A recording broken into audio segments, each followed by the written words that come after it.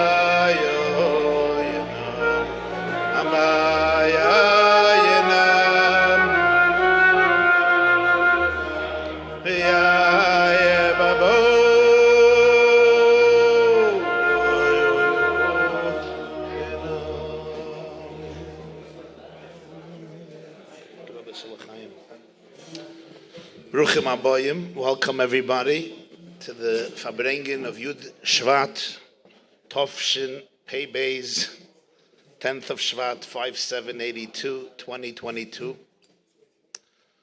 Welcome to the entire community, everybody who's gracing us here this evening. I want to thank very much the Shul and the Rav Pinchas David Weber for the hospitality, the Achnasas Orchim, for arranging this beautiful evening of chizuk, inspiration, achdus.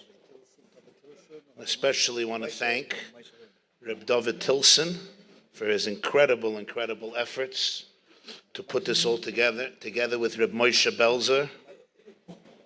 Moshe Belzer, yeah. What a beautiful job for the men's section, the women's section. And of course, the one and only Moshe Rubin, for being the backbone, the chut hashedra, the spine behind it all, and everybody else involved anonymously. As somebody once said, the best feeling in the world is to do something anonymously, and then everybody finds out. So hopefully we'll find out during the evening all the anonymous people.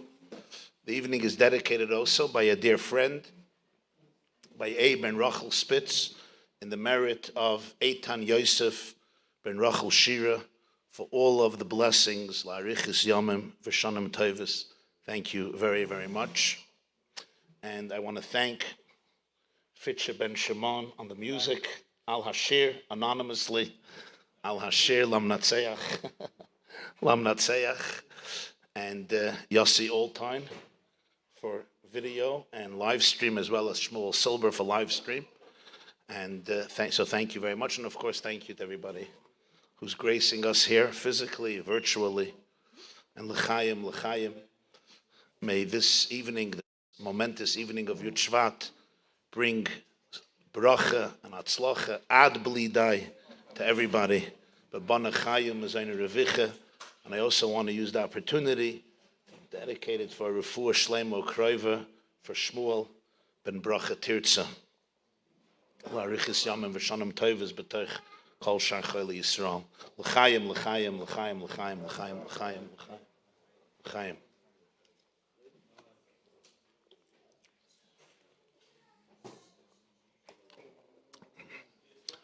I just want to mention, a few minutes ago, somebody walked into the room. And when I saw him, I remembered a story that he told me. His parents were married, and they couldn't have children. And the doctor told the woman that her infertility is something that is absolute. In fact, for health reasons, they have to cut out the womb. It's impossible to have a baby. Physically, they should adopt a child. They knew Rabbi Yankel Hecht, Rabbi J.J. Hecht. So he took them in on a yechidus to the Bala Ilula, to the Bala yard site, to the Rebbe Rayatz, the Friedrich Rebbe, one of the last people to go in before Yud Shvat, the yard site. The Rebbe Rayatz passed away Shabbos morning, Parshas Boy, Yud Shvat, Tovshin Yud, 1950. That Thursday night, he received many people on Yechidus. They came to see him. He passed away in his home on the second floor of 770 Eastern Parkway. This couple was one of the couples that came to see him. And they told the Rebbe Rayatz what the doctor said. So he started to laugh. He picked up his hands, and he says, you're going to have your own children, biological children. J.J. Hecht heard this. He was by the door. He said, I'm sandik at the bris. A few days later, the Rebbe passed away. And her condition deteriorated. She went back to the doctor, and he said, we have to do a surgery and cut out the womb.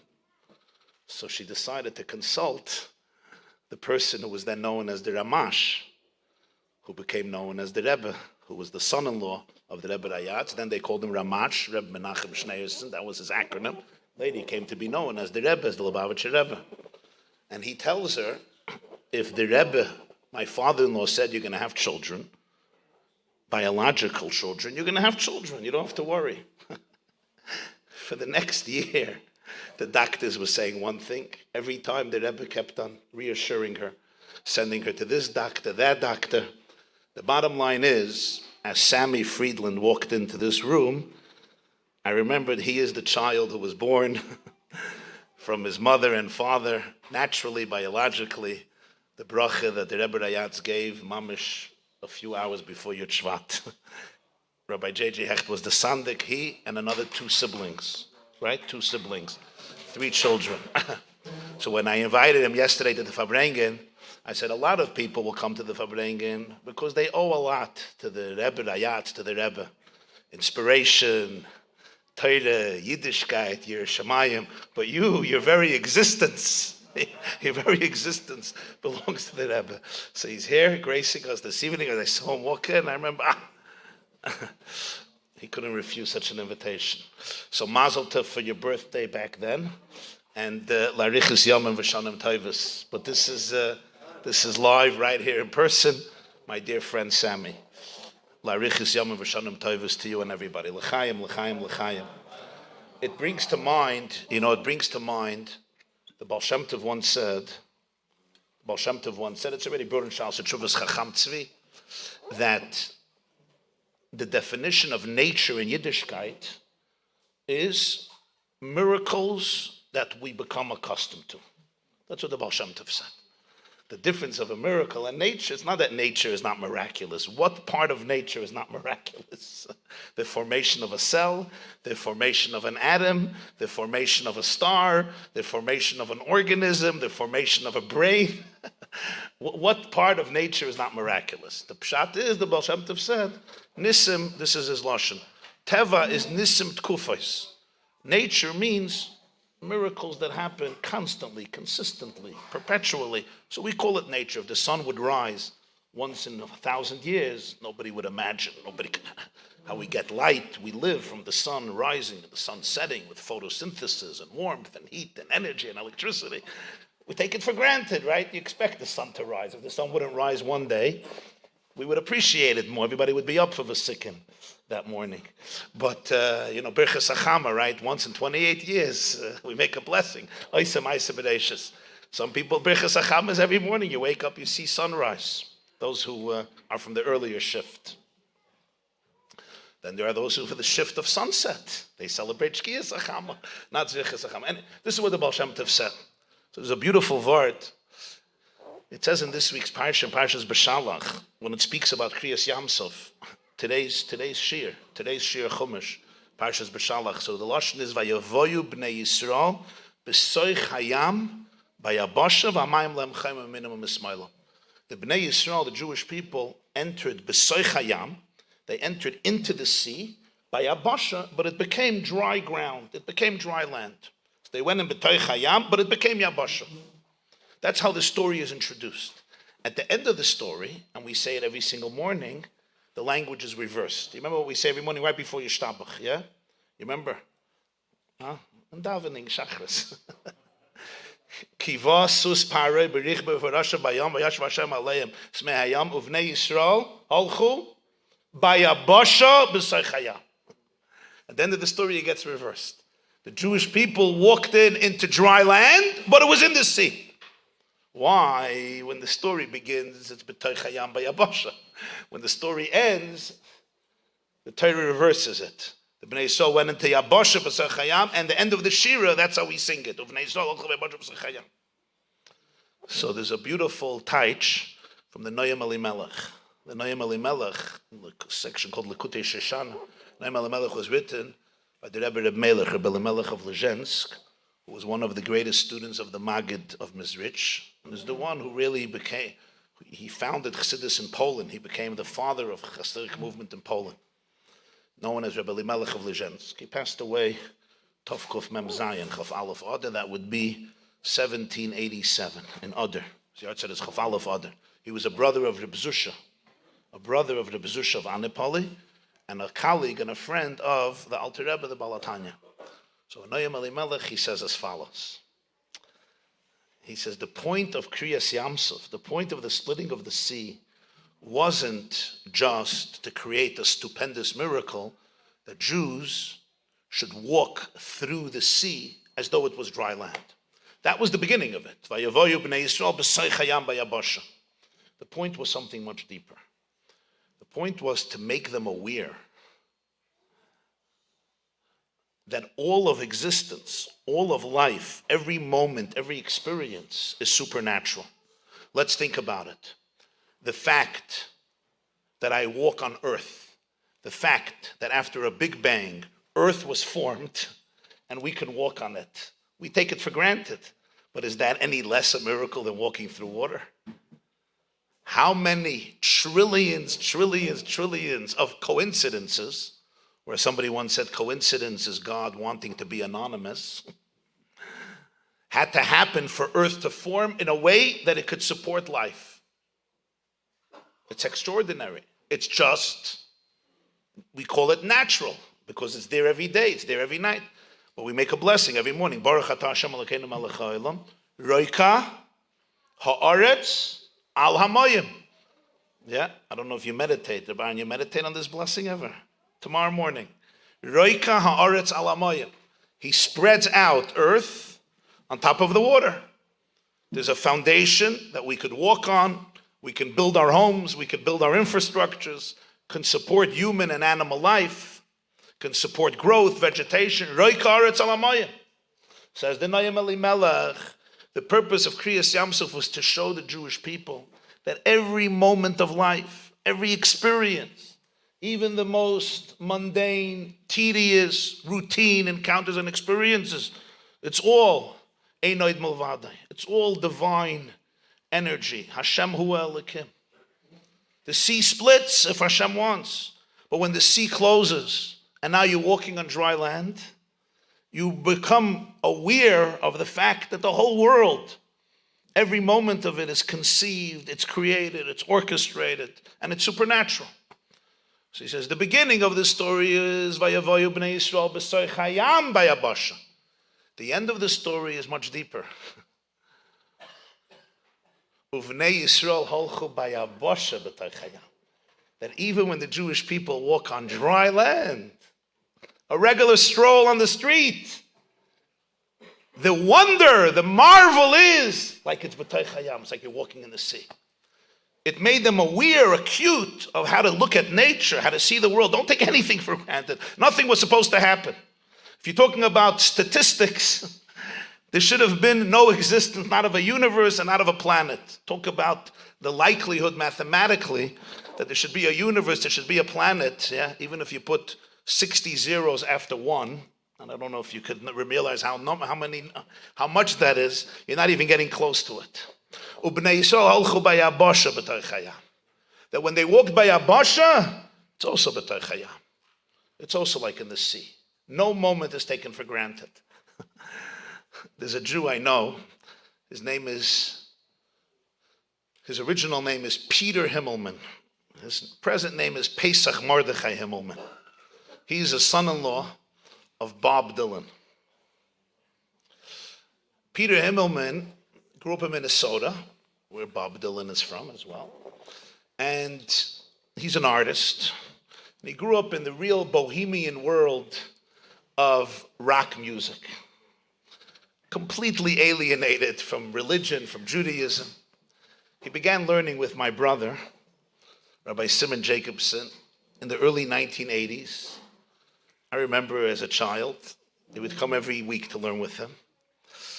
And he was extremely cynical, very real, very authentic, and very cynical. The first class, he saw my brother with a beard, with payas, so he started to mock. So he saw on the wall a picture of the Rebbe. He says, my brother and sister-in-law's house. I saw a picture of the Rebbe. So he says, why do you have this picture? It's not your family. Why do you have this picture? So my brother tells him that for me it's inspiring. The Rebbe's life, this is the early 80s, the Rebbe's life is very inspirational. It teaches me what a human being can be. I could learn from it. So that's why I have the picture. He says, what do you learn from him? So my brother says, you learn from a tzaddik what a human person can make of himself or herself. So in absolute cynicism, he says, aha, so you probably believe that he could fly, right? You're from the Hasidic fundamentalists who believe that he could fly. I heard this from Peter himself. So he says, I thought your brother is going to get very defensive. Very defensive and aggressive. You're attacking, my group and my, how it is, right? People get defensive. And very calmly, he said, he looks at me, he says, I don't know if he could fly or not. But one thing I know, that for him, the experience of walking on the ground is as marvelous and as wondrous as flying. And Peter said, that's called living. That's called sucking the marrow out of life. You don't have to fly. You could walk. But why is walking any more boring than flying? Why is the miracle of what happens with your leg and your brain when you have to take one step any less? And we see, Chalila, when somebody is missing a skill, when somebody is missing a faculty, how much money would you pay to get it back, right? How much money is your eye worth? How much money is eyesight worth? We take it for granted. I open my eyes. How many dollars is it worth? $1 million, $5 million, $10 million, $20 million? This is what the Baal Shem Tov meant. Look at nature as perpetual miracles that are happening every moment. This was the kavanah of Kriyas Yamsuf. It's interesting. that in the beginning of Parshas B'Shalach, Moshe Rabbeinu tells the Jewish people, Hashem yilachim lachem. You don't do anything. You're silent. Hashem fights the war. At the end of B'Shalach, there's also a war. The beginning of B'Shalach, there's a war. At the end of B'Shalach, there's a war. The beginning of B'Shalach, it's a war against Parai. At the end of B'Shalach, it's a war against Amalek. At the beginning of the Parsha, you have to be passive. At the end of the Parsha, you got to fight. Moshe went up to Davin, Moshe lifted up his hands, but the Jewish people had to fight. Yeshua defeated Amalek with swords. What happened? What happened? It's sandwiched. In between is Kriyas Yamsuf. There was a rebirth. The Kudatayr, the Alter Rebbe says that the splitting of the sea is like the splitting of the cosmic womb. Like a woman, a mother. There's a Kriyas Yamsuf and the baby comes out. It says in Arizal that Leidas HaNeshamas, all Neshamas are born on Shvi Shel Pesach. The seventh day of Pesach is Kriyas Yamsuf.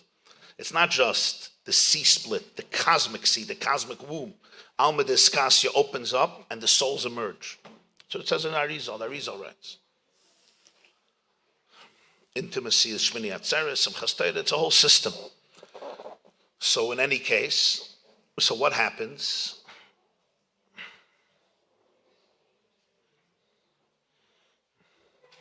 I forgot what I was saying. Very good, thank you. Thank you. Senior moment. It happens to the best families. What happens in between? Kriyas Yamsuf. It's like a rebirth. From slaves, they turn into free people. They're literally like, they go into the sea. Now, when you walk into the sea, you can't live. Like going into the mikveh. Stay in the mikveh too long, you can't live. You come out of the mikveh, it's a new birth. Geiris, conversion needs mikveh. I think the Sfasema says, you understand the power of going to the mikveh. Madach, a non-Jew who goes to the mikveh. He comes out a Jew. Imagine a Jew who goes to the mikveh, what comes out? People don't think about it that way. Why? Because tefillah is oisis habitl. The Mittler Rebbe says tefillah is the same letters like habitl. Underwater you can't live, which means you lose your self-consciousness. Now I know not everybody who goes into the mikveh loses their self-consciousness. It would be nice. But the concept of mikveh is you go into a place where essentially I have to cease to exist. Because if I stay there for too long, I can't exist. I'm not a fish. And then you emerge from there. It's not just you came out of the mikveh. There's a paradigm shift. A new person came out. The Gemara says in Talmud, what do you have to do to live? You have to die. What do you have to do to die? You have to live. In other words, I have to liberate myself from my fears, from my insecurity. I have to become a paradigm shift. So Kriyas Yamsuf, they go into a place of death and they emerge, transformed people. Pre-Kriyas Yamsuf, they look up to God. He does the miracles, we're quiet. Post-Kriyas Yamsuf, there's a deeper level. And that is you yourself become a conduit for Hashem. Your own creativity, your own work. You're not passive anymore. Something deeper happens. Hashem is not just taking care of you. You become a full partner. Your creativity, your actions, your individuality, it's all a manifestation of Hashem. They're seeing Hashem in miracles, and then they're seeing Hashem in nature. They're seeing the divine in something stupendous that defies nature, that only He can do. That was Kriyas Yamsuf, but then something deeper happens. The Yabasha becomes the Yam. Suddenly you see that even your own actions, what is it? You're a shliach of Hashem. It's all a manifestation of divine energy, divine power. My mind and my heart and my wisdom and my hands and my legs. It's all Einoid Malvadai. That's the war at the end of B'Shalach.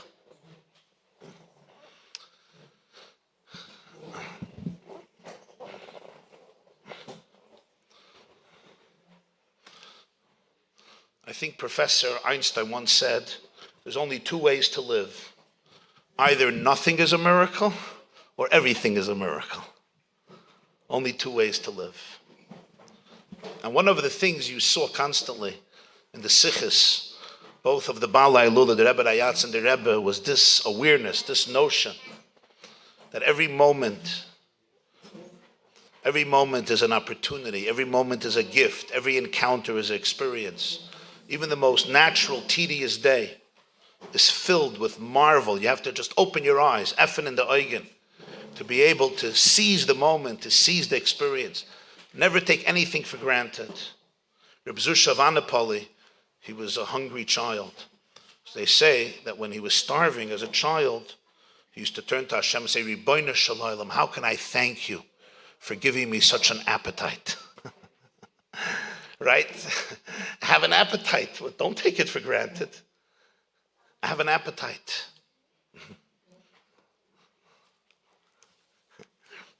At Shabbatons, I say sometimes azavort.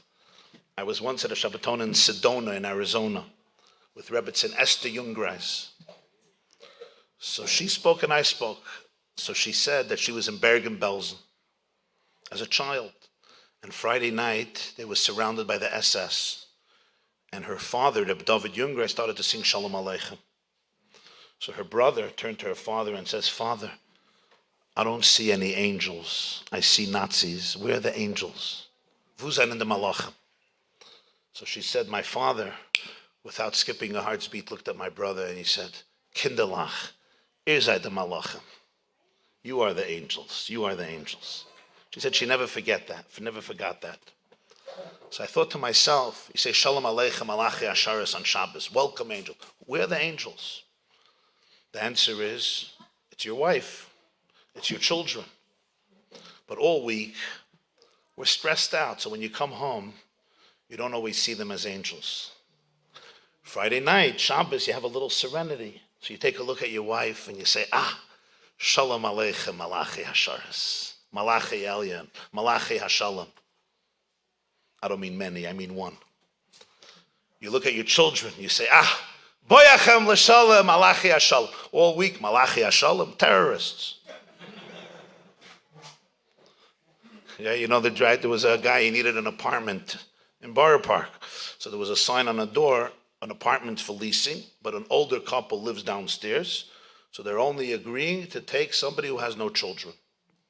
They go to sleep early, they can't deal with commotion. The guy says, I want the apartment. They sign a lease for 8 years. He goes upstairs. The first night, the couple goes to sleep 8:30. By now, they're already sleeping. And suddenly, they hear dancing, hakafas, for hours, jumping, bookcases are moving, earthquakes, volcanoes, tsunamis. The man runs up. He's an old man. The guy has 14 children. And they're dancing hakafas. It's some chastera and put them together. He calls the tenant and he says, how do you deceive me? Lamari misani. We made up no children. The man looks at him, he says, you call them children? They're chayas. It's not children, it's animals. So sometimes during the week, people's vision gets eclipsed. The stresses of life, you don't see the reality. You take things for granted. You only see the hardship. I have to deal with this, I have to deal with that. You're going to the dentist. Oh, you have teeth. You have teeth. Your car broke down. Your car was towed. Okay, that's Brooklyn language. In the old days, right? Your car was towed. Oh, you have a car. Your kid has to go to the doctor. You have a child. Your husband came home late. You have a husband. And you wish he comes home. Double miracle. You have a husband and you want him to come home. Wow. It's not usually the way we look at things. When you're walking on dry land, realize this is Kriyas Yamsov. Celebrate it. Suck the marrow out of life. Mendel Futerfas used to say that what's the greatest moment you'll ever experience in your life? Who's the most important person you're going to meet in your life? And what's the greatest moment you're going to have in your life? So he said the proper way of looking at it is the greatest moment you'll have in your life is the present moment. The most important person you're going to meet in your life is the person you're talking to right now. And the most wonderful place you will ever be in your life is the place you are in right now. And that's true. That's true. Because if we believe creation is renewed every moment, so everything is happening right here, right now. If I'm living in the past or I'm living in the future, I'm detached from the energy of life.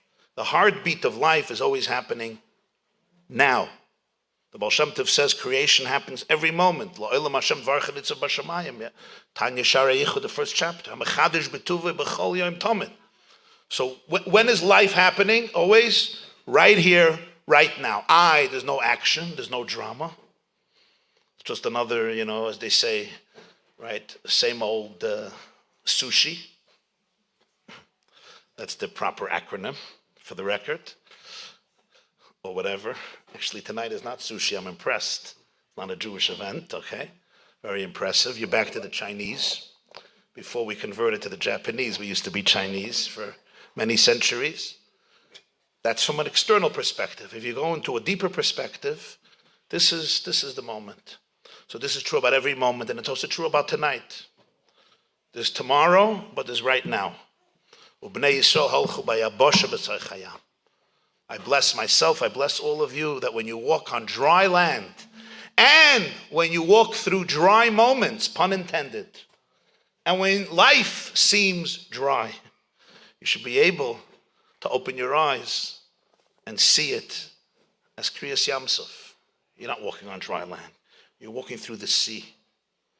Every moment, 70 trillion cells have to work in unison. 100 billion neurons have to work in harmony. Did you ever see 5 people work in harmony? Did you ever see a board of directors in a shul agree? Could you tell me how 70 trillion Jews inside of me work together? The answer is, God doesn't ask me. God doesn't. I once heard from Rabbi Jonathan Sachs.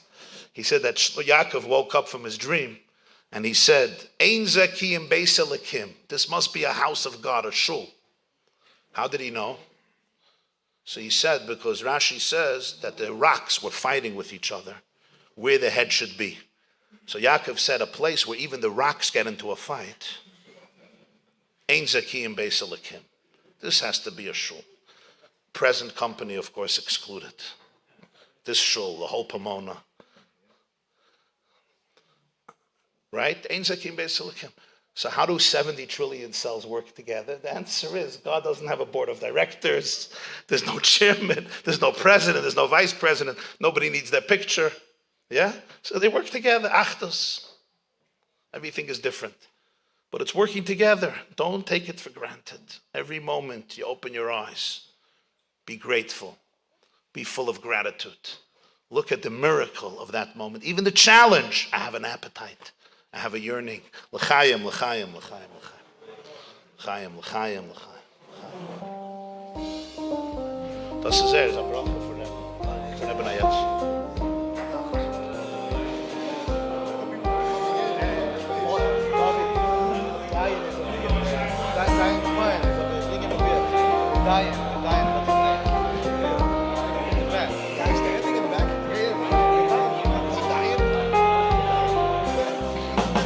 That's the chiddush, that even your independence, Hashem is not just running the supernatural things.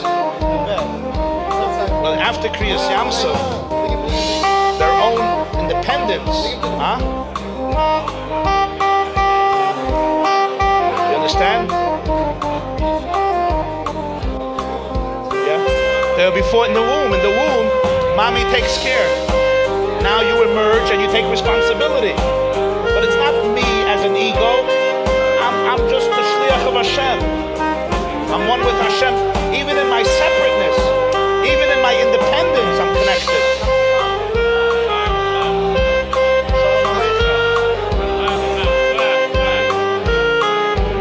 That's a cover. Gib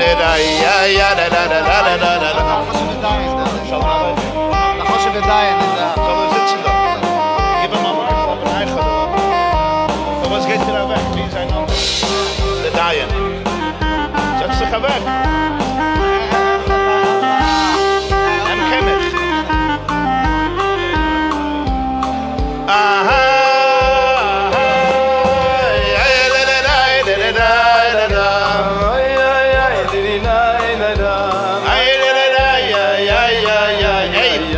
You can take off your coat.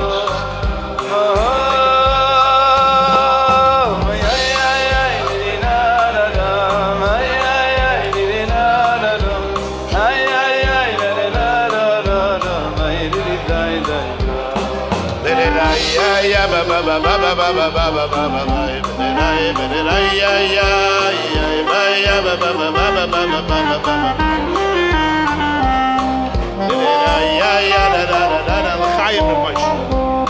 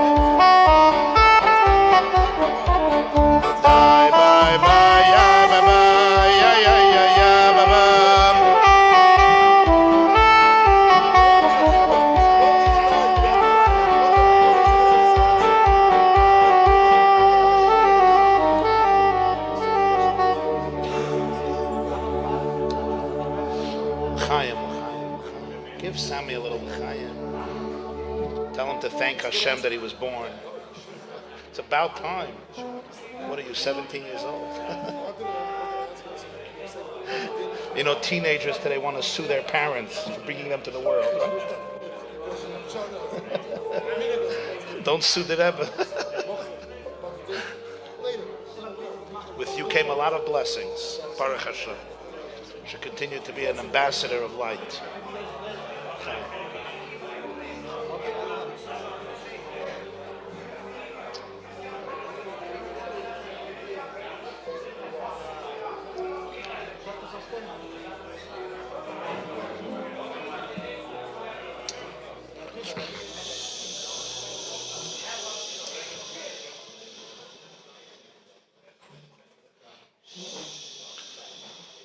60 years ago, exactly 60 years ago, was Shevat Tovshin Chav Beis, 1962. Now it was Tovshin Pei Beis. This is Vayhiv V'Shishim Shana.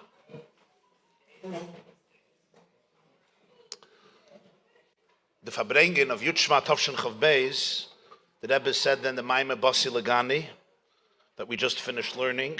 I don't know, you could say we finished learning. I don't know that you could finish learning it. We started to learn it by David Gehrman's house for a few weeks. And it took the Rebbe 40 minutes to say the Maimer, maybe 45 minutes. Right. We learned it for 4 or 5 weeks, and I don't know how much we scratched a little bit of it, scratched the surface. But it's really a Maimer that captures some of the most rich, fundamental and powerful teachings of Chassidus Chabad, of the Alter Rebbe, and really of the Baal Shem Tov, the Maggid, and all of Chassidus. As discussed at length, I'm not going to give a summation because you know what happens with my summations. The summation is light. We're all light, right? Everything is light. Ein Sof. That's the word of the Maimon. Everything is light. And light doesn't only capture that which lends itself to be captured by light. Real light captures everything. So when you're light, you capture even the essence of the darkness, the invisible light, as we call it. Right before the Maimer, the Rebbe told a story. This is not part of the Maimer. The Maimer was a separate part of the Farbrengen.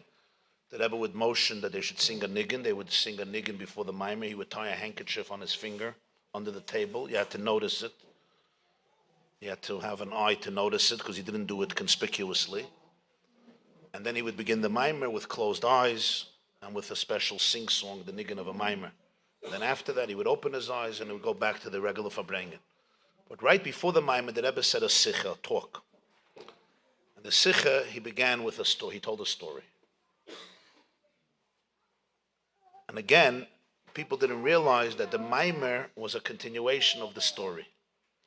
Because he didn't say it clearly. He wouldn't always identify the connections. You had to figure it out. But if you learned well the Sikha before and the Maimer, you saw that there was a connection, even though it was a very subtle connection. I'm saying this because those who learned the Maimer will appreciate it more. But even those who didn't, you'll appreciate it. The story that he told was as follows. It goes back to the year Tofresh Mem Daled. Tofresh Mem Daled in the secular calendar would be Tofresh Mem Daled. We need Repinchas here. Oh, we have so many, wow. Okay, 83 or 84, right. 1884. Thank you. The Rebbe Rayatz, the Frierdiker Rebbe, the Baal HaYilula, the person whose yahrzeit is today, he was 4 years old. The Rebbe Rayatz was born Yud Beis Tammuz, Tafresh Mem, the 12th of Tammuz, 1880, summer of 1880. In Tafresh Mem Dalet, he was either 3 or 4 years old. His father was the 5th Lubavitcher Rebbe, the Rebbe Rabshab, Reb Shalom Dov Ber. They lived, the Rebbe said, in a home of 2 bedrooms. Then the Rebbe went off on a tangent. He said he's now going to go off on a tangent. This is 1962. He says here, if people are living in a home with a few bedrooms, they often feel that their life is cursed. He went on a whole tangent how serenity doesn't come from space in the house, it comes from space in the soul. And those of us who have big homes, in Pomona and Muncie know, it's nice to have a big home, but serenity comes from the inside, not from the outside. As everybody probably knows from personal experience. You can have a home with 18 bathrooms and 23 bedrooms, but it's a house, right? You can have speakers, alts. A home comes from a state of mind, a state of consciousness. Okay, but that was Derech Hagav. He said 1 bedroom was used to sleep in. The Rebbe Rashab was there, it was his bedroom, him and the Rebbetzin. And the other room was used for everything else. So it was the dining room and the kitchen and the family room and everything else. And he says one night the Rebbe Rashab was learning B'chavrusa with the Rav of Poltava. Poltava is a city in Ukraine, not far from Hadich. The Rav of Poltava was a Jew named Rabbi Yaakov Motel Bez Pelov. His last name was Bez Pelov. He was known as the Poltava Rav, Rabbi Yaakov Mordechai Bez Pelov. Rabbi Yaakov Motel, they called him. There's a famous niggin known as the Poltaver niggin, right? You probably know the niggin. That niggin is from the Poltaver Rav. He would daven. When he was davening, he would sing this song, the Poltaver niggin. Huh? Yeah, he was a chassid of the Rebbe Maharash. He was a gigantic mind and a big heart. He had a son, actually, who lived in California, Shnei Zalman Bespelov. He lived in the West Coast. He came to America. He was Rabbi Yaakov Motel, and he was a chavrus of the Rebbe Rashab, and they were sitting at night and learning together. The Rebbe Rayatz, the Rebbe said, the Baal HaYilula, he said, the Shver, my father-in-law, was in a little bed, in a cot, 4 years old or 3 years old, Tafresh Mem Dalet, and he was there, sleeping. The Rebbe said, Rabbi Yaakov Motel, Bespelov, the Poltaver Rav, takes a look at the baby, at the young child, that was 3 years old or 4 years old, sleeping. The Rebbe said, and he noticed the Shenkite and the Edelkeit. You all know that when you watch a 3-year-old sleeping, what do you see? Any 3-year-old, right? You see Shenkite and you see Edelkeit, right? That's when you call them a Malach. Shalom Aleichem. Malachi Hasharis, right? When they're asleep, they're mamash takakim angels. Huh? Malachim. This is any child. Here you're talking about a Rebbe, Ben Rebbe, a Nossi, Ben Nossi, Ben Nossi. So Rabbi Yaakov Motel saw the beauty on his face. And he turns to the Rashab, to the Rebbe Rashab. This is what the Rebbe said. And he says, listen to how a person speaks. He says, when I look at his face and I see the purity, the holiness, the refinement, and the beauty, it shows me the purity of thoughts with which he was brought into the world. The Taras HaMachshava, you probably remember from Tanya or other Svarim, that the thoughts of a husband and a wife are very impactful. Their relationship, the love, the state of consciousness, the emotions during conception, during intimacy. So the Rebbe's language was, he tells the Rebbe Rashab, you could see the Taras HaMachshava with which he was brought into the world. I'm now going to say in parentheses, the Kotzker Rebbe was once talking to one of his children. So somebody was trying to be a smart aleck, and he made a snidey remark. He said, you even know this boy? Because the Kotzker Rebbe was, he lived in transcendence. You even know this boy? He looked at him and he said, Ich weiß mit welche Machshavas ich habe ihn reingebracht in the Welt. I know with which thoughts I brought him into the world. I know my boy. I know the DNA. I may not have come to every siddur party and every graduation party. Maybe I missed some birthday cakes, but I know the DNA. Ich weiß mit welchem machshava. It's parentheses. I'm just adding that. That's what he answered. I know my child better than you know your child. Right? There's knowing your child b'chitzonius. There's knowing your child b'pnimius. It's not easy for parents to know their children b'pnimius. Usually takes a stranger. Wow, I spent Shabbos with your son. He's an amazing kid. Really? Really? Why have me and my wife not been sleeping for 11 years if he's so amazing? But that's how it is as I get the Lebanon, yeah? People get so entangled in anxiety that we stop seeing things from the divine perspective. I spoke at Keshanavshi, Habeit mishamayim ure'ei. Scared? Habeit mishamayim ure'ei. You have to cultivate a heavenly perspective. Habeit mishamayim. You have to look at things the way heaven looks at them. Huh? Was? Himmlishayin, yeah, Himmlishayin. So this is what he tells the Rashab. So the Rebbe said, the Rebbe used to call the Rebbe Rashab the Rebbe Nishma Seiden. He says, Bam Rebbe Nishma Seiden, there was aroused a deep craving to kiss his son. He wanted to kiss him.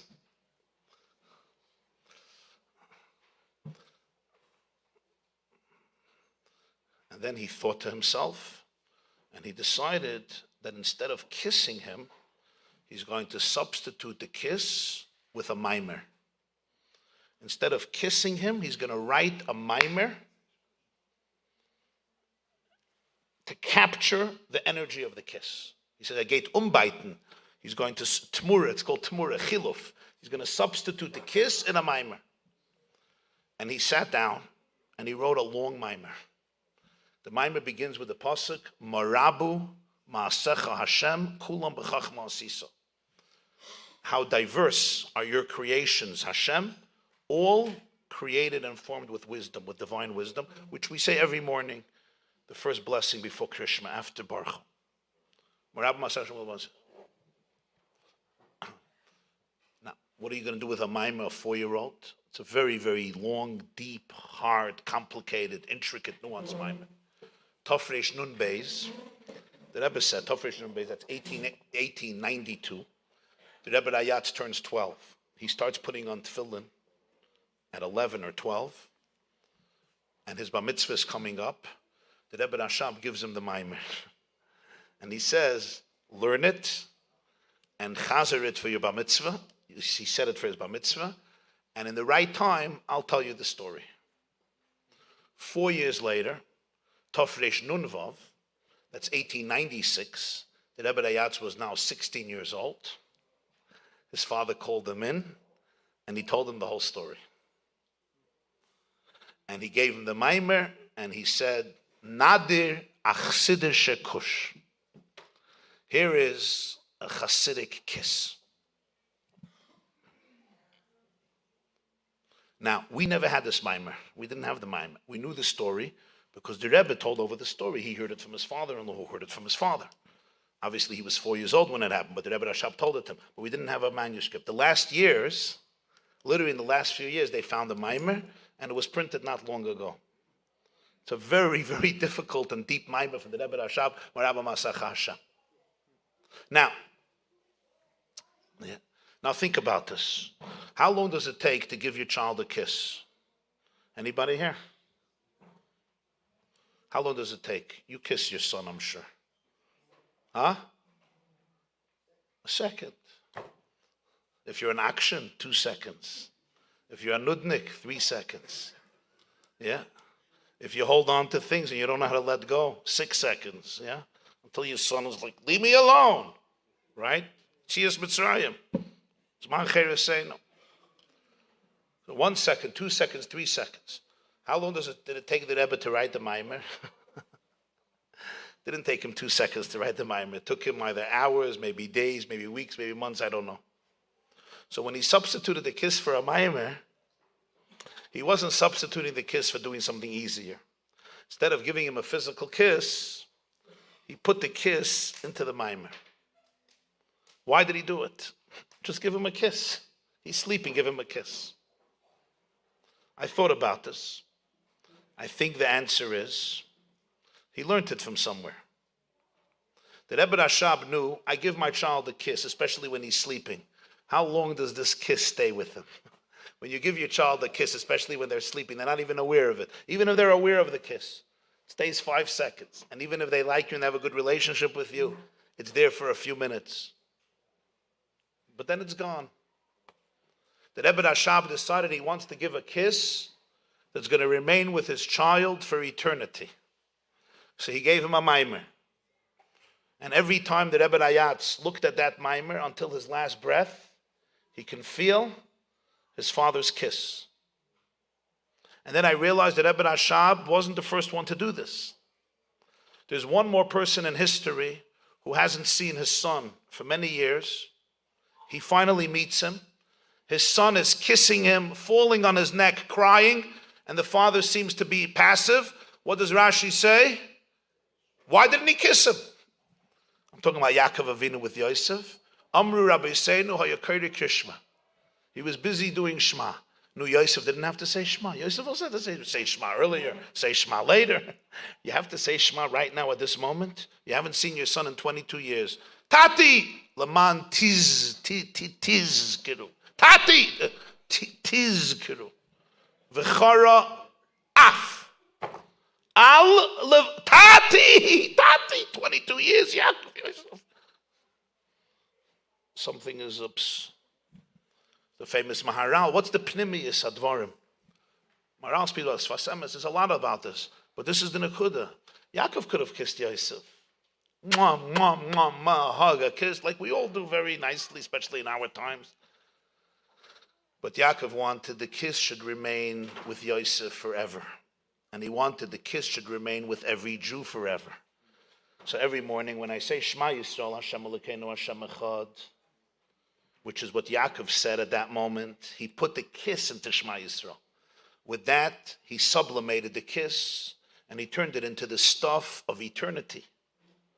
The kiss became transcendent eternity that transcends time and space and centuries and even millennia and geography. So that wherever I am, I say Shema Yisrael, Hashem Elokeinu, Hashem Echad, you can experience Yaakov Avinu's kiss. So that's what the Rebbe Rashab did at that moment. Now I go back to the Rebbe's Sikha. He said, why did he choose this Maimer, Marabu Masachasha? Why did he choose this? You want to give a kiss? Give a kiss. You want to write Torah? Write. Why did he choose Marabu Masachasha? So this was the Rebbe's explanation. Why do people kiss? Why do you kiss a child? Why do you kiss somebody? You say you want to express affection. Mwah. So the Rebbe said, why don't you just tell them, I love you?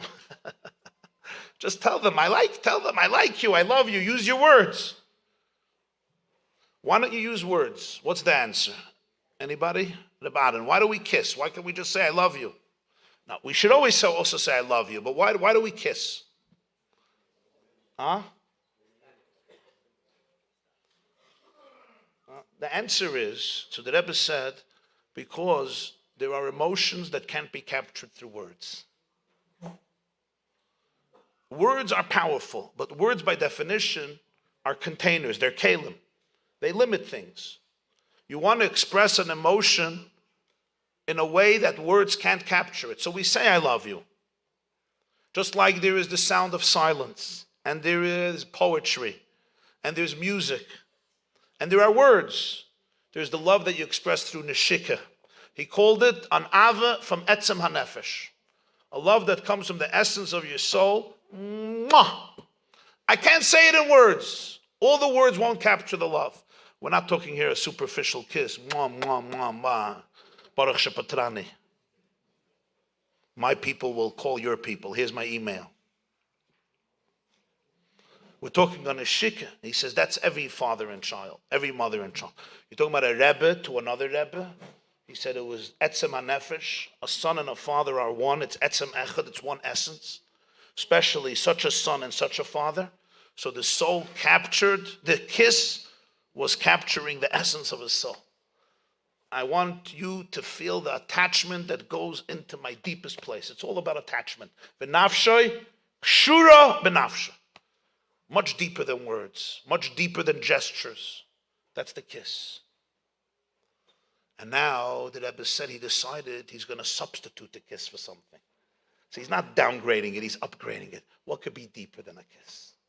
That was the Rebbe's question. What could be deeper than a genuine kiss that comes from the essence of a father to the essence of a son? So he wrote a maimer, Marabu Masach Hashem. What's Marabu Masach Hashem? Marabu Masach Hashem means creation is so diverse. Rabu comes from the word Rav. There's so many things going on. If you look at our planet, there's so much Marabu. Yeah? How many species of insects are there? Anybody knows? Don't start Googling me. Does anybody know? They say Gemara says Talmud Chacham Ikra Shabbos. Why? Because there's no Google on Shabbos. During the weekdays, everybody's a Talmud Chacham. Yeah. You're talking about how many species of insects? Millions. How many species of fish? We know 2 million. Not how many fish, how many species, how many minim. We know 2 million. We estimate that there's double, maybe more. Thousands of species of mammals, birds, trees, shrubs, and then you have individual in one species, so much diversity. No two people alike, no 2 flakes of snow alike, no 2 grains of sand alike. You share 50% of your DNA with the banana, 99% of your DNA with a chimpanzee, but that tiny little sequence, that tiny little difference in the sequence makes every nivra, every creature unique, individualistic. No 2 people alike. Marabu, everything is defined by so much endless diversity, literally la'enkates. And if you look in your internal life, life is about marabu. There's so much going on. People are torn in so many directions. There's so much conflict. There's so much internal doubt, uncertainty, marabu. The greatest gift that the father could give his child, substituting the kiss, was Marabu Ma'asecha Hashem, empowering him that in the Rabu, in the diversity of life, in the chaos of life, in the fragmentation of life, in life that is filled with so many vicissitudes and fluctuations from one extreme to another extreme, internally and externally, inside your own brain and everywhere else, you should be able to find Ma'asecha, that it's all your creation, it's all your masim, it's all one, it's all united. You should be able to see the Uman Sha'asani, as the Gemara says in Tainis Daf Chaf. You should be able to see Ma'asecha, the craftsman who made it. You should be able to see Koyach HaPoyel Benifel, the imprint of the craftsman in the Rabu Ma'asecha. And furthermore, where does the etzem come out? A kiss is the etzem. A kiss is the essence of the essence. Where does the essence come out? Everyone always thought the higher you go, the further you go away from the world, the more transcendence, the more detached, the more heavenly, the more spiritual, the closer you get to the etzem. Came the Alter Rebbe and was Megala that Marabu, it's in the diversity of life. It's in the physical world which seems so fragmented that you capture the ultimate etzem, the ultimate essence, as explained in the Geras HaKodesh and in the Basi Lagani Ba'arichas at length. In the Marabu Ma'asecha Hashem, in the endless diversity of life, that's where you have the etzem. So when he wants to give a kiss, deeper than the kiss, what does he substitute it with? He substitutes it with Marabu Ma'asecha Hashem. Empowering his child in literal and in simple language. Empowering your child that as you go through the journey of life, there's so much going to be going on. Just ask your brain, especially those of us who are HSPs, highly sensitive people. Those of you who your mental chatter is very, very active, right? There's probably 2 or 3 people that know what I'm talking about. Maybe more, but don't show it at this point. People who deal with conflict, mental conflict, to worse conflict, internal conflict in your psyche, conflict in your brain. Marabu, there's so much. And conflict in your environment. And who, like the Balai Luleg, like that 4-year-old child, would have to deal standing up as one lion to Stalin's regime in the 1920s and 1930s. One last Jew standing up to Stalin. Talk about a world of chaos and tyranny. And then a Europe governed by Hitler. People often don't understand, people don't know, but they don't understand who the Rebbe Rayatz was, the Frierdiker Rebbe. So I'm just going to say one thing. This is again in parentheses. We have a principle, Zela Umaza Asa Elikim. Everything in the world is Zela Umaza. Holiness is counterbalanced by the antithesis of holiness. So whenever and it's always equal. There's always an equal balance, so there should be able to be choice. And there should be, a chess game, a real chess game. So there's pieces on both sides and they reflect each other. In the wrestling match, you have to have Zela Umaza. The Rebbe Rayatz was Tzaddik Hadar. He was a Nasi Hadar, he was a Tzaddik of a generation in Kedusha. Who was his La'umaza? 2 people, Stalin and Hitler. These are the 2 most evil human beings who ever lived. This gives you a little bit of an understanding about the Kedusha of the Balai Lula.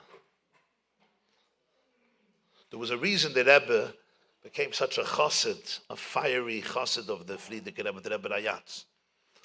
There was something about him, it's unfathomable. He was the captain of the ship that Hashem chose in those darkest days in the Soviet Union, when either you left or you went underground. But it gives you a little bit of appreciation. If this is the evil, what was the other side?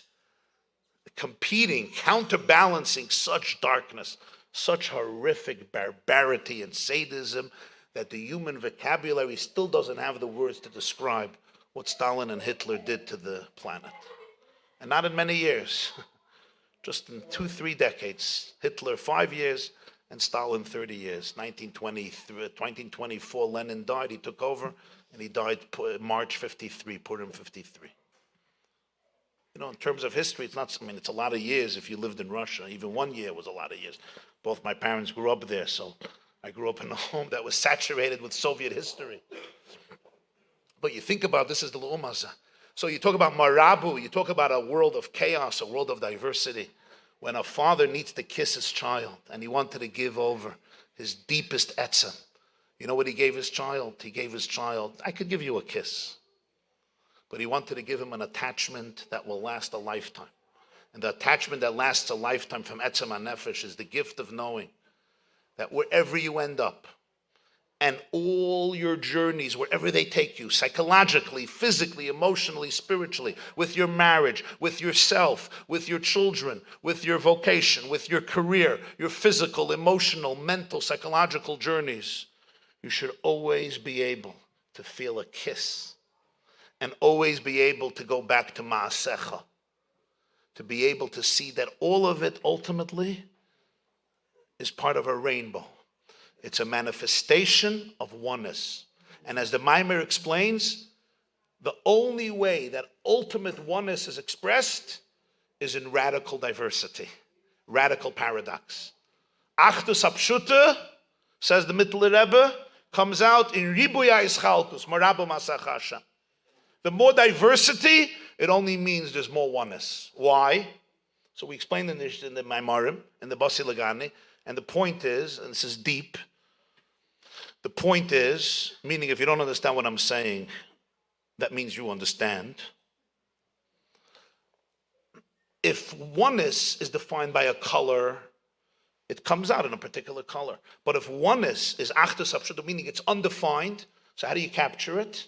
You capture it always through paradox, always through opposing views, always through endless diversity. But we look at diversity and it destroys us because we see the chaos. Chassidus comes and says, when you look into the diversity, you have to see it's antu chad v'la b'chushbin. The reason there's la b'chushbin, the reason there's no cheshbin, is because it's real achdus. Real achdus, real oneness can only come out in radical paradox, can only come out in radical diversity. Because if it comes out in one particular mahalach, then you're capturing only a oneness that is very limited, it's very restricted, it has its color, it has its definition. When you're talking about Ein Sof, real Achdus, where's it going to come out? It's going to come out in opposite colors, because each color captures something of the truth. No color captures the full truth. Together, they get as close as you can get to recreating transcendent oneness. Is anything I'm saying make sense to anybody? Because you're looking at me like I fell off from up. You want to know what this has to do with your life? This is the DNA of life. This is life. The deepest gift you can give yourself and your children is this awareness. As life takes you in to different journeys and down different mahalchim. I was once talking to somebody and I said, there's light at the end of the tunnel. He said, yeah, but there's no tunnel. If there was light at the end of the Mela, right, there was no tunnel. I have a bad joke. It's an old joke. It's a bad one, but I'll tell it to you. I said, why are people in New York so uptight? I asked New York, why are you always uptight? And the answer is, you would also be if the light at the end of your tunnel was New Jersey. Right? So the question is, it's a bad joke. Oh, you're saying it's not a joke. Okay. But we love New Jersey. We love New Jersey. And we have some people from New Jersey, so it's Kvay Dachsanya. And Lakewood is in New Jersey, yeah? And we have people from Lakewood. And it's all part of Marabu Masacha Hashem, New York, New Jersey, everything. But what's the point? There's tunnels and there's roads, and the roads take you in different directions. The gift that he gives his son that's deeper than a physical kiss of Etzem HaNefesh Mamish is that ability of Dira B'Tachtoinim, the ability to be able to go into a world and go into a psyche that could be so scattered. You have moods, you have ups, you have downs, you fluctuate.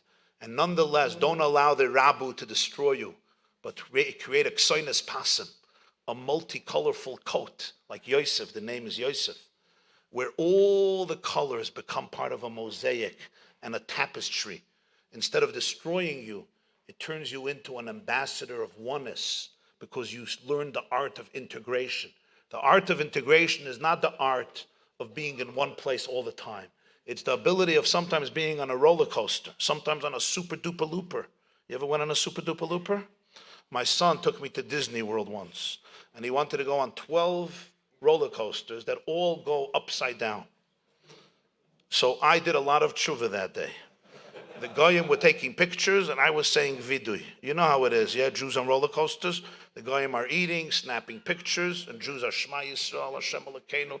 He's calling the Chevra Kadisha. He's giving a tzavah to his wife. It also happens on the top of Ferris wheels. When the Ferris wheel stops, you ever see? The Gentiles take pictures, and they start exercising because they didn't finish doing their push-ups. And the Jews are like, it's probably broken. I knew I should have never gone. Right? And then he writes his last final will and testament and where the money is, and he sends messages, etc. That's how it is. This has to do with 2,000 years of Gullah's trauma. So every time something goes wrong, it's like, the next world war is about to come. So sometimes life is a Ferris wheel, which is nice. And even when it stops, it's calm. And even when it goes down, it's b'shuva v'nachas tivasheyan.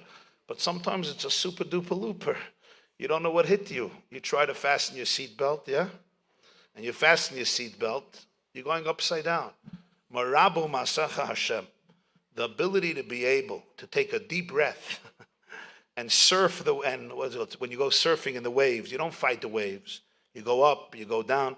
The Gemara says in Yevamos, Rabbi Akiva said, I'll call gal v'gal, ninati lo b'roishay. Rabbi Akiva, Rabbi Gamliel asked Rabbi Akiva, he saw a shipwreck, and Rabbi Akiva he thought Rabbi Akiva drowned. He comes to the base medrash, the Gemara in Yevamos Kuf Chaf. He says, how did you survive? He says, Daf shel Sfina nizdamen. I found a tablet of the boat, a tablet, so I held on, it floated. I floated on it. Val kol gal v'gal ninati lo b'roishay. Every wave, I said, Shalom Aleichem. Don't fight the wave. Shalom Aleichem. Aleichem Shalom. The wave, I'm going to destroy you. Shalom Aleichem. He welcomed the wave. Akiva was really discussing the art of life. There's waves. Marabu Masach Hashem. It's all Masach. It's all oneness. It's all to bring you to a place of oneness. But for this, you have to be anchored in oneness. You have to be anchored in attachment. You have to be anchored in etzem hanefesh. You have to feel the kiss of your father. That's if you had a father who knew how to kiss you and take a kiss and substitute it in a maimer. What if you didn't have such a father? So for this, the Farbrengen has to go to a deeper place. Friedrich Rebbe had such a father. And his father held him till the last. You could see how he spoke about his father. The Rebbe, during the Shiva, Shevat, the Rebbe said that we don't do hespedim, but we tell stories. He said, "Mir kvetch the Shiva lahesped." So I'm going to tell stories. He told a story that the Rebbe Rashab once went out of Russia. He traveled. He came back, and he bought his son, who was a teenager, the Rebbe Rayatz, he bought him a silver stick, a silver cane. And it was very expensive. It was like dazzling in its brilliance and its glitter and its royalty and aristocracy. His wife, Rebbe Sarah, knew that he didn't have any money. He was broke. And she looked at the cane, she looked at the stick, and she said, "Did you really have to spend so much money on the gift? You could have bought him a simpler gift." The Rebbe Rashab said, "I visited a lot of courts. He visited a lot of communities. It was an intense trip. And I saw different children of Rebbes. And I realized who our son is." Right? At home, you don't always realize who your child is. He says, "I went around, I realized who our child is." So I spent everything on him. I once saw, there's a Sfas Emes, Vayove Yosef es dibasam ra el aviyim. Yosef brought bad reports about his brothers to the Yaakov. So everybody asks, really? Yosef didn't have anything better to do. He would come home at night and say, "Yaakov, let's do a debriefing. This is what Reuven did by lunch. This is what Shimon did by Seder. This is what Levi did in the morning. This is what Yehuda." So the Sfas Emes says, very deep, he says, he didn't bring a bad report through speaking. He brought a bad report through being. When Yaakov saw Yosef, he was on a completely different level. So compared with his brothers, it denigrated them. It wasn't something he said. Vayave Yosef, he brought himself. His presence created a contrast. And it's like, how do you compare anybody to Yosef? Like it says in Torah, Parshas Vayeshev, the Alter Rebbe says Yosef was from Atzilus, the Shvatim were from Bria. That's why their sheaves had to bow down to his sheaf. You see that contrast. He says, "When I saw who my son was, I bought him the cane. Ich gesehen where it is." So he had that neshika. So it's really what it's all about, you know. We have to bless each other tonight that, first of all, we should be able to experience the kiss of our father, the kiss of our mother, and the kiss of our Father in heaven. The kiss of Avinu Shabashamayim, to experience the kiss. You say in the morning, "Avas Olam Mahaftanu." Emes, you say it in the morning by you. In your siddur, it says Avas Olam. Reb David, Reb Shloime, by you it says Avas Olam, or in your siddur it's not. Avarabba, das Ashkenazim. Aber sie sind in Sfardim. So you say Avas Olam, whether you say Avarabba, Avas Olam, yeah? To stop for a moment, take a breath, reflect the Avas Olam Mahaftanu. It means literally, Hashem loves me. Did you ever experience it? Not words. I'm talking in the kishkis. I'm talking in the gut. When I was a child, my mother once told me, a famous vart, Chabad Chassidim grow up with this, that the Tzemach Tzedek was talking about his father-in-law, the Mittler Rebbe. And he said, as me wird geschnitten, the finger von schwer, wird nicht gerunnen Blut, wird gerunnen Chassidus. Huh? I said it tonight? No. Chavdala Tevis, I said. You're listening to me too much. That's your problem, that's not my problem. You have an addiction, that's your problem, not my problem. I don't know what happens in your car. What happens in Vegas stays in Vegas. But you're spending too much time with me. It's obvious. He thinks I said it tonight. Oh, in your car I said it tonight. Yeah. In your car I say it every night. I'm just joking.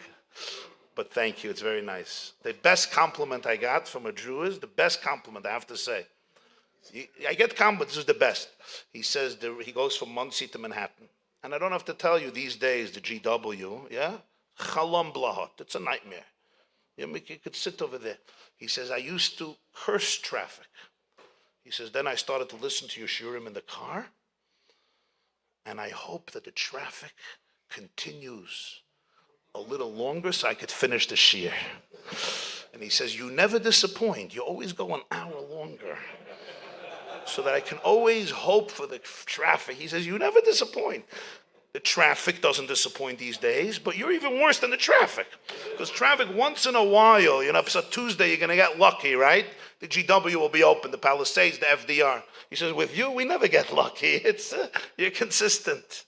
He says, but now I actually welcome the traffic. I could finish the shiur. Isn't that nice? Yeah. That was like a kiss. So,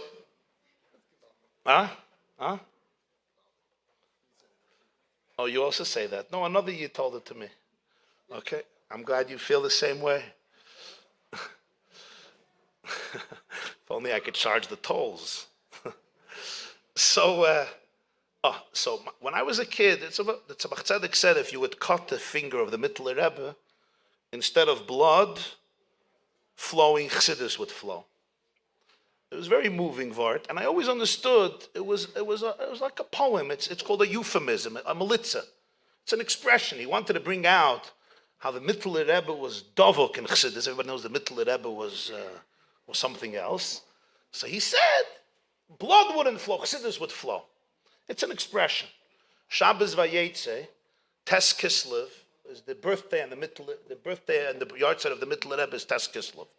Tov Shenun Beis, 1991, at the Farbrengen, I was a bacher, and the Rebbe said over the Vart, and he gave an interpretation. It took maybe 5-10 seconds.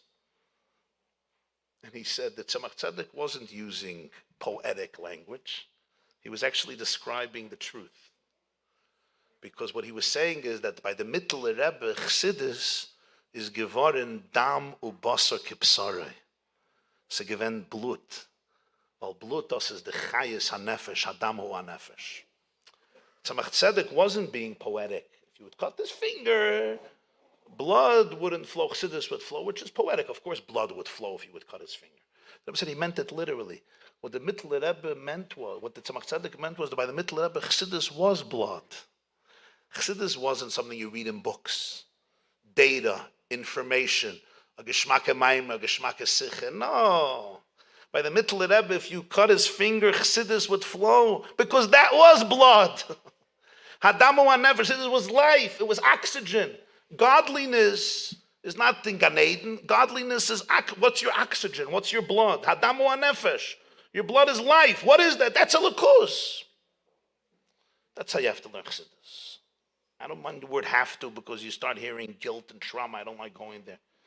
Get rid of the word have to. You heard it too many times in your life, right? You know I don't use that word. You have the opportunity. You have the opportunity to be able to turn it into oxygen. It becomes blood. Where's your blood? Your blood is, like it says in Tanya, Chalal Hasmoili Hamole Dam. It's you. That's who you are. Your blood. Hadamu HaNefesh. It's you. So to be able to feel Avas Olam is you.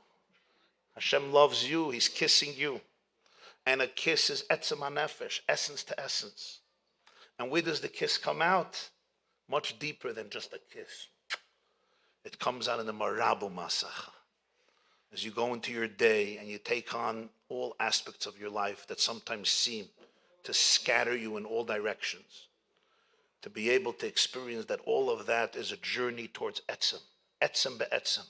V'nafshei k'shura b'nafshei. May you and I and all of us and all of your children and our children always be able to experience that kiss. L'chaim, l'chaim.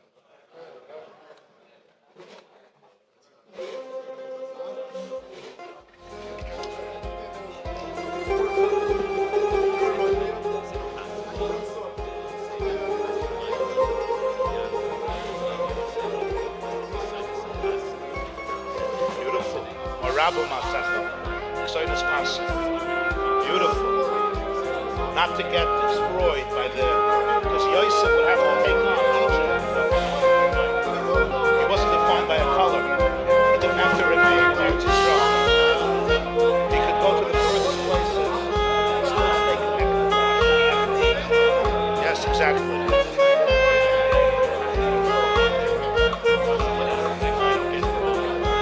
It's a pleasure to have you with us, Sal.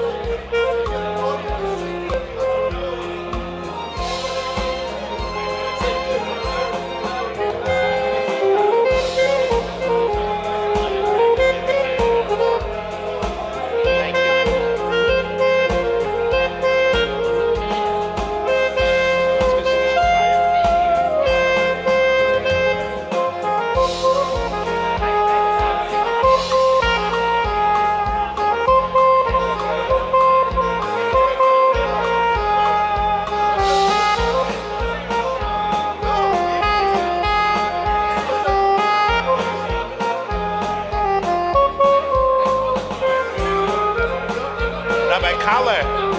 Rabbi Kaller.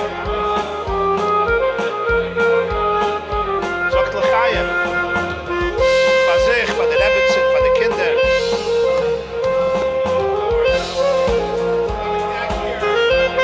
Der Herr ist, was an der Schick ist.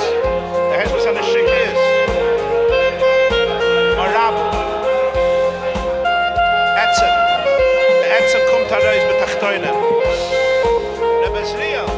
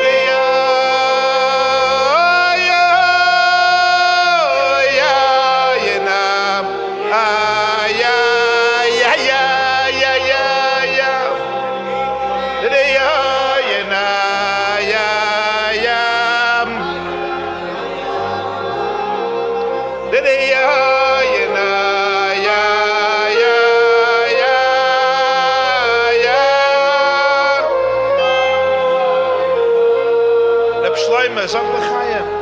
Gib dir Bezriel l'chaim. Du hast das Sach zu danken von dem Tag, glaub mir.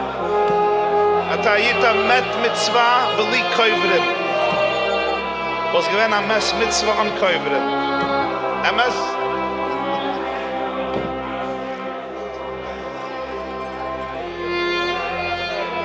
La ya filu mishel likborot chal. Lama da belachiyot at chal, likborot chal la ya. Der Emes. Wir reden doch der Emes. Wir reden doch Pneumius.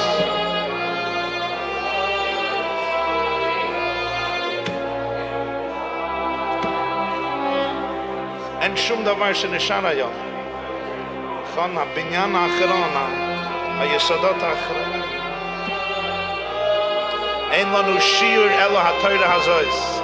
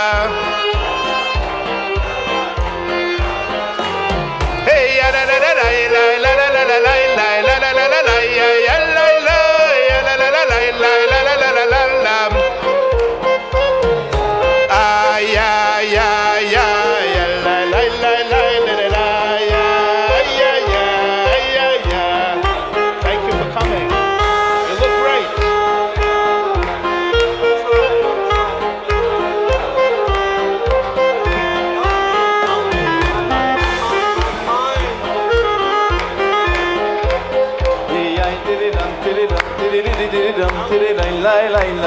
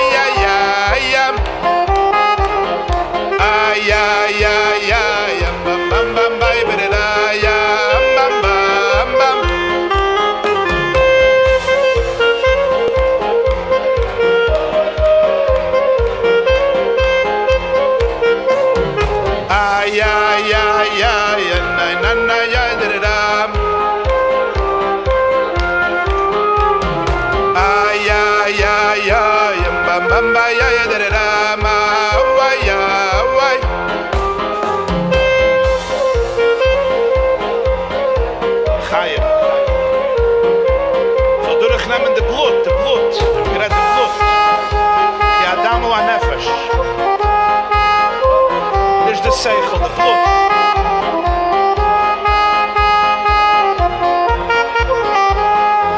Seichel.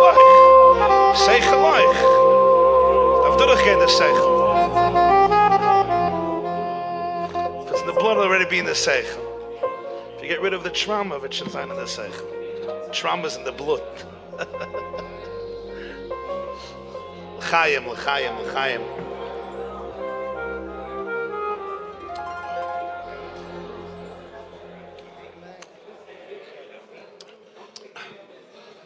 The Baal HaYelula, the Rebbe Rayatz, once told a story that when the Alter Rebbe published the Tanya, Tov Kuf Nun Zayin, Chav Kislev Tov Kuf Nun Zayin, 1796, Reb Moshe, 1796, yeah?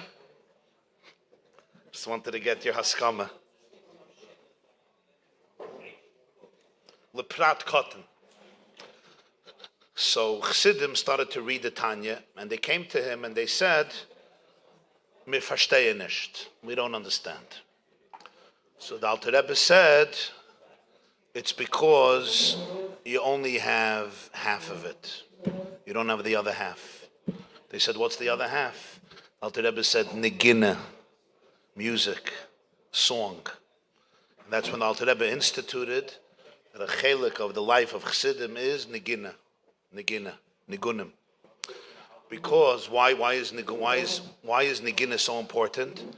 Because when things are just information, it's a shiur, it's a speech, it's a sermon, it's all good, but that's all in the brain. You need to get it in the blood. Hadamu anefesh, internalization, pnimius. Negina touches a place that's deeper. It's pre-verbal, so things penetrate in a deeper way. The Pfitcher Ben Shimon just sang a beautiful niggin. You heard the niggin he played? So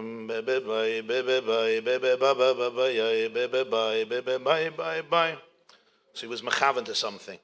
At the Farbrengen Shevat Tovshin Tezayin, that's 1956. Shevat, it was the 6th-yard site. Shevat Tovshin Tezayin. The Rebbe opened the Farbrengen then, and he said something fascinating. He says, when you go to different oiholim, you go to different oihels, different grave sites, you go into different moods.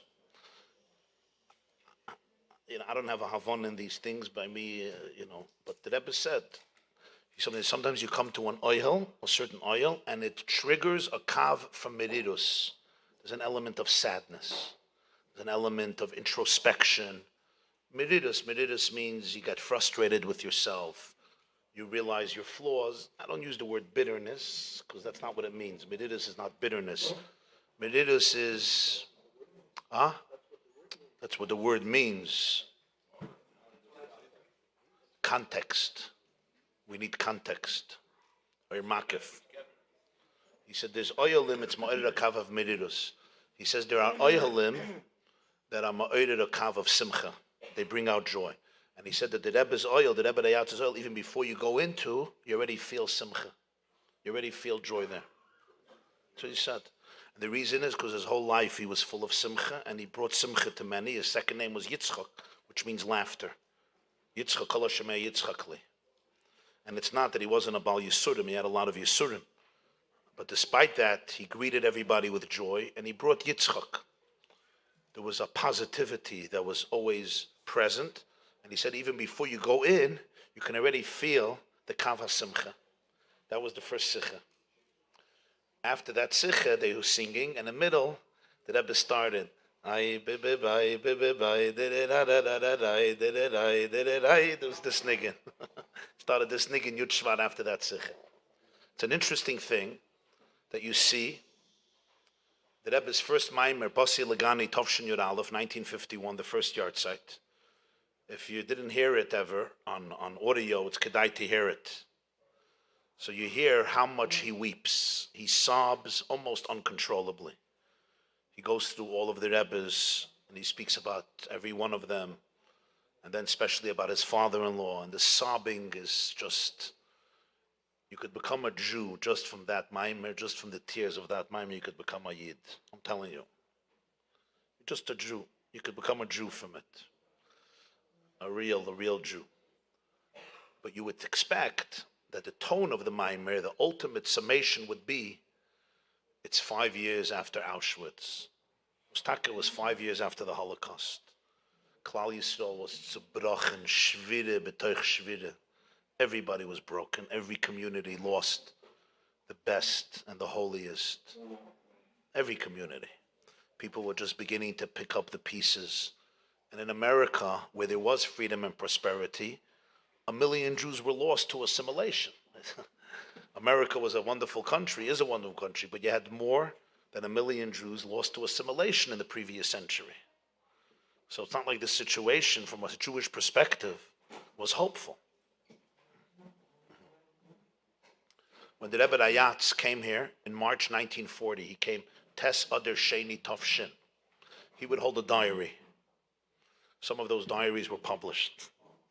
He wrote a diary. He said the first night he came to America on the boat, he escaped Nazi-occupied Warsaw, was taken by the SS, a half a Jew. There was a half a Jew.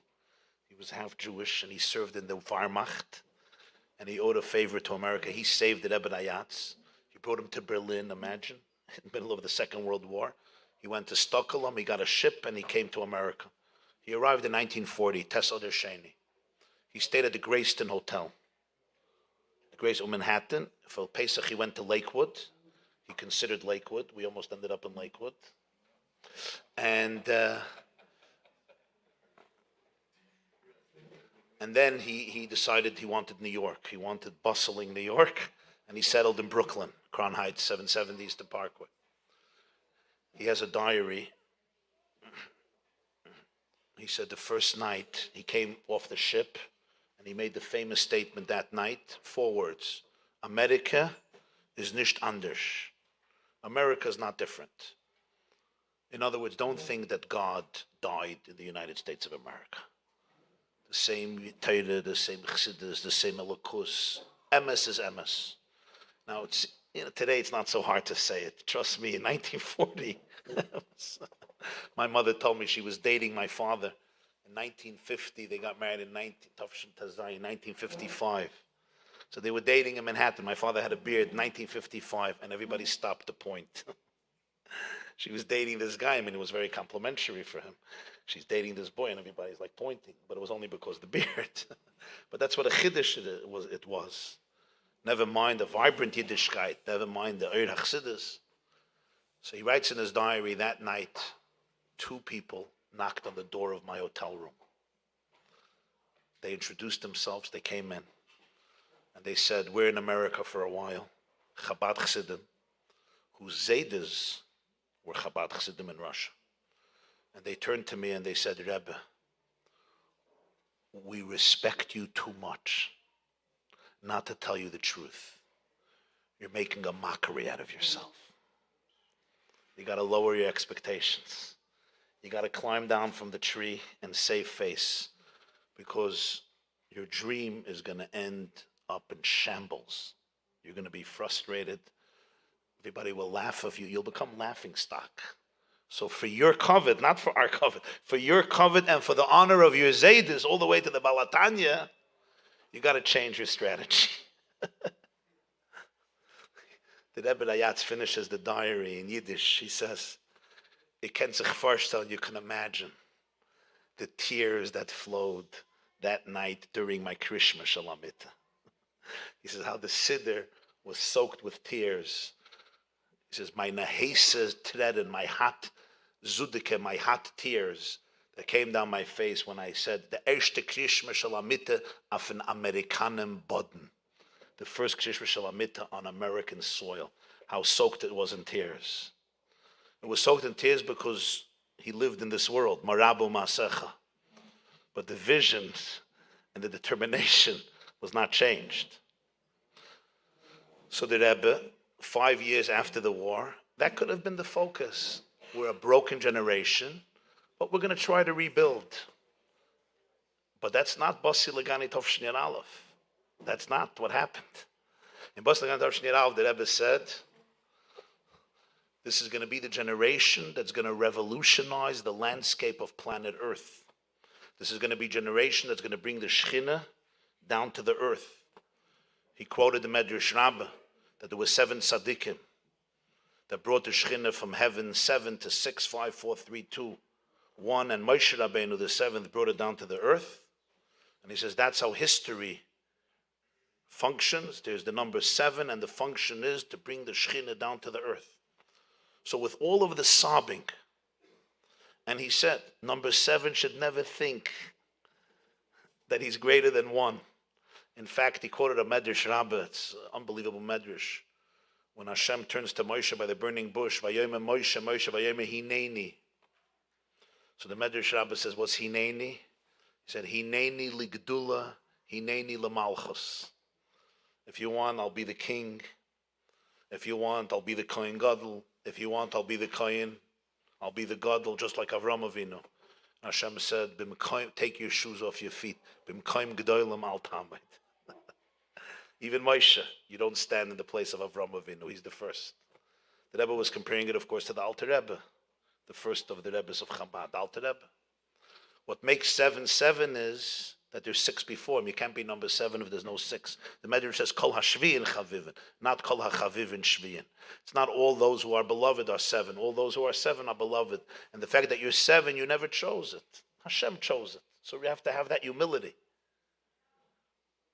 And there was, you want to know what a Rebbe is? You listen to that mimer again and again. You hear the bittul with there's no metzias outside of Hashem. Zeratzim. But together with that, the message was not a message, we're all broken and traumatized and insane and there's nothing left and we'll do whatever we can, to hold up the little Yiddishkeit. That's not the message. The message was, this is going to be the most exciting day. We're going to transform history. We're going to culminate Jewish history. We're going to be the Makkah Patish of Melechus Shabbos. Bring the Shechina down to earth, a mandate for people to bring out their deepest potentials. There's a Chassidish Avart from Reb Baruchel of Mezhebush and the Maggid of Lechevich. Here, we say in Ashrei, I just told the whole story about it on Yutas Kislev, but I just want to say the Vart. We say in Ashrei, Lohidia, how do we explain that pasuk? You remember the pasuk in Ashrei? You say it over there in Ashrei in your Nusach. Ashkenazim say it, the Sfardim say it. It's in Tehillim, you probably say it. Chapter 145. Kuf Mem Hey. 3 times a day, yeah. Muftach Leisho Ben Elam Haba. So how do we translate it? For those of you who ever think about the translation, I know that it triggers a lot of stuff, Ashrei. But if we can get beyond the triggers, what is it? Lahidiyah. Right? Hashem wants people should know about his strength, about his glory, about his royalty. The Baruchel of Mezhebush, the grandson of the Baal Shem Tov, said, no, it's a mitzvah. Hashem is telling you a mitzvah, commandment. You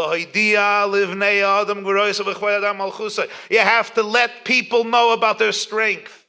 You have to let every person know about his or her kavod, hadar, malchus, your beauty, your grace, your glory, your royalty, your aristocracy. Lohidia. It's a mitzvah. It's a mitzvah to let people know how powerful they are. Huh? It begins with yourself. Begins with yourself. There's a sikha from the Baal HaYelula, the Rebbe Ayatz. He had a mashpia. His name was Chanoich Hendel Kugel. You related?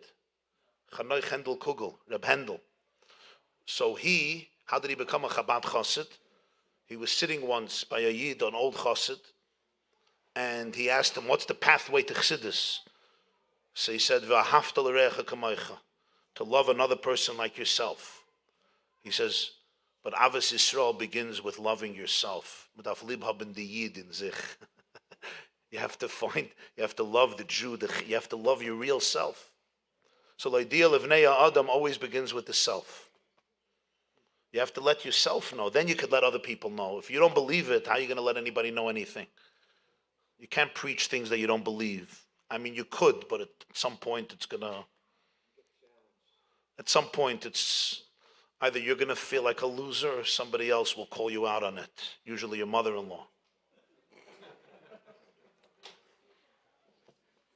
Not mine. I said yours, not mine. Huh? Basi Lagani, Tavshin Yer Aleph, and all the Farbrengens from then, from the first to the last Farbrengen, there was one common denominator. Why did I start off that the Rebbe didn't stop crying in the Maimer? Because sometimes people could speak about empowerment from a place of naivete. You know, you live in La La Land and you see only goodness, and you say, yeah, you guys are good and holy. But that's not Chabad. Chabad is Pnimius. And Pnimius, there's trauma, right? We know it. There's brokenness. There's Shviras HaKelim. There's Shviras HaKelim. Morabu Masech Hashem. There's a lot of Shviras HaKelim.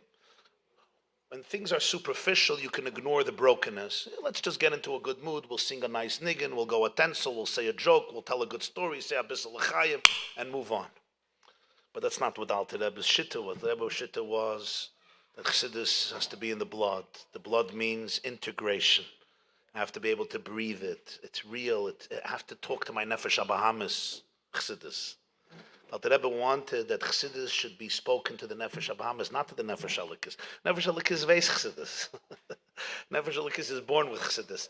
Taka, through Chassidus, the nefesh alikis also gets educated. This is the emes. Because the nefesh alikis doesn't know Chassidus like it learns Chassidus when it learns Chassidus. Nefesh alikis is a lakus.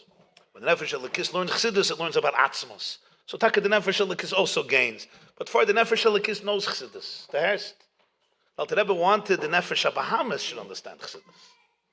If you don't have a daily conversation with your animal soul, there has nechemya. How do you have a conversation with your animal soul? Anybody here speaks to their animal soul? You speak. I know you feed it, and I know you listen to it. But I want to know if you also speak to it. We all feed it and we all listen to it. It's triggering us yom v'layla, right? But I want to know if you talk to it ever.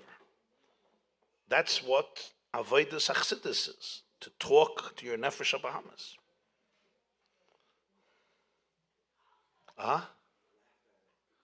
Sometimes you got to laugh at it. Yeah? Sometimes you got to massage it. Yeah? Sometimes you got to stretch it. Right?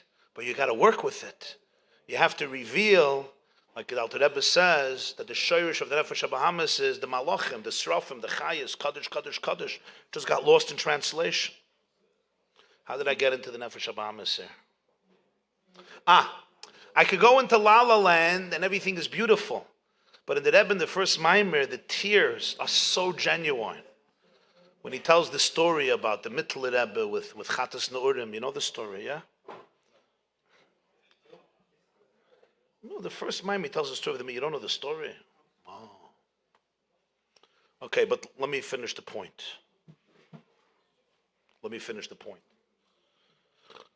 Because it darf sein a Seder. A fillin bilti Seder darf sein Seder. Yeah? Antuchad v'lo b'chushban. Even the v'lo b'chushban has to always connect to Antuchad. So even without a Seder, you always need a Seder. I'll never forget, organized chaos. Just a memory just came into my mind. I was maybe, how old was it, 15 or 16. It was Simchas Torah, Tovshin Mem Ches, 19. Let me say a bisschen l'chaim, Rabbi Weber, sagt l'chaim, gib Rabbi Ebenson l'chaim.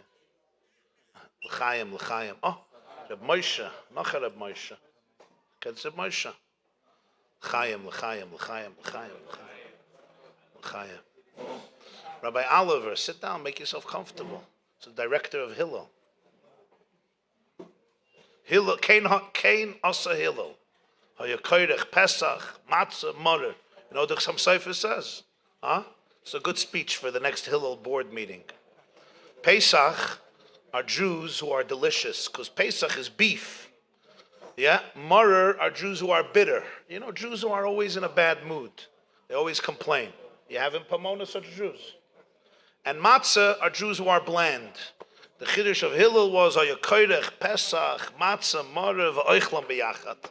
He was a good shliach. L'chaim. So, I remember Simchas Torah Tovshin Mem Ches, 1987. The Rebbe danced for hours, and it was a pella. Poshet. We talk about Bayabosha B'Toich Hayam. The crowd, there was 5,000 or 10,000 people. Nobody could keep up. The Rebbe was already in his higher 80s. I remember after Atar Reisa, he started the niggin, and then he started Ala Sela Hachach. The dancing just, he was jumping in the air. The Olam after 10, 20 minutes couldn't keep up. After Atar Reisa, yeah. The nigunim by a kaf is not, but after Atar Reisa, 3 Atar Reisa, he would always start the niggin. Usually there were similar nigunim, not always the same, but this was one of the common ones. Ala Sela Hachach. So that year, the Hakafis went for hours, and it finished, I think, 3 or 4 in the morning. Simchas Torah at night. They said Aleinu, and the Rebbe would go out of 770. I was in the front, and the place was just, it was rocking beyond. What about the moon? The moon was outside. Simchas Torah, you don't always see the moon, but yeah, I don't remember the weather. But that was outside. I see after Aleinu, say the last Kaddish, and the Rebbe starts talking a Sikha. And I'm like, OMG, this is exactly what we need now. 4 in the morning. Yeah. Either people were asleep or drunk. The dancing, it was... I was in the front, and I knew if I'm not going to listen, it's not going to be remembered. So I leaped. I leaped towards the Rebbe's place. I think only me and Rabbi Label Groner heard that sikha. It was so noisy, I don't think anybody else heard it. It was short. But the Rebbe said that before he leaves Akafis, he wants to be Ma'ira de Olam. That Shmini Atzeres, Simchas Torah, you need to do Shnayim Mikra ve'echa Targum. The Mimayvis Tzedra v'Zois HaBrocha, and Shabbos Bereishis, and there's also the Shiurim of Chitas. You have to finish with Zois HaBrocha and do Shabbos Bereishis. And he spoke for a few moments that in all the Simcha of Simchas Torah, the Olam shouldn't forget to be Ma'ivas Sedra, Shnayim Mikra ve'echa Targum. And then the Rebbe went out and he stopped in the back by the bleachers. There were bleachers, and he danced with the Olam there for 20 minutes. But you saw here the fusion of Bli Gvul and Gvul. Memches, Tavshin Memches. The fusion of infinity, but with finiteness. And that comes from Atzmos. In other words, sometimes we get transported into a world of so much ecstasy, and you stay there. But there was no Chachmas. Emes Hashem la'olam. Marabu Masach. Atzmos is in Gvul and in Bli Gvul. Bli Gvul doesn't capture him. Gvul doesn't capture him. Together, you have it. Yeah. But it's not juggling. It's the deepest integration. It's the Achdus Hapshuta that comes from Ribuya Ischalkos. Huh? Yeah. So when you have so many tears like in the first Maimer, you could think you can get stuck in brokenness. There's so much brokenness. You can also run to a place of Emunah Pshuta, which is Makif, which is beautiful. But what the Rebbe did that in that Maimer, and in all the subsequent years, all year, especially Yud Shevat, was Lohidia Levnei Adam Gvuroisa V'Chvoid Adar Malchusa. Not to run away from any nekuda of brokenness, but to realize that we are the people who were chosen to be the midgets on the shoulders of the giants, in his words. Kenanas al gabe anak, comes from the Chavas Yair. The midget is a midget, but because the midget is standing on the shoulders of the giant, the midget sees much further. And the midget can reach places that the giant can't reach. Not because the midget is arrogant, but because he's standing on the shoulders of the giant. Shvilerish. To recognize and to transform all the pain into a call, not just for transformation, but for unprecedented revolution and metamorphosis, to bring it all together. And this is the people sitting around the table. That's who we're talking to. You and I look in the mirror and we say, Lo idea levnei adam gvurosav. Talk to my therapist. Talk to my wife. Yeah? Talk to your kids. Lo idea levnei adam gvurosav. Which bnei adam? Kachkas. Kugel fresses. Sushi fresses. So now we could go down the whole Musa route. Or you can go down the route, yes, a good Heilikayidin Kedoshim Utahirim. But the emes is that the truth lay in the real truth. And the real truth is that there's no contradiction here. It all works together. Everything that's coming out, all the pain that's coming out, nothing is a mistake. Nothing is a mistake. There's no coincidences. It's not like we fell into some abyss by mistake.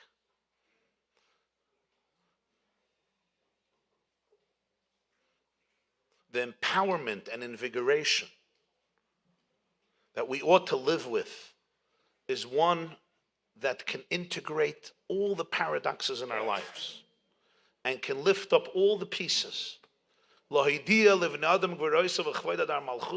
make you aware of your infinite power as the divine ambassador to transform the Jewish world and to transform the world, no less, to bring the Shekhinah down here to the Eretz. And it begins in my heart, it begins in my brain, it begins in my home, it begins in my kitchen, in my bedroom, in my demons, in my skeletons. It extends like a ripple effect to my home, my community, my environment, and it extends ultimately to the whole world.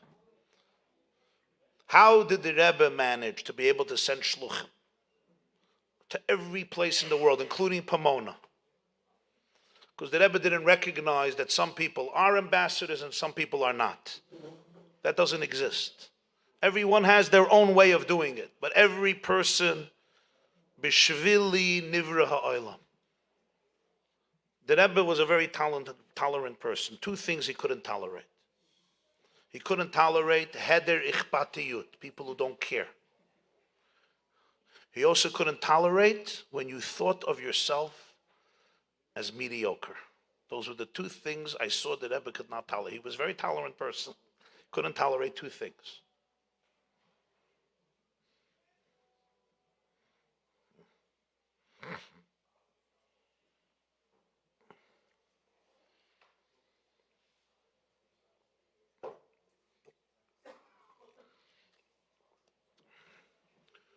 I don't remember.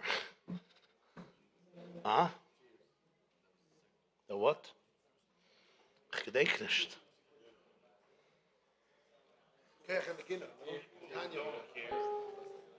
Heder ichpatiyut.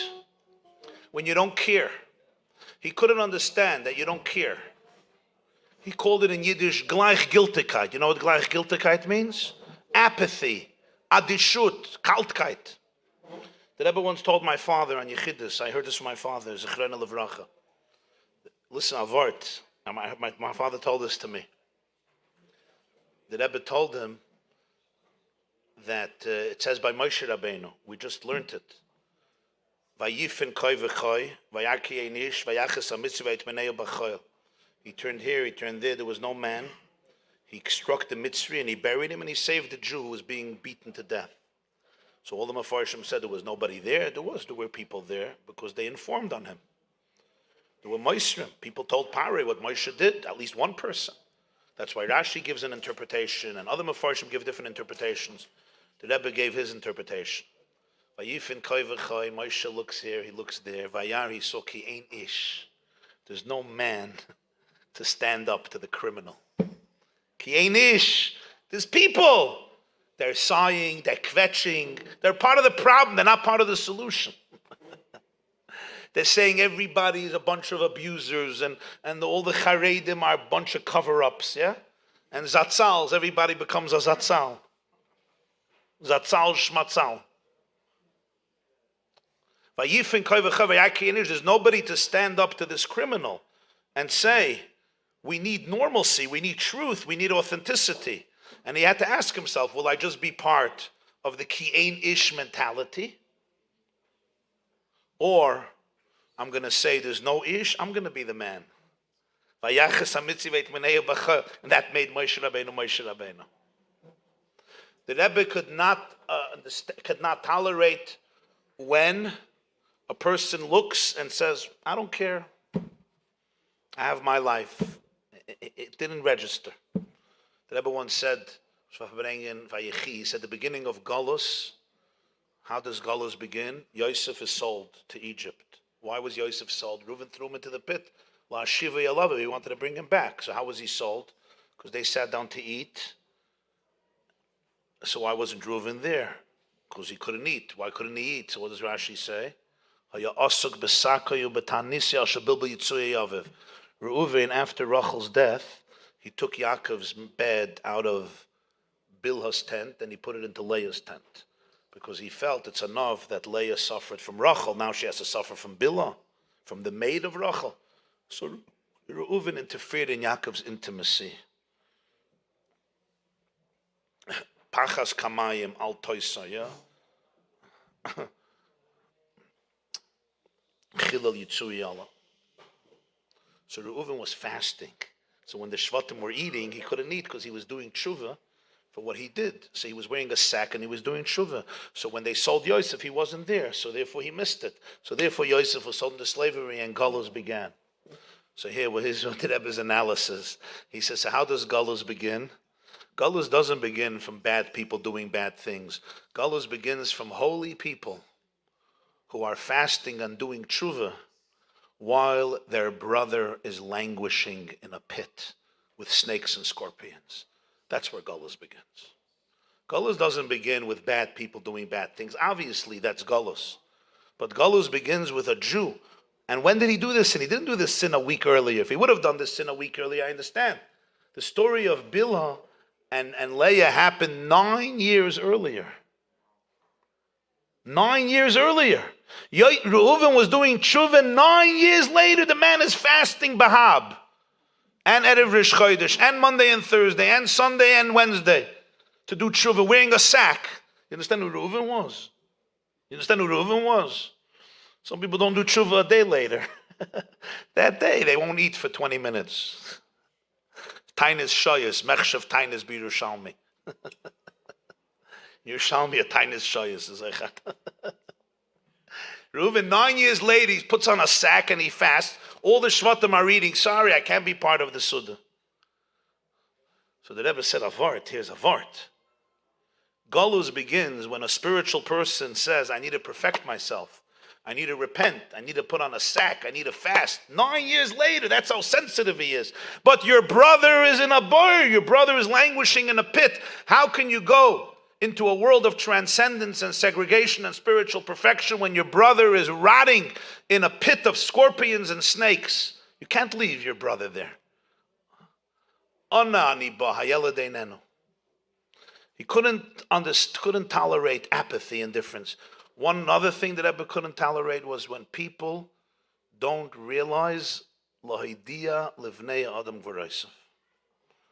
when you thought you were small, when you thought you're just a victim, you're just a traumatized shmata, you're damaged goods, and you have good reason for it. You have good reason. The Yetzer Hara wants to squash you. Not because nothing happened. Things may have happened, and there are real struggles. Again, we're not going to makif. Chabad is pnimius. Never about denial and amputation and repression and suppression. Those of you who listen to the shurim know. Huh? There's other people. We have a few addicts in the audience.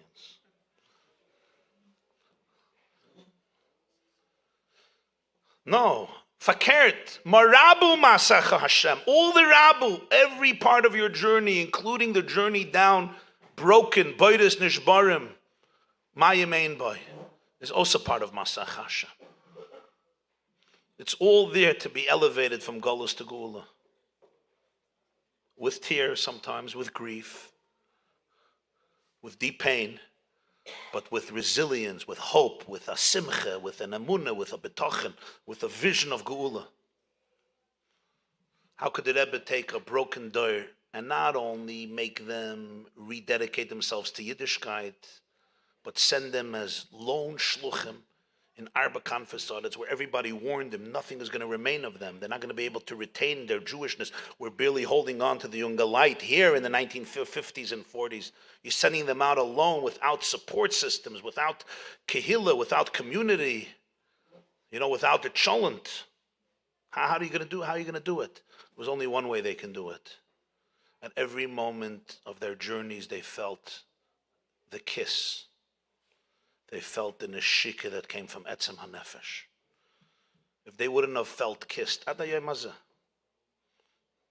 be a chassid of the Rebbe means that you open yourself up to the neshika, to the kiss.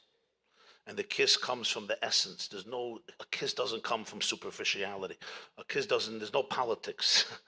In the kiss of the Rebbe, there's no politics. It's not like a mwah, mwah, mwah, mwah, mwah. Dropped, whatever. Kushmir, where, right? Kush, oicha kush.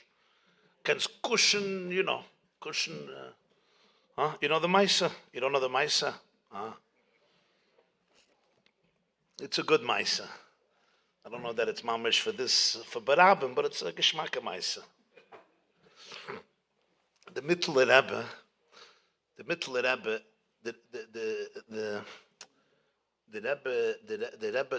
Rebbe Rashab once said, as the Mittler Rebbe's Chassidim hat nicht ausgefällt Mashiach. The Mittler Rebbe's Chassidim didn't feel they need Mashiach. Why? Not because they had a lot, they had nothing. The reason is because the Mittler Rebbe, sometimes one Shabbos could say Chassidus for 17 hours. The whole union of Mashiach is Malach Oretz Deis Hashem Kamayim Le'am Mechasim. And by the Mittler Rebbe, they felt it already. If you lived by the Mittler Rebbe, it was Gilui Alakus La'inketz, without a limit. The Mittler Rebbe had a chassid. He was a chazan in a shul. He was a Baltfil, he had a good voice. The Rav of the shul was a very big opponent to Chassidus. So he made sure to undermine this chazan. Chazan really wanted to go to the Mittler Rebbe for Yom Kippur Rosh Hashanah. He said, no. He said, I'll get you another Baltfil. You'll pay him. No, if you go now, you don't have Parnasa a whole year. So he stayed. Yom Kippur, you also have to stay. So before Kol Nidre, he wanted to prepare himself spiritually. So he took out a mimer from the Mittler Rebbe and he started to learn. So the Rav got very annoyed. Before Kol Nidre, he's learning Chassidus. Yeah? So he says, no, what are you learning? So you'll forgive me. He told them to, what's the nice word? He told them, as al kushan, Yishakeinim in a shikis piyu, a different location. So the rabbi lost it. He said, Far kol nidre. He said, Adavils kannst du ston Shabbos chalamoyet sukkos. If you want, you could postpone it to Shabbos chalamoyet sukkos. You don't have to do it right now. There's neshika and neshika. The only way to hold a person in darkness, you can't just hold them there. You can't just dispatch them. Every person felt and feels a neshika. You feel the kiss. And how do you feel the kiss? If it were just a physical kiss, mwah, how long can you hold on to it? You can have nostalgia. My father once kissed me. He put the neshika into Marabu Masecha Hashem. Told him, you're going to go out and you're going to meet people who are different than you. And you're going to be able to be torn and fragmented by the chaos of the world. And you're going to meet Jews who are self-hating. And you're going to meet Jews who are Tinoika Shenishbu. And you're going to meet Jews in yourself, inside of you, who are self-hating and Tinoika Shenishbu. Are you going to be able to hold on to the kiss in that environment? That can only come Marabu Masachasha. To be able to give them that gift, that wherever you are and whoever you are and in whatever situation you are, you're not just connected, but you're being kissed right now. Etzem be'etzem, nafshoy kshura benafshoy, is dapkus ruche beruche, yishakeni min eshikis piyu. The Rebbe dedicates a chapter in Tanya, what a Vayishak Yaakov l'Rachel Vayevk. Which perek? The mitzvah of in Tanya, though. Somebody knows which perek? Vayishak Yaakov l'Rachel Vayevk.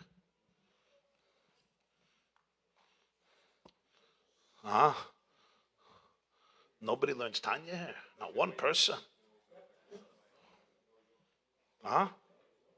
Vayishak Yaakov l'Rachel Vayevk. A whole perek, what Neshikin is.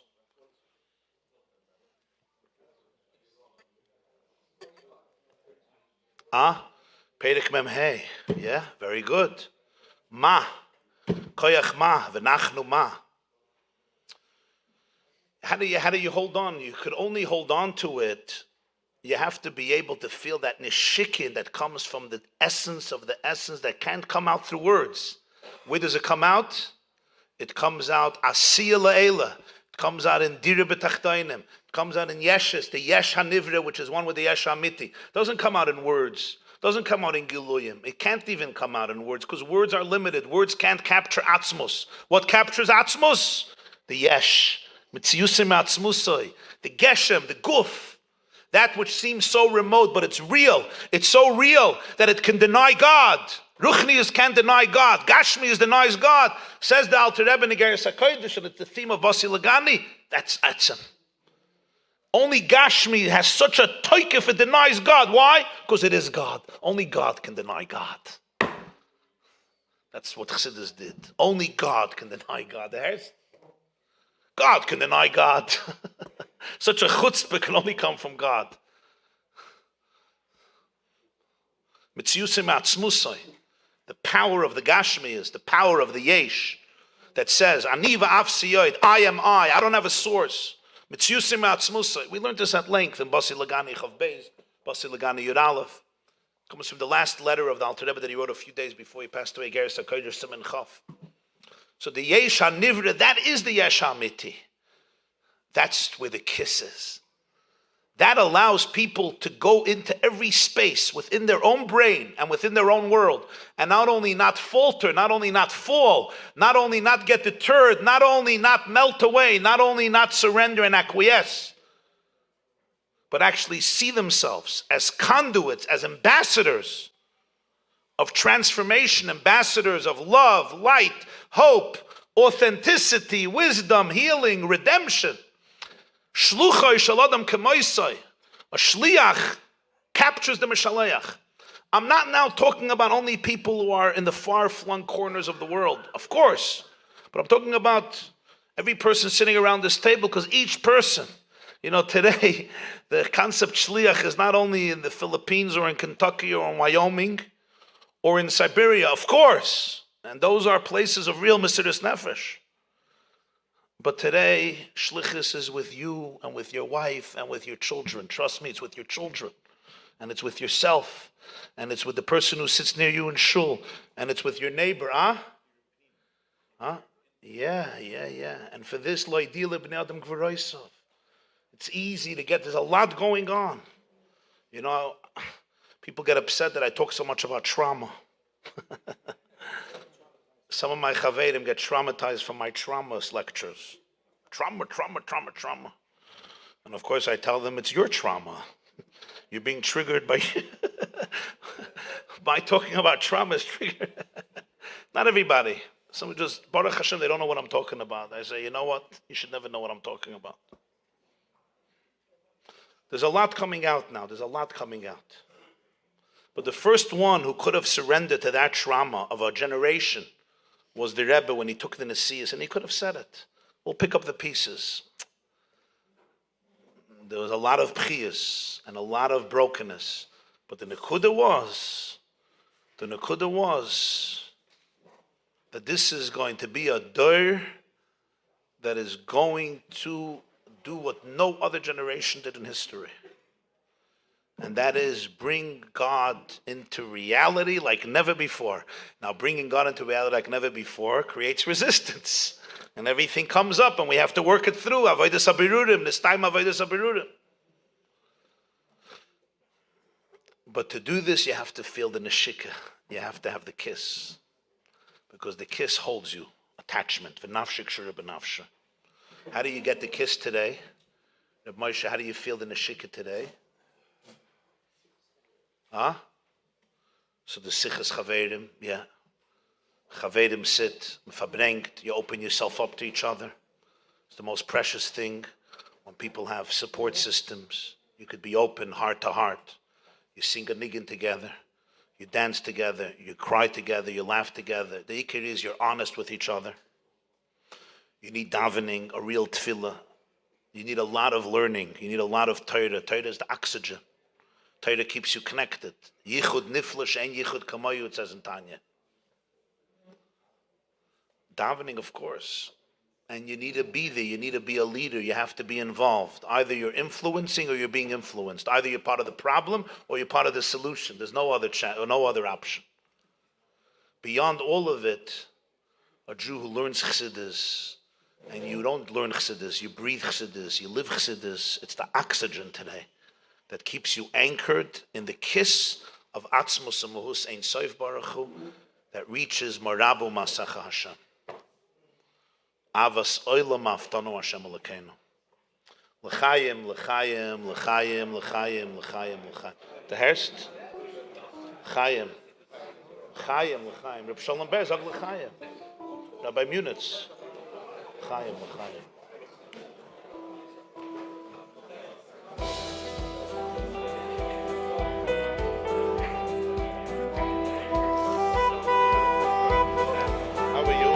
Das ist eine Brache von der Friedeke Rebbe. Die Eltern müssen gekannt haben Kinder. Sie haben gewollt adaptieren. Und der Doktor gesagt, soll ausschneiden der Rechem. Sie gingen zum Rebbe Rayatz. Er hat Allah getan. Das sind seine Kinder. Das ist ein Produkt.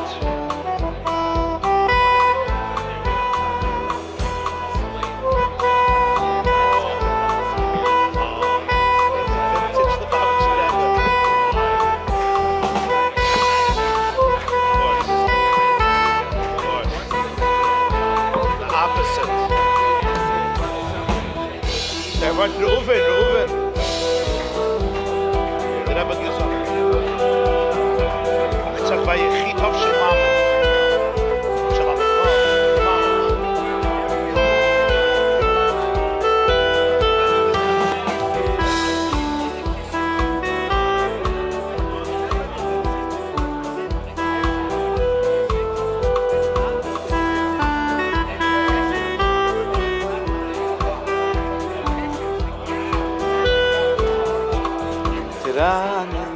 Fasai ki azamro lo ve nafshi ajer bodiso tirani no se fasai ki azamro lo ve nafshi ajer bodiso gam shoyni kolay sit kosefo Shuki Chofru Bevachshei Ravovosi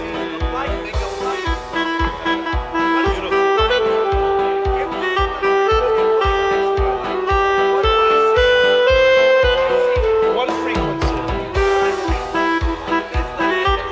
Beautiful.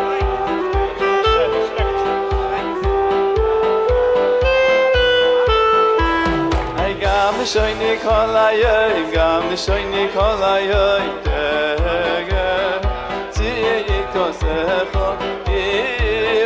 שוקי חופרו מבקשי רבבוסי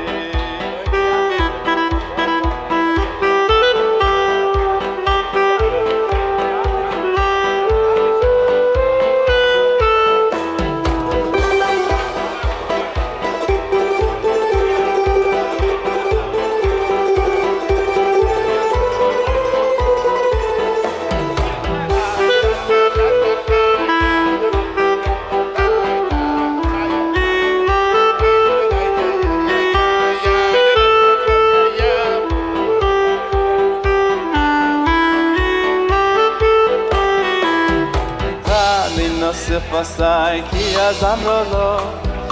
azamrolo venafshi asher podiso tirani nosef fasai ki azamrolo venafshi asher podiso gam nishoyne kol hayoy begeti kosecho Ivoy shuki khafru evakshei rovasi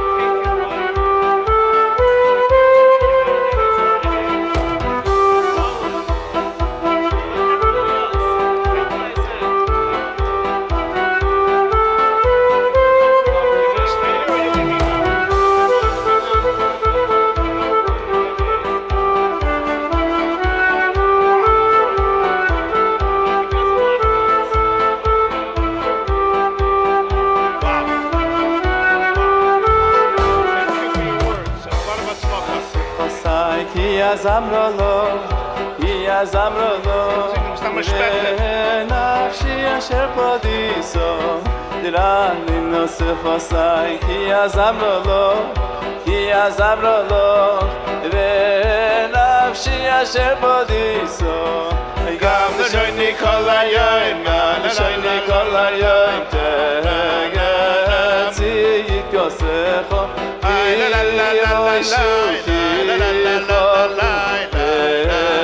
Akshei Ravavasi Yai la la la la la dili de Yai la la la la la la la la la la la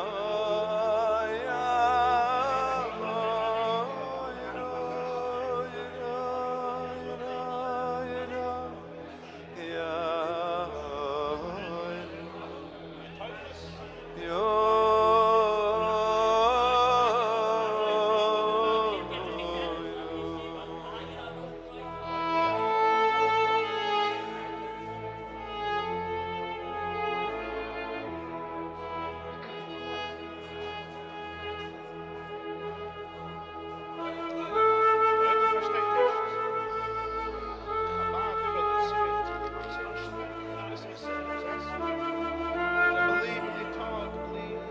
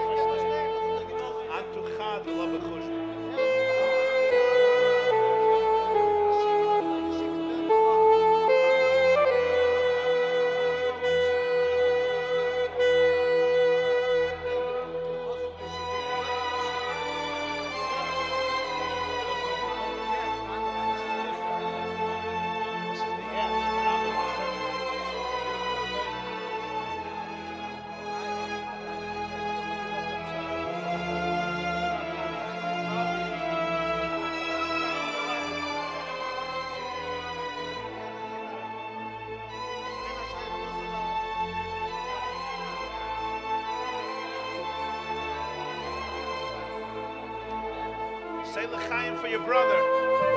It's Yud Shvat. I'm serious.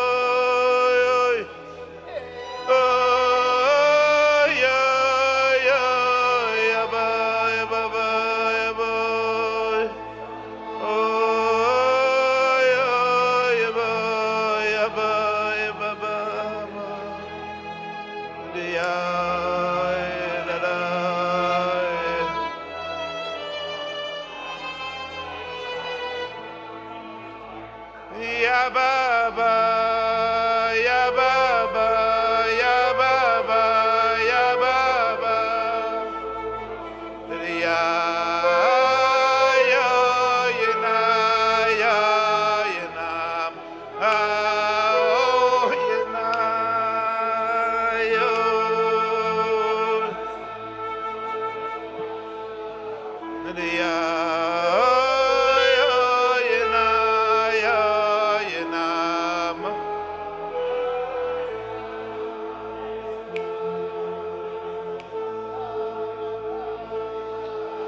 Ya.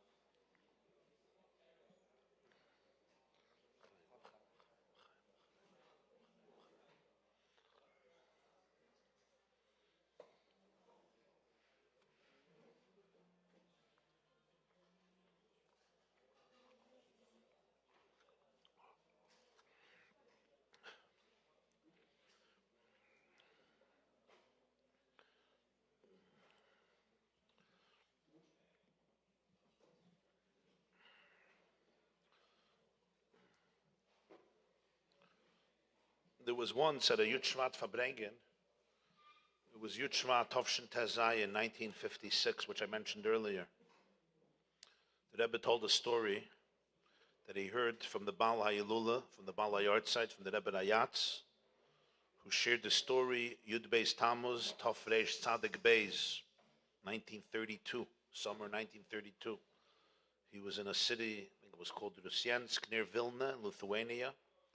There was a Farbrengen.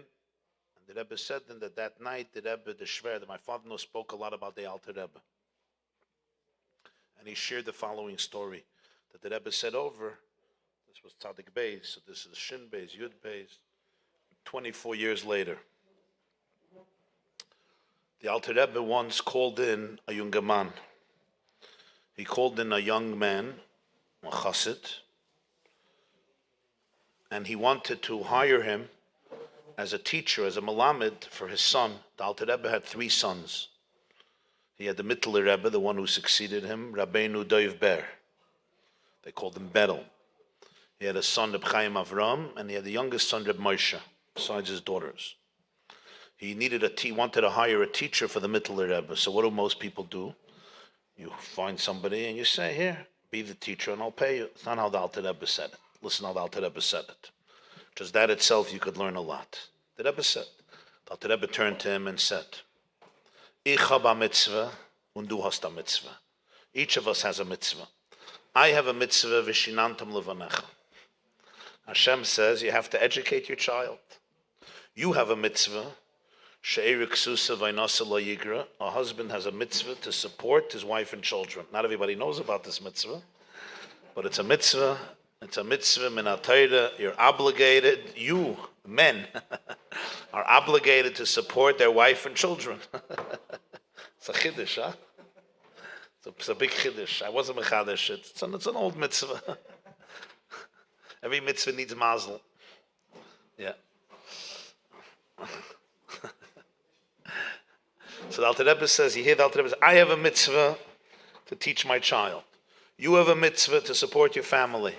Lamer zich beitin a mitzvah mit a mitzvah. Let's exchange a mitzvah with a mitzvah. You hear how the Alter Rebbe hires somebody? I'll give you money. Lamer zich beitin a mitzvah mit a mitzvah. Just that itself, it teaches you how to live. So als a mitzvah. We're going to exchange mitzvahs. You will educate my child, and I will support the family. So the Rebbe said, Weist euch, as is given a kluge junge Mann. It's apparent that this man was wise. He turned to the Alter Rebbe, and he said, it's an unfair deal. Meila ayer mitzvah, weistir was Satan. When it comes to your mitzvah, you know exactly what to do. It's called money. My wife and children need money. So you know what to do. It's very clear. Aber my mitzvah, v'shinantam levanecha, darf man doch wissen wie. But you're telling me that I should take your mitzvah and educate your child. How? That's what the Rebbe said. Weist says, he didn't just say, yeah, I'll teach your child. He understood this as an opportunity. How? So the Rebbe said that he heard from his father-in-law, the Shver. The Rebbe meditated. He was mizboinen for a few moments. And he said, how? Heben hebt men an mit an Aleph. Remember, the Mittler Rebbe was a very, very young child. You're not talking about an older kid. He was mamash, just started cheder. So he said, how do you start? You start with an Aleph, because you start teaching the language. Aleph base. The first letter is Aleph. The Rebbe said, Heben hebt men an mit an Aleph. Was is an Aleph? What is an Aleph? And the Rebbe here interrupted, and he said that the Alter Rebbe, even when he had regular conversations in the middle of the week, he would speak with a special niggin.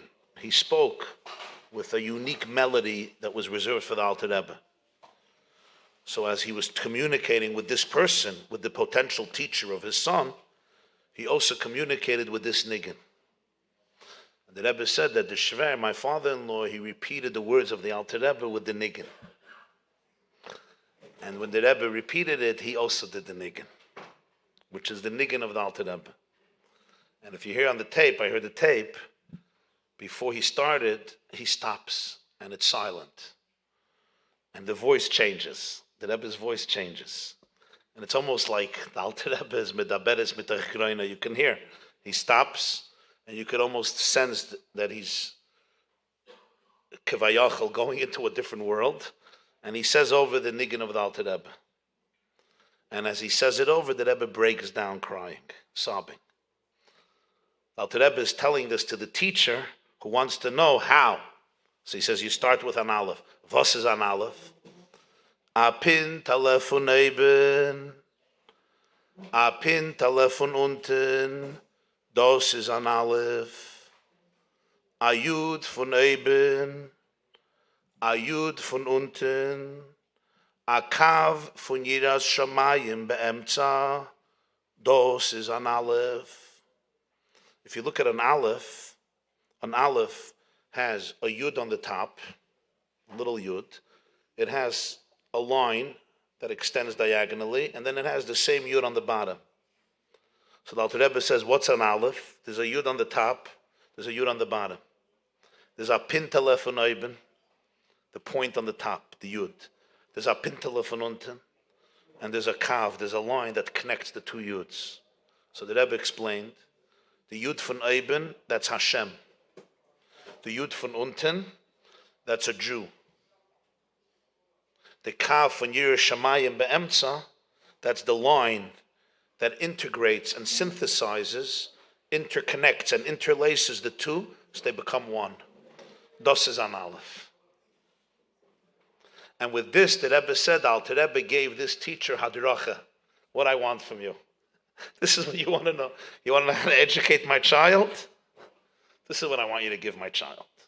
In this niggin, in this word, Alter Rebbe encapsulated the essence of all chinuch. What's the essence of all chinuch? Apin telefon eben, apin telefon unten, das is an Aleph. A Yud von eben, a Yud von unten, a Kaf von Yiras Shamayim be'emtza, das is an Aleph.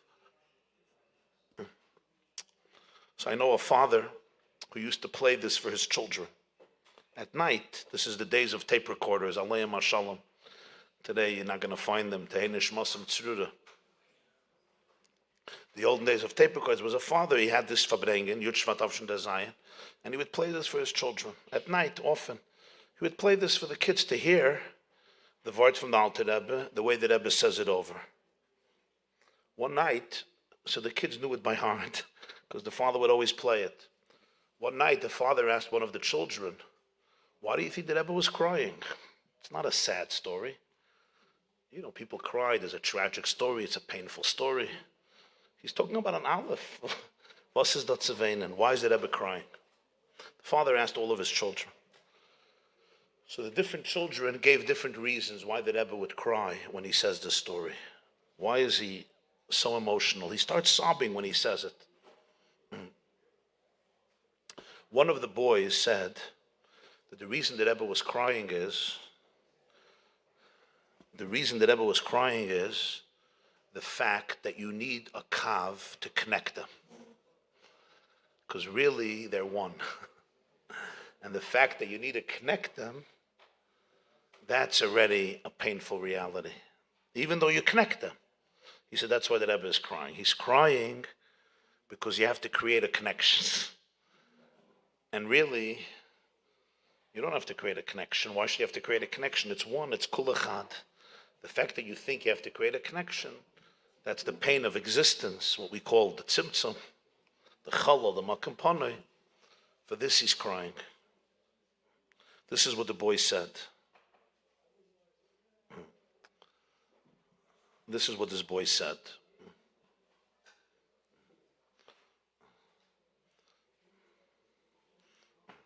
How do I know this story? Because it's my child. My child said it. And the truth is that today this boy is struggling with Yiddishkeit. And when we look at a boy struggling with Yiddishkeit, it's so easy to look at the chitzonius. But the boy struggling with Yiddishkeit is the same boy who said that the reason that Rebbe was crying is because the connection has to be created. In other words,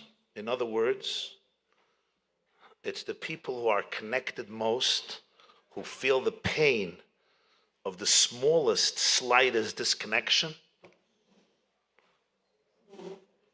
And because of the depth of their spirituality and their oneness, the slightest disconnection is so painful. And when you can't be in the pain, you have to run away somewhere else. You're typhus, you understand what's happening?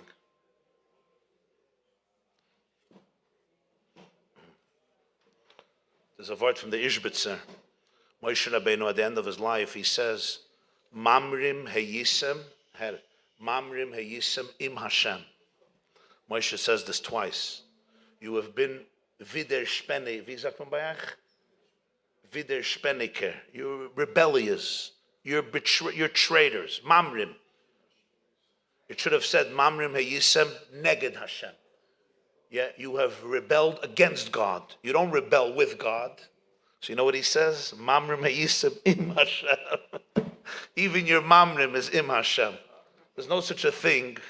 It's neged. It's im Hashem. Even then it's im. Reb Tzadok HaKohen of Lublin says there's a Gemara in Gittin Daf Tes. Yeah? You know the Gemara. How do you know that you could be Mekadesh B'shtar? You remember? On the bottom, the last line. How do you know you can be Mekadesh B'shtar? Anybody knows? Rebbe Leo, we need you again. Very good.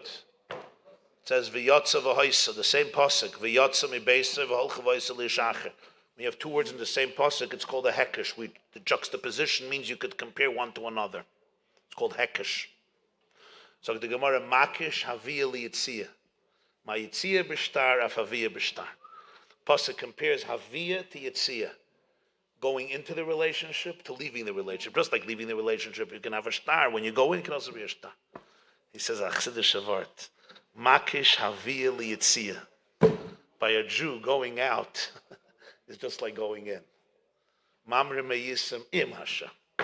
He's not going out. It's another way of going in. There's a famous poem. One of the great poets, you'll have to tell me who, you look it up, or you maybe know. He writes, one of the great Jewish poets, I run away from you towards you. Shlomo ben Gabirel, one of the earlier ones. The Belezer Najara, one of the big ones. Yeah?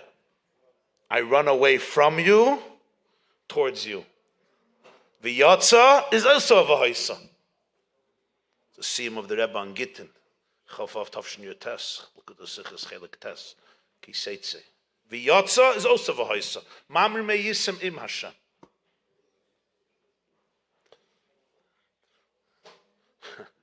I once heard from the Rebbe, I heard this myself, Shabbos Koirach Tavshin Memches, 1988, Koirach. So he said, it says, Vayikach Koirach. So Rashi says, Vayikach Koirach. Koirach took, what did he take? Lokach es atzmai, l'tzad echad. He took himself to one side to fight with Aaron and Moshe. Liyisnechlek ala kahuna. Ve'ispeli Koirach. Vayikach, he took himself to one side. So he said, on the pshat level, it means that Koirach separated himself to fight.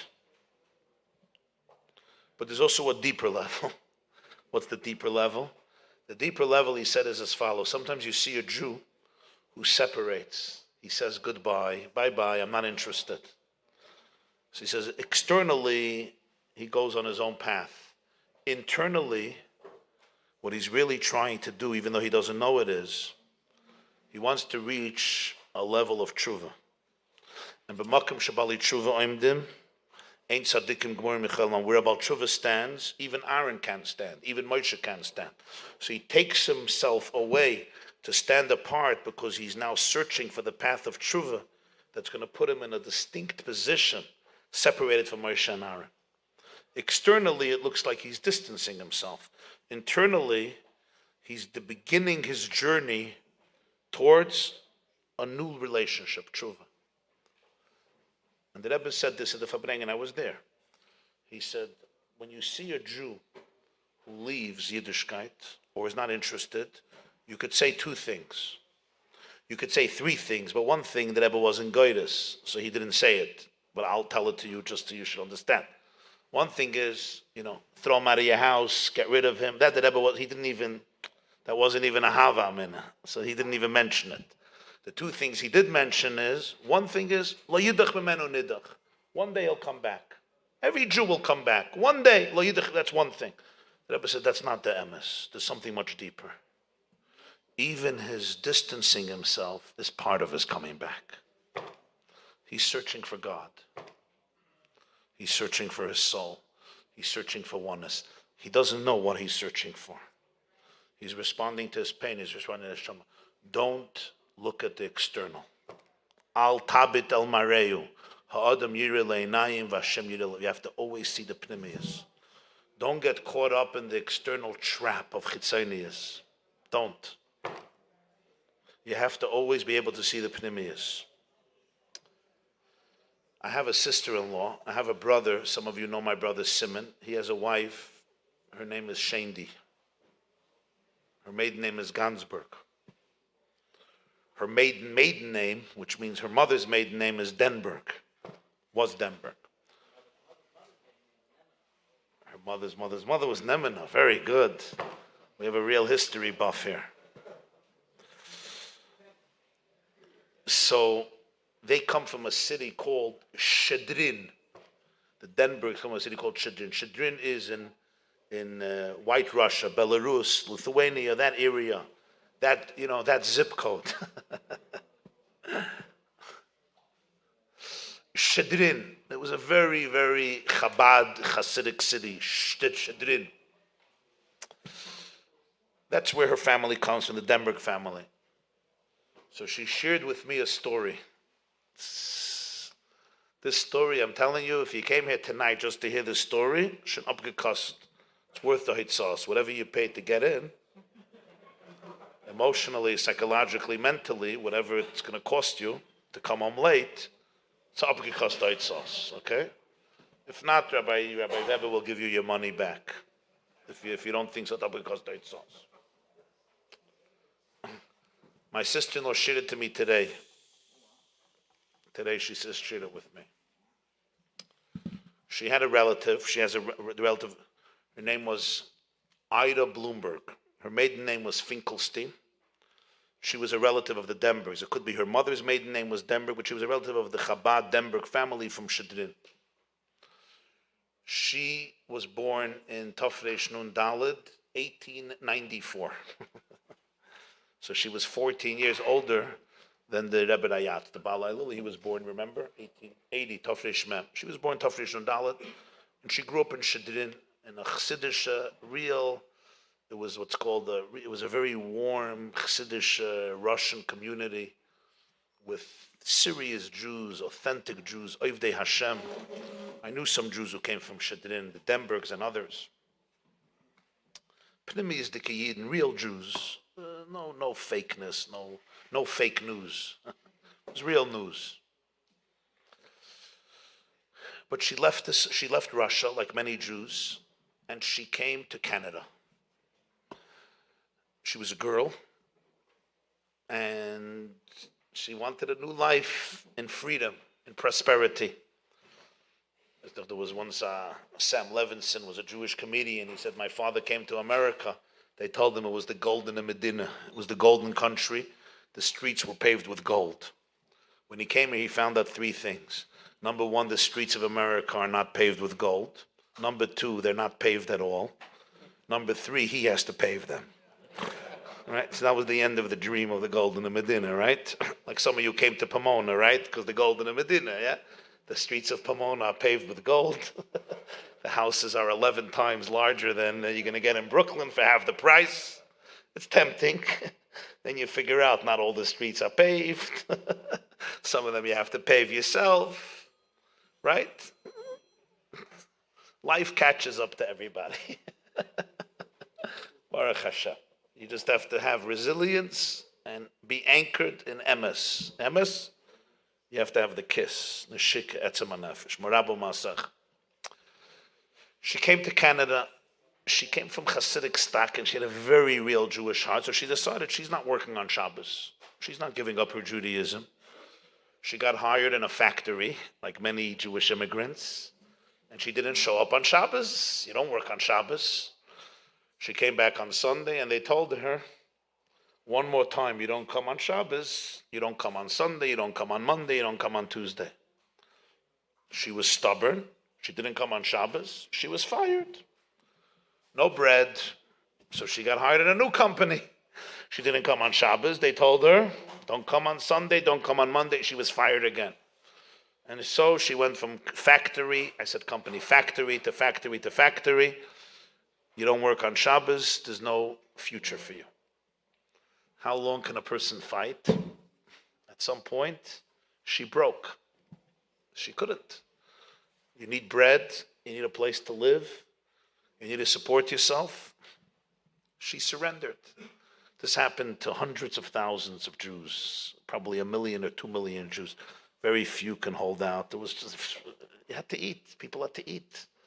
You didn't have a shul. You have Yom for Shea or shul by us. You have soup all day and cholent all day, and everybody brings the leftover kugel and sushi and cake. So there's people there 24 hours. They eat better than anybody else eats.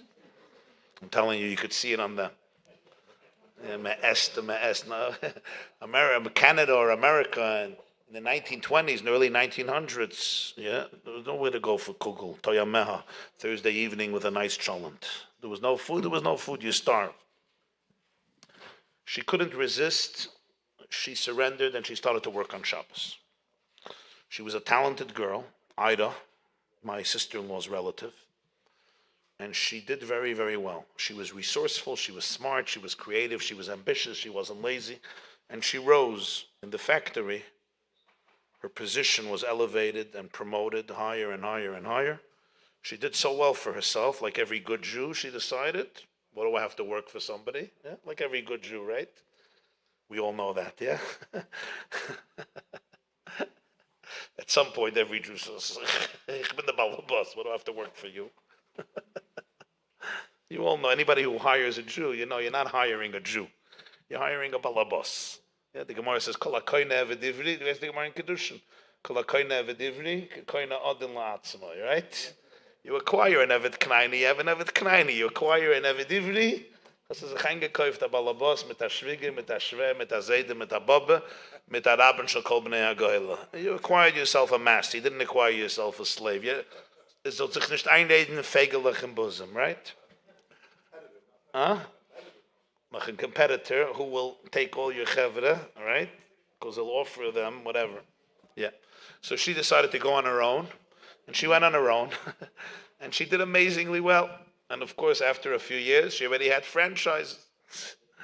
And now she had people working for her, and there were branches. She had a gewaldige Hatzlacha. She got married. Her name was Finkelstein, but it became Bloomberg. She got married. Her Jewish warmth she always kept. This was the immigrant generation, especially she, who grew up in a very warm, religious, frum, Chassidish family, Chabad family. But she wasn't keeping Shabbos, and she felt hypocritical. I'm not going to keep Shabbos, and I'm going to do other things, you know. So she let go of a lot of what we call the mitzvahs, the rituals, the commandments, the traditions. But the heart, the Yiddish hearts. Years pass. She's very wealthy. She's very affluent.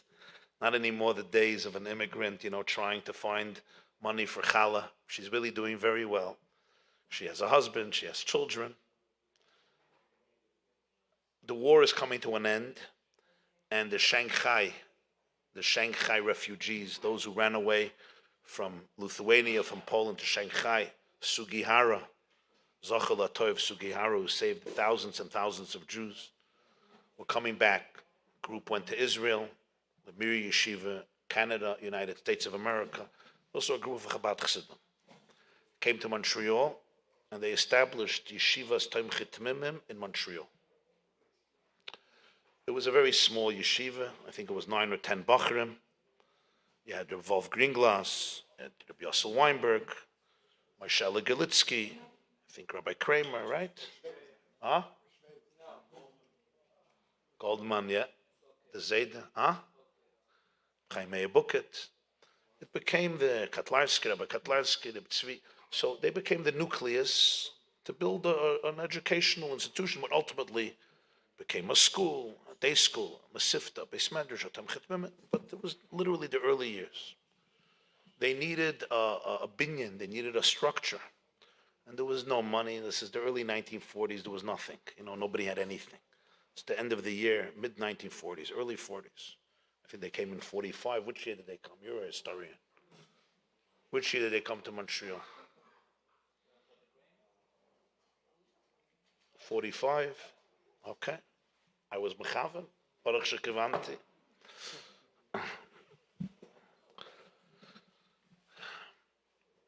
she saw an ad somewhere that they're looking for a place. So she wrote a letter to the Rebbe Rayatz. She wrote a letter to the previous Lubavitcher Rebbe in New York from Montreal. She wrote a letter and she said like this: I don't know if you'll accept my money. The Edelkeit of it. I don't know that you'll accept my money because I'm not what I used to be. I know who you are, I know who your father was, I know who your Zayda was, but I'm not who I was. So I don't know if you'll accept money from me. But if you will accept money from me, it would be my privilege to purchase and build a building for the Lubavitcher Yeshiva in Montreal. The Rebbe Rayatz agreed enthusiastically and thanked her. And indeed, I believe Ad Hayoim, if you'll go to Westbury Yeshiva, you'll see Ida Bloomberg. The gedenkst? Montreal. He's a Montreal Yid. Okay? Ad Hayoim, Westbury, Ida Bloomberg. That's her. From Shedrin, Denberg family. She did it. She bought it. She built it. She paid for it. And it became a major foundation for the Jewish community in Montreal. Not only for the Chabad community, for the whole. Montreal began to blossom. Shomrei Torah mitzvahs of Jews of many different stripes and communities and persuasions. Mechayel el chayel kulam ahuvim kulam brurim kulam giboyrim kulam kedoshim v'chulam oisim beim abiritz and kainam v'chulam poischem espiyem, but that's something else. Especially Montreal. Okay. Du weißt doch Montreal. Huh? Aber es ist bekdusha betara. B'shiro b'zimra.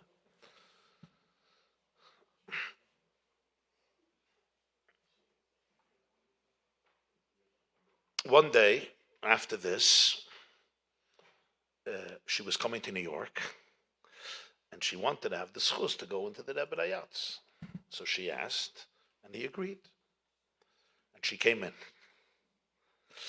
She was born, as I told you, she was born 1894. So she was already, she was a mature, grown lady. She was seasoned. She was accomplished. She was very wealthy and very affluent, and very successful person. The Rebbe saw her, and he thanked her profusely for what she did. And he was very makir toiv to her and grateful. And he started to give her tremendous amounts of brachas. Tremendous. Blessing after blessing. And with every in Yiddish, she was speaking Yiddish, and she understood Yiddish, but with every blessing, she felt more and more uncomfortable. Why? Because she had, good old Jewish guilt.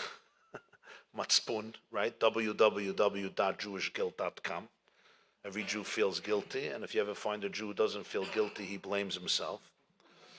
And she was a classic, and she felt that she was simply undeserving of all these blessings. He's blessing, and he was blessing her like you bless, a matriarch, a Rebbetzin, a queen, a matronissa. He's blessing her with gewaldige, heilige brachas, with nachas, Yiddish nachas, and Torah nachas, and when you're Shemayim nachas, and Chassidische nachas. He was just blessing her abundantly. And she had an edelkeit to her, and she knew she's a Mechala Shabbos before her. So she felt uncomfortable, but she kept on saying, Amen, Amen, Amen. And the Rebbe was continuing, the Rebbe Rayatz. At some point she says, Rebbe, genug. Rebbe, enough.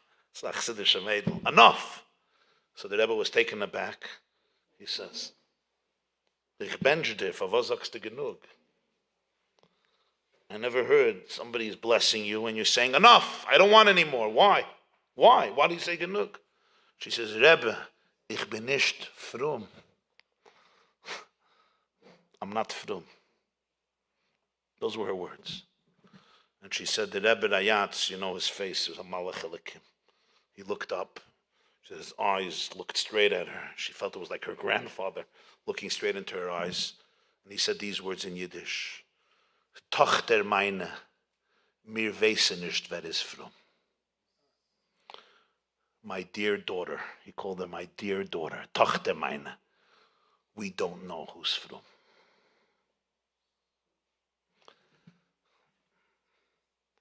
That was the Yechidus. She went out. She remembered it. My sister-in-law tells me a postscript that a few years ago, There was in Montreal a program called The Week of the Jewish Woman. And they invited her to speak. So she was speaking in Montreal. It was a very secular Jewish Canadian crowd. So she thought, what should I say? She said this story because it's her relative. She finishes, a woman comes over to her and says, Ida Bloomberg is my grandmother. And it touched her so deeply because she was secular, the family was secular. It touched her so deeply that it helped her get closer to Yiddishkeit. So, sometimes commentary just ruins things. Diburim, it's words. We need neshika, we don't need diburim, you need the kiss, right? Etzem, not diburim. Look who's talking, right?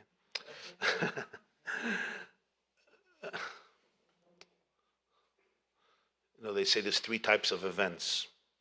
There's a sermon, there's a party, and there's a Farbrengen. Anybody knows the difference? Should I tell you the difference? Sometimes there's like no difference. The difference is as follows. At a sermon, one person speaks and nobody listens. Right? Any of you who go to a shul with sermons, one person speaks, nobody listens. At a party, everybody speaks and nobody listens. At a Farbrengen, nobody speaks and everybody listens. Somebody speaks, so that's not the problem.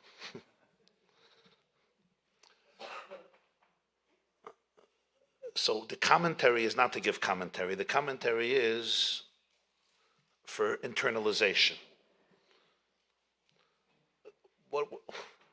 The Rebbe Rayatz was the biggest loichem al-chemes Hashem for Torah and mitzvahs. He didn't know who's from. If you read his letters, if you read his sichos, read his maimorim, the fight that he put up was unprecedented in history. Rabbi Ber Levin, the librarian of the Chabad Agudas Chabad Library, told me that, I asked him, told me that the Rebbe Rayatz built 600 underground schools in the Soviet Union. You know people who in America build 600 schools? You know anybody who builds 600 schools? You know people who build 2 schools? It's hard to sustain 1 school. Ask Muncie people about 1 school, right? Where's the board? Trust me, 1 school is kosher kekriyas yamsuf. And this is in America with grants, with outs, with space. You're talking about the Soviet Union, where you go to Siberia, you get shot. 600 schools that Rebbe built in the 20s and 30s with the shluchim. Most of them didn't survive. They were open for a few weeks, a few months, a few years, and then. But this is what he did. You understand what the person is? You hear 600 schools he built underground, all secrets. Nobody knows about them. Some of your Zaydas got an education there. My father got an education there. So he didn't know, we don't know who's from. What do you mean? It was a Shulchan Aruch. The one who spoke about this in the most clarity and passion was the Rebbe Rayatz, especially during the years of America, the 1940s, where he confronted the apathy and indifference of America in terms of Torah and mitzvahs. The Rebbe knew very well. But the Rebbe Rayatz was saying the emes, the pnimius. This woman stood up and said, Rebbe genug, ich bin nicht frum. And the Rebbe looked into her eyes and he said, Tochter meine, mir weissen nicht, wer ist frum. And what he meant to say was, don't allow Torah and mitzvahs to turn you into a holier than thou person. Don't allow religion to become a quagmire. Don't allow religion to make you arrogant, where you become the representative of God in contrast to everybody else who's inferior to you. Then you miss the whole plot. What does frum mean? We like, in our sociological boxes, to define people. This guy's frum, this guy's not frum. It's resumes, it's good for resumes. But when it comes to pnimius, when it comes to lakus, you really know. You know what's going on in people's souls. I'll give you a mashal. Avi Fishev told this to me. Reb Shlomi is still here. Avi Fishev told this to me. There was a boy. He announced in yeshiva that he's an atheist. You know those kids? in the middle of the Shir, right? Baba Basra, Cheskes Sabat, in the middle of a Tosfos. I'm an atheist. It's exactly what the Rosh Hashiva wanted to hear. Became an uproar, the chutzpah. Ravi told me, let me tell you the background story. Okay? Not an easy story to listen to, but I want you to understand this. This is what Hashem told Shmuel HaNavi. Al tabit al mareyu. Ha'adam yireh le'nayim, Hashem yireh le'levav. The boy had a babysitter. The parents would go away a lot, and they would leave him with a babysitter, a female babysitter. And for 3 years, the babysitter molested him. Achmana litzlan. Every night he would daven to Hashem that either they move, or that the babysitter moves, or that the babysitter dies. The prayers weren't fulfilled. For 3 years, she molested him and destroyed his soul, destroyed his life. Now he's 18, 19, he's in yeshiva. So he said as follows: for me to believe that God exists means that God didn't listen to my prayers for 3 years. I can't accept that God is so cruel. So what's the alternative? He doesn't exist. If he doesn't exist, then he's not cruel. So you understand what this atheism is about? A Jewish boy can't accept that God is cruel. Because how could you be deaf to a tefillah of a 9-year-old, an 8-year-old, a 7-year-old, 3 years begging you, Ribono Shel Olam, get rid of her, and you're not listening? If you don't exist, you're not cruel. You hear what this atheism is about? And then you scream at him, Koifer, apikoides. You're completely clueless. You're going to break him more. He's protecting Hashem. He can't accept that Hashem is an achze chalila. Keil erech apayim, rav chesed, ve'emes, of a rachamon, of a rachamim. So what does he do? He doesn't exist, so now it's fine. God is not cruel. Atheism is not holy, but this boy is very holy. And his atheism, I'm running away from you, towards you.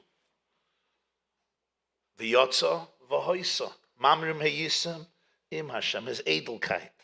He can't let go of God. So what does he do? He says, you don't exist. Then he doesn't have to let go of God. In his pnimius, we judge people. We so often misread what's going on. We break them, not realizing that the challenge is that they're broken. What they need is wholeness. And it doesn't begin with other people. It begins with yourself. Lohidia livnei adam gvorosav. So the Rebbe tells this girl, now, she wasn't 17. She was a millionaire, a multimillionaire. He says, Tochter meine. You hear how you speak? My daughter, Tochter meine. First thing is, you're my child. Tochter meine. There's a dvekus, connection, attachment. Mir weiß nicht, wer es from. I don't look at people like you think I look at people. I don't box them in. I don't stereotype people. You want to give an x-ray? Let's do an x-ray. You want an x-ray? Let's do the whole nefesh. Let's do etzem nefesh. This is not justifying, it's not rationalizing, this is not liberal progressiveness where you're so open-minded that your brain falls out and there's no Shulchan Aruch. If you knew anything about the Rebbe Hayatz, you knew that he was the opposite. He was the biggest loichem al-chemes ha-Torah. But it does mean Yiddishkeit is never about ego. And it's never about my comfort zone. And it's never about me protecting myself with this camouflaged figure of I'm holier than you and therefore I can be dismissive of you. It's never about judgmentalism. Real Yiras Shamayim means less judgmental, not more than judgmental. Why? Because if you really have Yiras Shamayim, when you look at another person, what do you see? You see heaven in them. And you bring it out in them. When I'm busy judging you and being mevatel you and breaking you, what does it mean? It means that I'm living in that space of narrowness and restrictiveness. Today, I tell you, when you look at a child, and you look at a bachi, you look at a teenager, remember these words. Mir weiß nicht, wer es from. Of course, every person needs to put on tefillin. Of course, every person needs to keep Shabbos and keep Tayag Mitzvahs HaTorah. But don't be fooled by deceptiveness. Don't be fooled by externalities. Tune into Pnimius and you'll see and you'll discover a whole other world. And what's the key? What does the Alter Rebbe say? What's the key? The key is there's a Yud von Eben and there's a Yud von Unten. And it's one. Because Yud and Yud are one. A Yid is a Yud. Yud, Yid. And Hashem is Yud, Yud. Yud Kevavke starts with Yud. And Yud is number 10. Yud. So it's a Yud von Eben. And all of Chinuch is to show that the two are not separate. To show that the two are one. Or B'sigin and Acher, Marabu Masecha Hashem. The Alter Rebbe was teaching this Melamed what education is. What education is, you want to teach your children not just to do certain things, not just to follow the tradition of the family and the rituals of Avada. What you really want to teach your children is who they are. What you really want to teach your children is Achdus. What you really want to teach your children is all in Aleph. All in Aleph. A pinta lefoneben, a pinta lefonunten. A yud foneben, a yud fonunten. And all of Yiddishkeit is about the Kav of Yerushalayim, to create healing, to create oneness, to create integration. If it's ever about separation, about detachment, about crushing somebody, about judging somebody, about making you fit into my box so I can have nachas from you, you weren't typhus, amitis ha'ein soif, you weren't typhus, the whole pnimius of it. The real nakud of everything the Alter Rebbe says is an aleph. I want you to be one with you. Lemeheve echod be'echod. V'ho kimne razad Hashem echod u'shmai echod. Kegavne dinim mesyachadin leila be'echod u'fachi sachadis lemata be'razad echod. Lemeheve echod be'echod. To become one with yourself. And the only way you can become one with yourself is if you become one with your own essence, with your pnimius, with your atzmius. And what is your essence? The Yud von Oben, the Yud von Unten, the Kav von Yerushalayim be'emtza. So the whole Yiddishkeit is really an exercise in discovering oneness, in you realizing who you really are, and therefore how you can maximize your ultimate potential, and how you could be truly true to yourself. It's never a frumkeit where it becomes about agendas and externalities and play games and acting and politics and elitism and classes and gradations, where it's like sometimes it becomes ekeldik, muktzamach masmiyus. It's like all of God becomes I'm better than you, and social pressure and social conformity. Sometimes people say without that, you can't hold it together. You need the pressure, the social conformity. Maybe. But the Rabbeim in Chabad, the Rabbeim probably gave up a lot just for Pnimius. Take the matzah with sneers, Lamosh. I'm not going to get in trouble. Take the matzah with sneers. Yeah. In other communities, there's so much pressure, right? If you deviate in the slightest, your kids are out of school, right? Chabad doesn't work like that. And people say if there would be more pressure, if there would be more fear, if there would be more external pressure, everybody would look better. There'll be much more tznius, things would look better. People tell it to me all the time. But tell me what you think. The Alter Rebbe, the Rabbeim, they believed so much in the emes and the pnimius of Yiddishkeit that they said that ultimately it can't be about social conformity. It has to be about authenticity. And authenticity doesn't come through coercion. Authenticity comes through real Yerushalayim. Because that's the only thing that survives forever. Whenever something is created because of social conformity, at some point, The Pandora box gets broken, and boom, the skeletons come out. You see what happened in Israel the last few weeks. There was a community that prided itself as one of the most religious communities in the world, and it emerged to be one of the most corrupt places on planet Earth. Calling a serial rapist a tzaddik, zeichet tzaddik levracha, without shame. What does that do to people? It shows people that if you want truth, you will never find it here. Here you will find only corruption and cover-ups. MS you will never find here. It showed people that you can't trust a word of religious establishment. Intelligent people look at this and they vomit. If this is your religion, I'm out. There's plenty of people that are not intelligent, so they just go along. That's fine. But with this, you can't change a world. The Rebbe wanted individuals. He wanted people who are personalities. They think for themselves. You're not going to sell them Baba Maisis. In 50 years of the Rebbe's Sichis and Maimonim, he never disappointed. He never sold anybody a Brooklyn Bridge. He never said something that wasn't true. He never turned anything into a cover-up that looks good to be able to impress people. You knew that here's a place where he invested everything, his whole emes, his whole pnimi, so you can invest your whole emes, because you're not going to get stabbed in your back. And it's not a small thing. When I look around today and I see how much politics, how much falsehood, how much corruption, you begin to appreciate when you see a nitzutz of emes. Nobody owns God. You don't make schayda. You don't make business with Torah, with mitzvahs, with the Rebbeinu Shalom. It's not a chess game, maneuvering pieces with gaboyim and rosh yeshivas and meshamshim and positions and chatzeris and maises. That's good for pettiness. That's good for certain newspapers, for certain websites. That's the vision of Hashem in creation.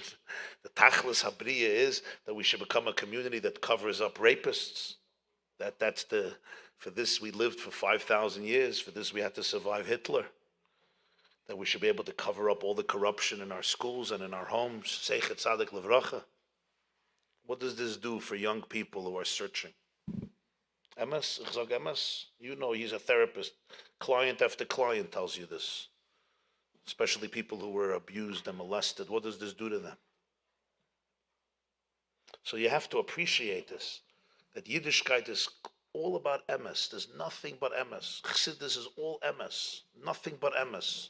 If it's not truth, it's not worth anything. You could take it and do with it what you want. If it's not emes, if it's all about social conformity and pleasing you and getting into the right schools and getting the right shidduchim and the right resume, who needs it? Go to another world with this much more interesting people and much more diversity. And that's what people are now feeling there. They're spitting up.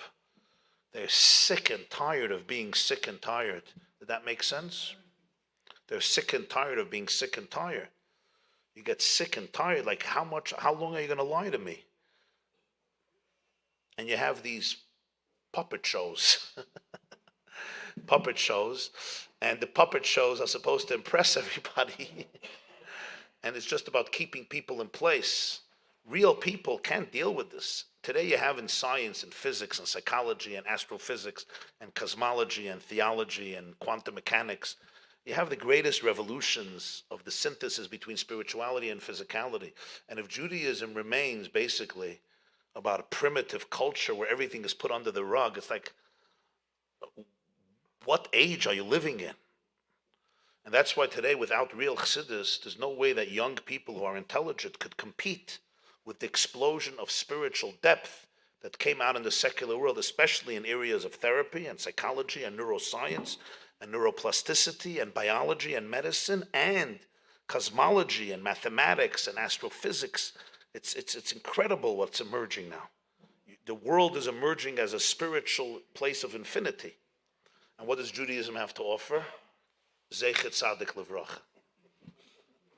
That's the beginning and the end. Zeichet Tzaddik Levracha. That's all we have to offer. Zeichet Tzadeh. For this, that God came down on Har Sinai. So people who are deep, people who are not deep, people who are deeper are getting very, very annoyed, and people who are hurt and people who are sensitive. So this is where today there's an unprecedented opportunity. I sounded pessimistic, but I'm not. I'm very optimistic. Because this is all an Indian of Regula. It's all Birurim. This time of Vedas of Birurim. Toiv and Ra not mixed up anymore. Toiv and Ra, not, we spoke you to Skislev, we had the Farbrengen with Rabbi Shei's Tam. Toiv and Ra not mixed up anymore. It's not mixed. Good and evil are not mixed anymore. This time of Vedas of Birurim. It's not mixed. Used to be very mixed, and it's not mixed. There's Ra and there's Toiv, and it's very clear. Elamai, what's the avodah? The avodah is to open your eyes, and to be able to embrace the Toiv, and to be able to become an ambassador of emes, and show the emes of everything, the pnimiyas, the emes, a world in which every challenge is seen as an opportunity for growth, and everything that triggers us is an opportunity for healing, a world in which people are not victims but they're leaders, a world in which we understand that oneness is the truth of everything, not a hierarchy of elitism and arrogance and holier than thou and superiority complexes and judgmentalism and dismissiveness. A world in which each of us realizes that each of us carries a fragment of infinity. Nobody has all of infinity. Together we have it. Ein Sof. Antuchad v'lo b'chushban. Morabu Masacha Hashem. So the Alter Rebbe was teaching this Jew what it's all about. It's all about an Aleph. It's all about becoming an Aleph, becoming an ambassador of unity, becoming an ambassador of oneness. And if you could give this to every person you meet, beginning with yourself and your spouse and your children. Apin telefon eben, apin telefon unten, das is an Aleph, ayud von eben, ayud von unten, akav von Yerushalayim be'emtza, das is an Aleph. You gave them the greatest gift. You gave them the greatest gift of their life. You're a Yud. You will always be a Yud. You're one. You're connected. You're never ever disconnected. When I see you, I see light. I see beauty. I see holiness. I see infinity. I see love. I see godliness. I see a chelik elekamim al mamish. You could scream genug, ich bin nicht frum. And I'm going to say, get to know yourself better. Get to know yourself better. And you'll see that you're the best of the best. You're creme de la creme. You're the holiest of the holy. And when you believe in them, they'll be able to believe in themselves. When the Rebbe said this, the Rebbe Yatzai, he said this with his etzem hanefesh. He said it with his pnimiyas. He said it with the kiss that he received from his father. The kiss that he received from the father taught him, don't get nispal from externalities. Marabu, it's all masecha. It's all masecha. It's mamish all masecha. And if it's all masecha, leich le'uman sha'asa'ani, as the Gemara says in Tainas, go to the craftsman who made me and tell him, how ugly is your vessel? Tell the craftsman who made me, the Gemara says, how ugly is your vessel? When you find out about the craftsman who made me, you look at the vessel and you'll say, a geschmack. You're going through a journey? You're going through a journey. A woman told me, she told this to me directly. This is a very deep story. Chaya. I'll tell you the story, then we'll sing a niggin. She lives in Israel. You have to open your hearts for the story. You with me? The Olam is with me. Huh? One more story.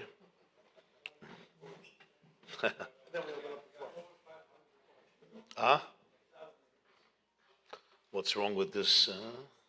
This is Nishkan Olam Malay. Huh?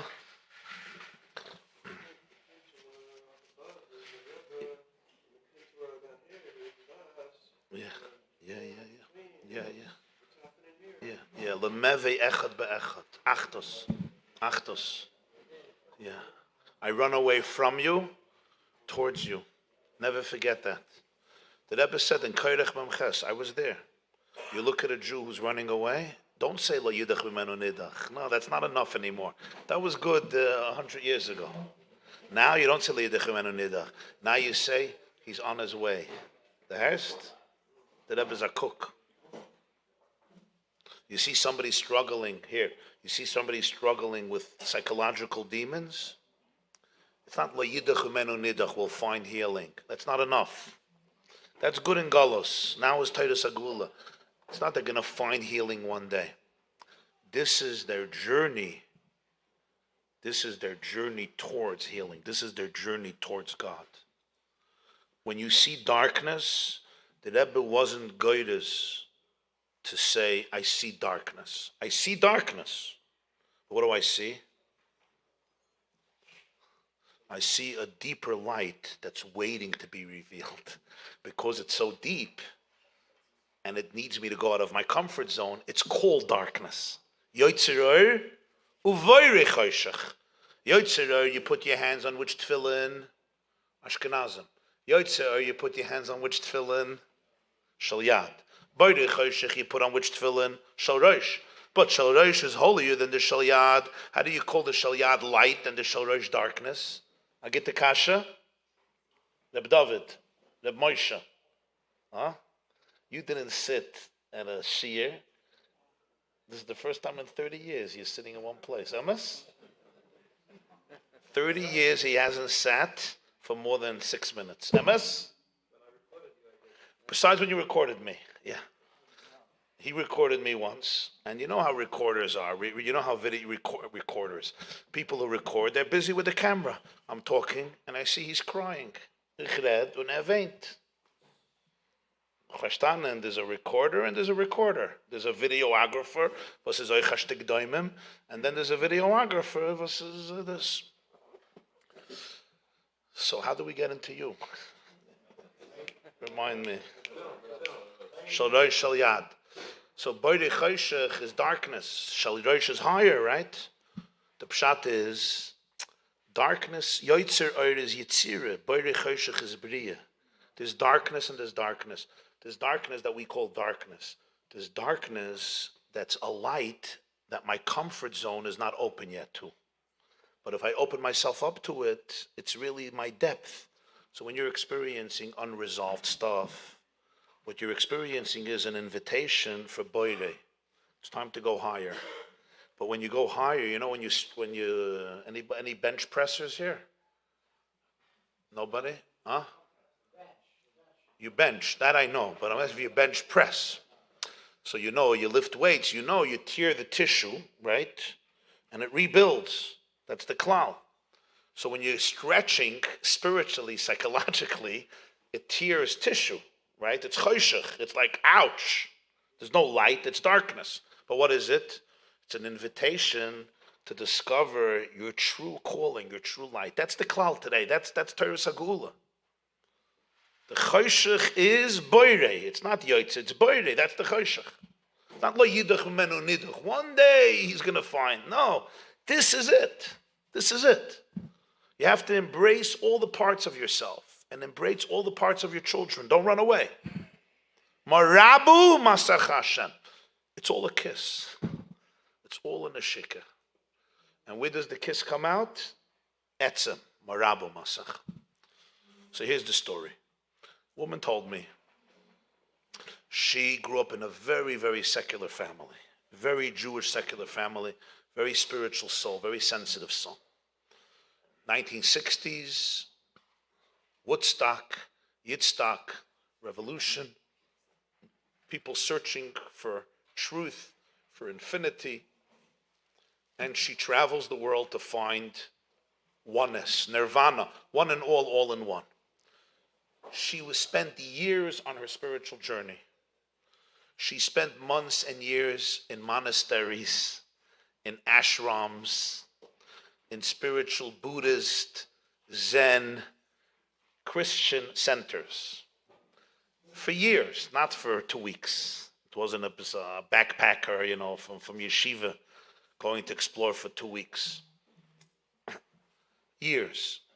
And she got involved in the fasting and in karma and in transcendental meditation and in Zen Buddhism, in the practices, the rituals, including burning the incense and many of the pagan rituals and practices prevalent in the Far East. And she really excelled in that environment. She got a call that her very close relative is sick, and she had to come back to America. And somebody invited her for Pesach to be in Crown Heights, 1973. The Rebbe came to visit the Seder in Mechon Chana, which was a girls' school for Bali Tshuva, and she saw the Rebbe.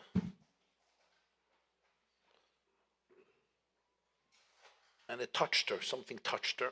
And somebody said, why don't you stay here a few months and learn about Judaism? And she really began to develop a very deep connection to Yiddishkeit because of her spiritual sensitivity. When she decided to stay and study, so she wrote a letter to the Rebbe. The letter was a very long letter, and the letter simply shared with the Rebbe everything she went through. The home she grew up in, the secularism she was raised in, and then she went through every monastery, every Avodah Zarah, all the fasting, all the meditations, all the rituals, all the incense burnings, all of the dancing and orgies, everything. She spent time in Europe, in Western Europe, and in Eastern Europe, and in the Far East, in India, and other places. A full letter, a long letter, 8 pages. Everything. And she said, here I am today. I want to become Jewish. I'm Jewish, but I want to become Jewish. And she said these words to me. She told this to me directly. She said, people told me that the Rebbe is the right person to give you a tikkun for all the Avodah Zarah. Avodah Zarah is it's a cardinal sin. It's the one of the 3, Yaharik Val Yaver. And it's not Avodah Zarah 1 week. It's Avodah Zarah for years. But he's the right tzaddik who can give you a tikkun. And people speculated that there's probably going to be fasting for like 40 years. Monday, he'll do it in a nice way, Monday, Thursday, tzedakah, tehillim, But 40 years, you'll be masakin Avodah Zarah, and you'll become a Yid.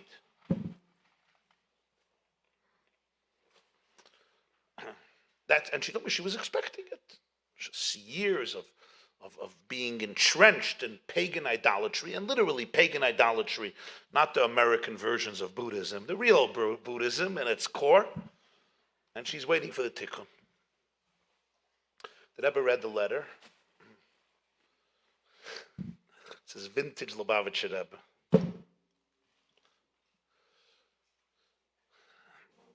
And he wrote an answer to her. The answer consisted of 2 words with a little explanation. The 2 words were, Yagaita umatzasa. Just like by you was Mekuyim the Yagaita, by you will be Mekuyim umatzasa. The Gemara says in Megillah, Yagaita, you search, you'll find. Obviously, you fulfilled the first part very well. You searched. So it's obvious that the second part will be fulfilled. You will find. That was the answer. What did he do? He took all of her years and he put it into 1 word. Yagaita. And the Yagata is the prerequisite for matzasa. Another person would look at her and say, wow, how tameh you are. Look at the tumah. The Rebbe said, Yagaita. What were you doing? You were searching. You were searching for truth. You were searching for God. You ended up in crazy places. And God brought you where you had to be. And by you as Mekuyim the Yagaita will be Mekuyim the Matzasa. Just like the Yagata was Mekuyim. Because you went everywhere to extremes. And that was her tikkun. That was her tikkun. And this is more than fasting 40 years. You could fast 40 years and not have a tikkun, right? You know the Maisa with Reb Simcha Binim of Pshischa, huh? You know the Maisa? You don't know. There was a Yid who came to Reb Simcha Binim. He said he wants Gilui Eliyahu. He wants to see Eliyahu on Navi. And he read in Svarim that if you fast 40 days straight, you eat at night, and you do Gilgul Sheleg, you roll in the snow without clothes, you have Gilui Eliyahu. He said, I did it. 40 years, I ate grass at night, and I rolled in the snow, and no Gilui Eliyahu. So what do you do with such a Jew?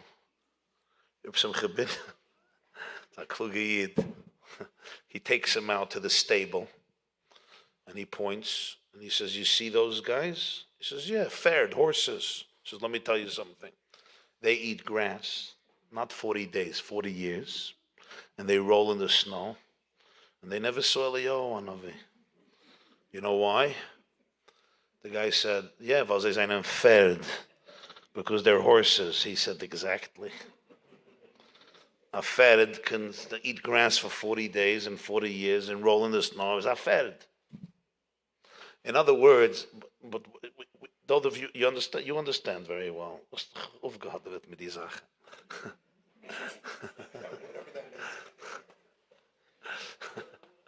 No, I don't mean it chas v'shalom. I mean it exactly as I said it. In other words, all of us, you close your eyes, yeah, mechap maluchim, yeah, ana Hashem atzlichana, right? You don't eat grass. You eat grass. You don't eat other stuff. You don't eat egg rolls. You eat grass, and you roll in snow, whatever that means, and you chap malachim.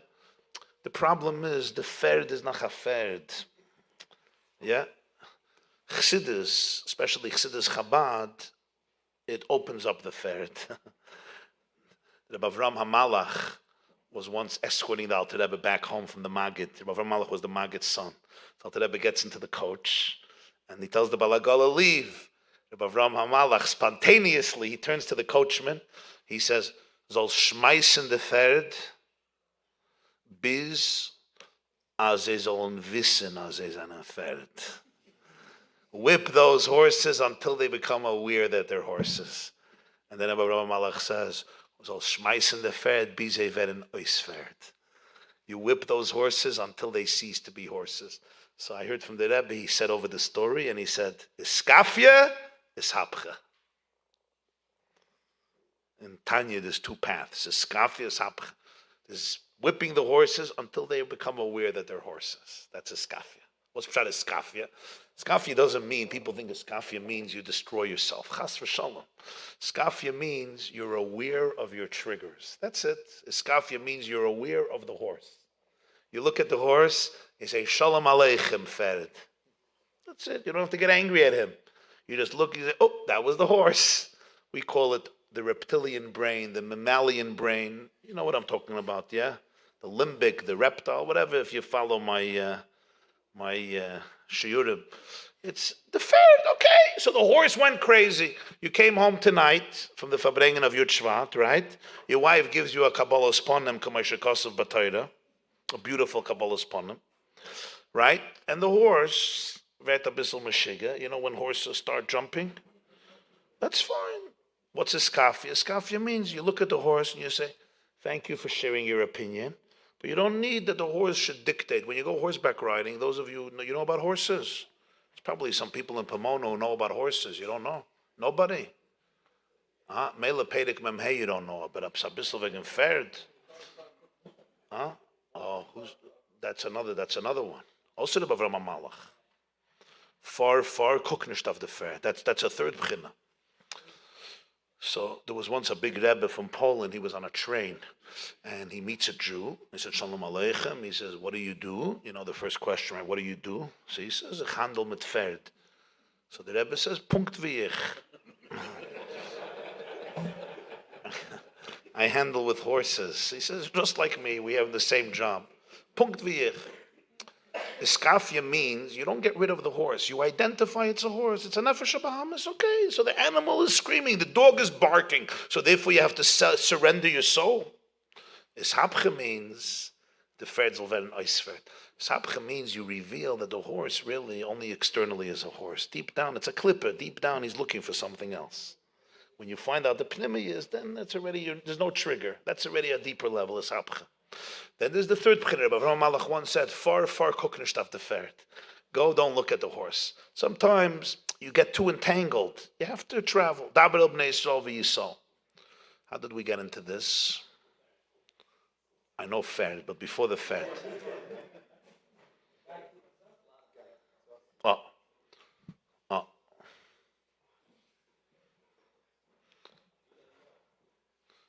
Before the Galileo.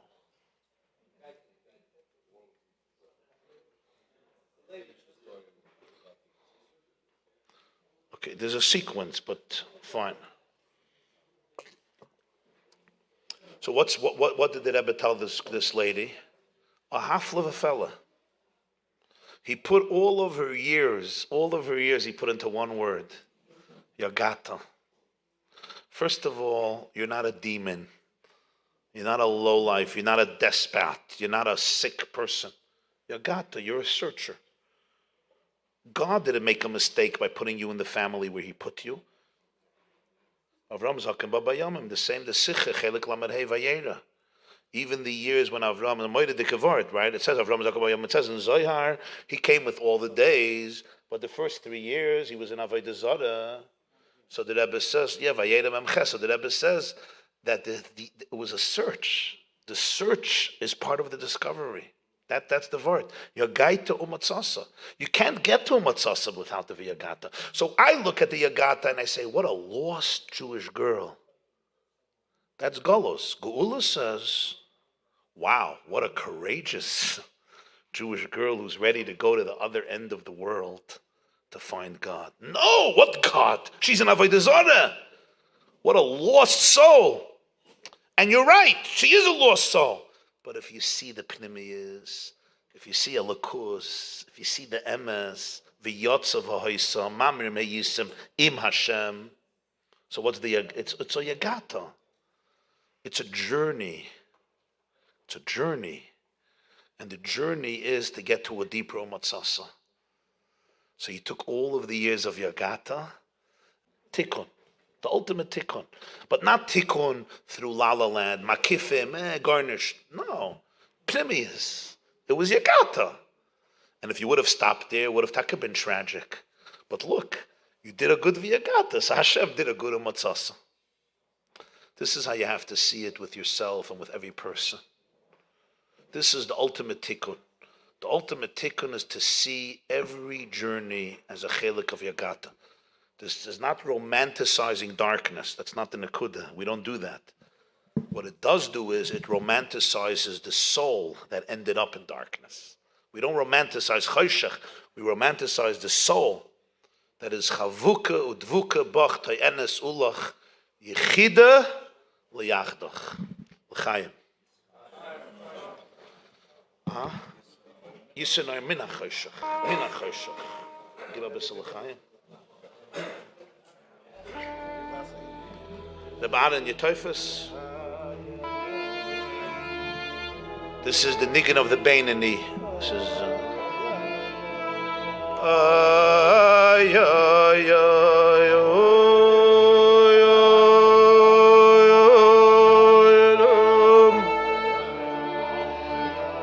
But Moshe, verstehst? He also never sat so long. You too. In the hallway. Chavrus is in the hallway.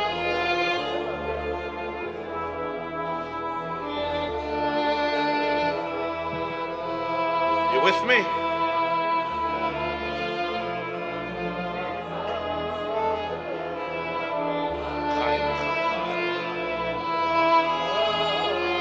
The hairs that Rebbe's over it. Yagato Matzasa. Huh? She told it to me. She lives in Israel today. Teacher of physics.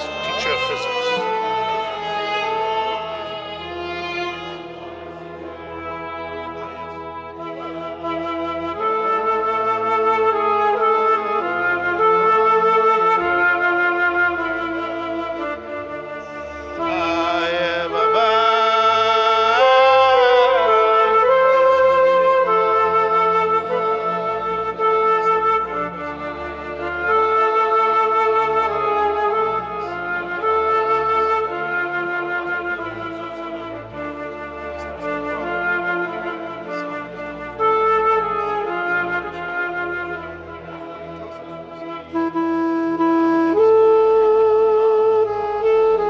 keep on saying that it's both. How old is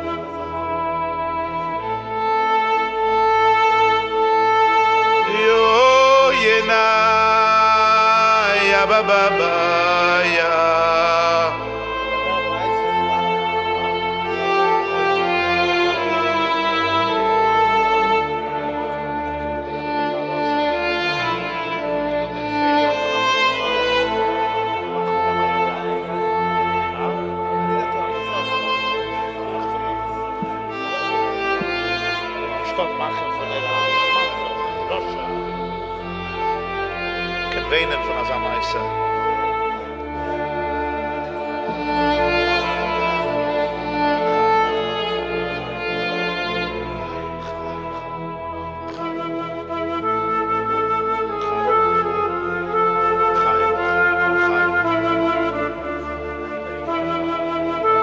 You're plugged in? You're tuned in? I know him. I kennen sich. It's a soul on fire. Keep the fire burning.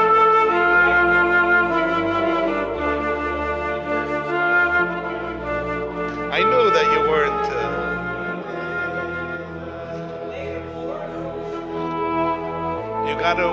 You gotta edit your doctorate.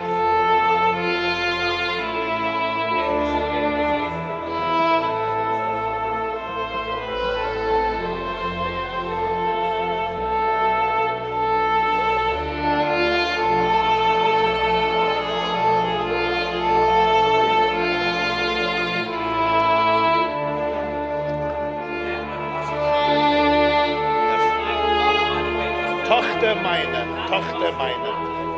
Huh?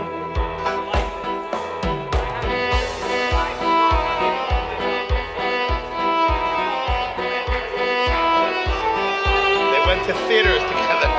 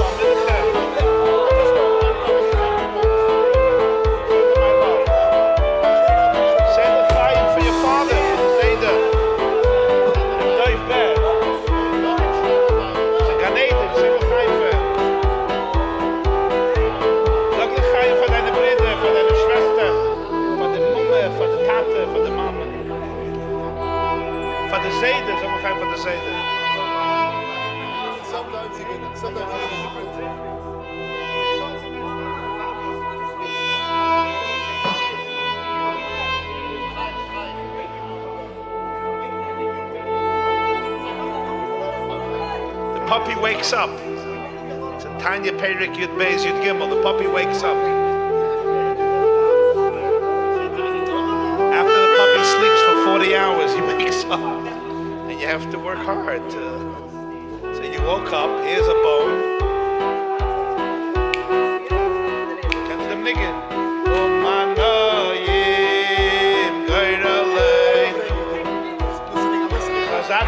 I love you. You stay connected. You can learn it. You heard what I explained about Actus Absissa, diversity, radical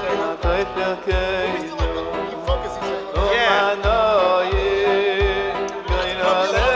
Black on white.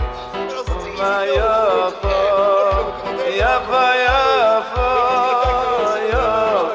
Yerusha Sevek.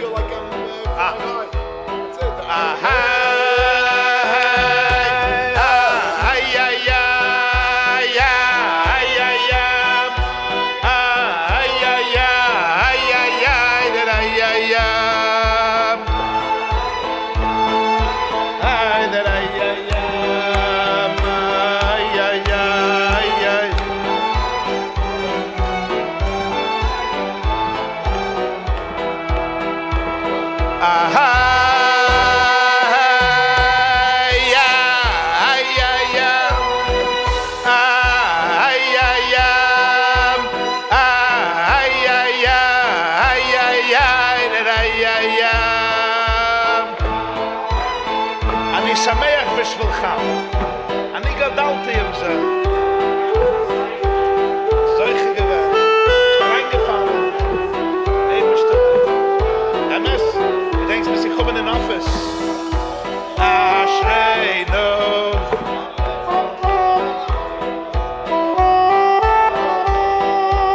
Ein Maimen, because the Torah is, werde der Shaman abgeben. MS. Ein Maimen. Das ist Mama, mir auch gesagt. Ein Maimen. Matev Chalkeinu. Was ist MS? Knimmi ist ein Zeug. Der Rebbe verkauft nicht Lokschen. Und will, man soll nicht verkaufen Lokschen. Verkauft nicht Lokschen, verkauft nicht. Ahai, ahayayam, ahayayam, ahayay. Also wie der alte Jahre.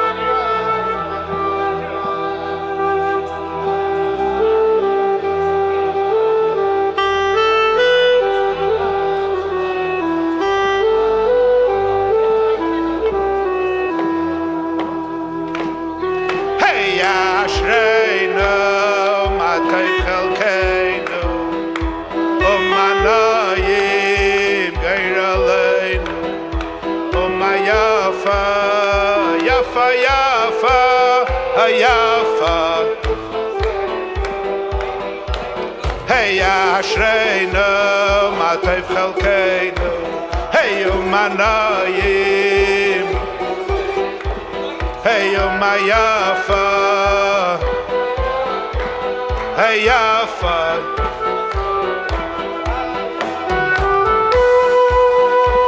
Hey ya, hey ya, ya, ya, hey ya, ya. Ay ya, ya, ay ya, ya, ya, ya. Ay, ay, ay.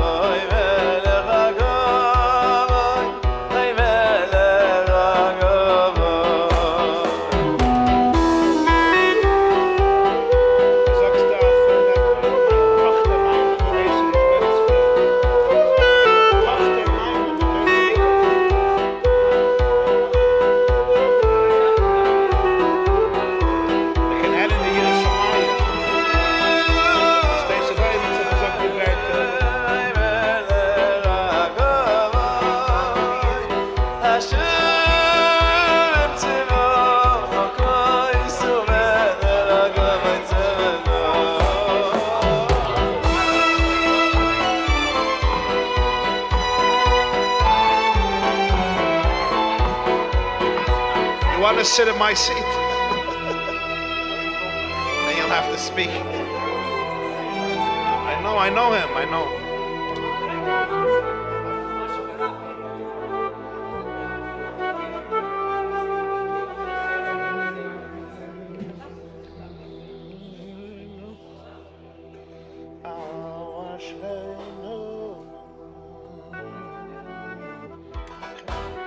Du bist der Ballerboss.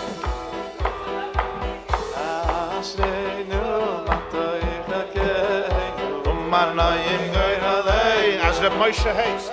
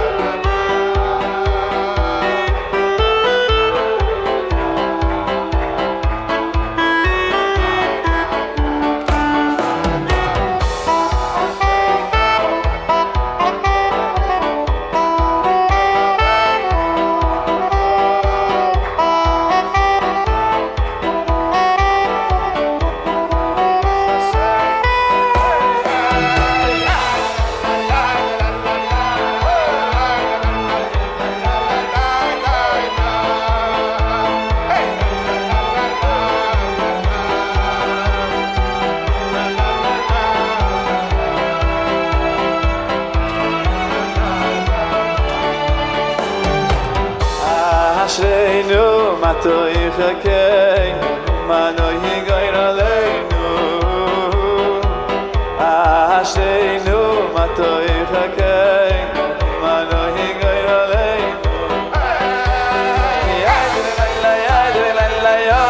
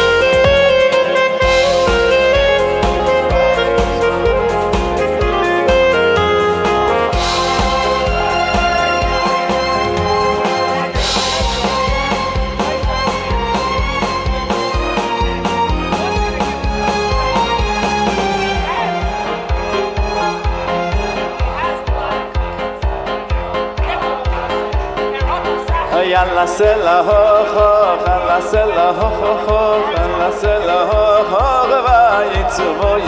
Ah, ya ira ira, ya ira la ya ira la la ira la la ira la la ya ira la la ya ira la la mo ya ya ira ira. Ya ira ira, ya ira la ya ira la la la ira la la ira la la ya ira la la ya ira la la la.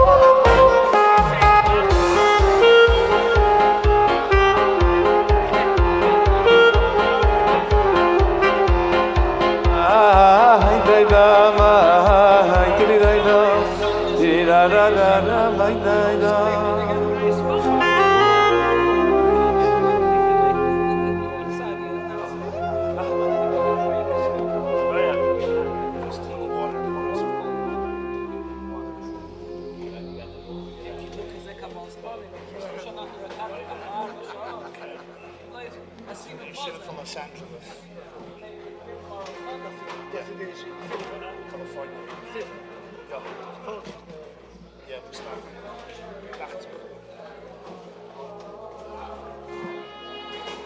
You don't have Seder tomorrow?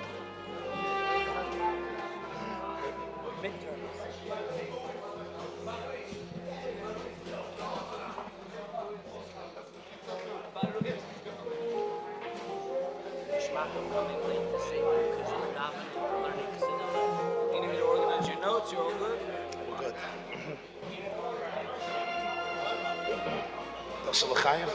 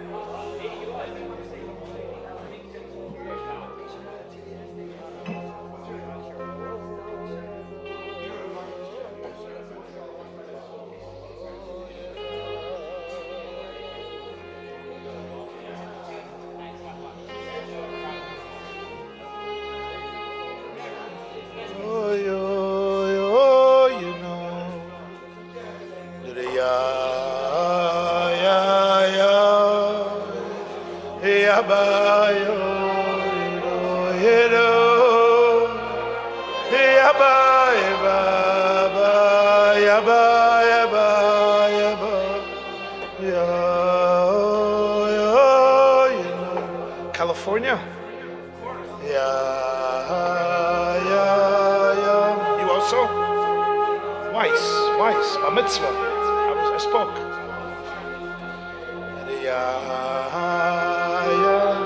Manchester.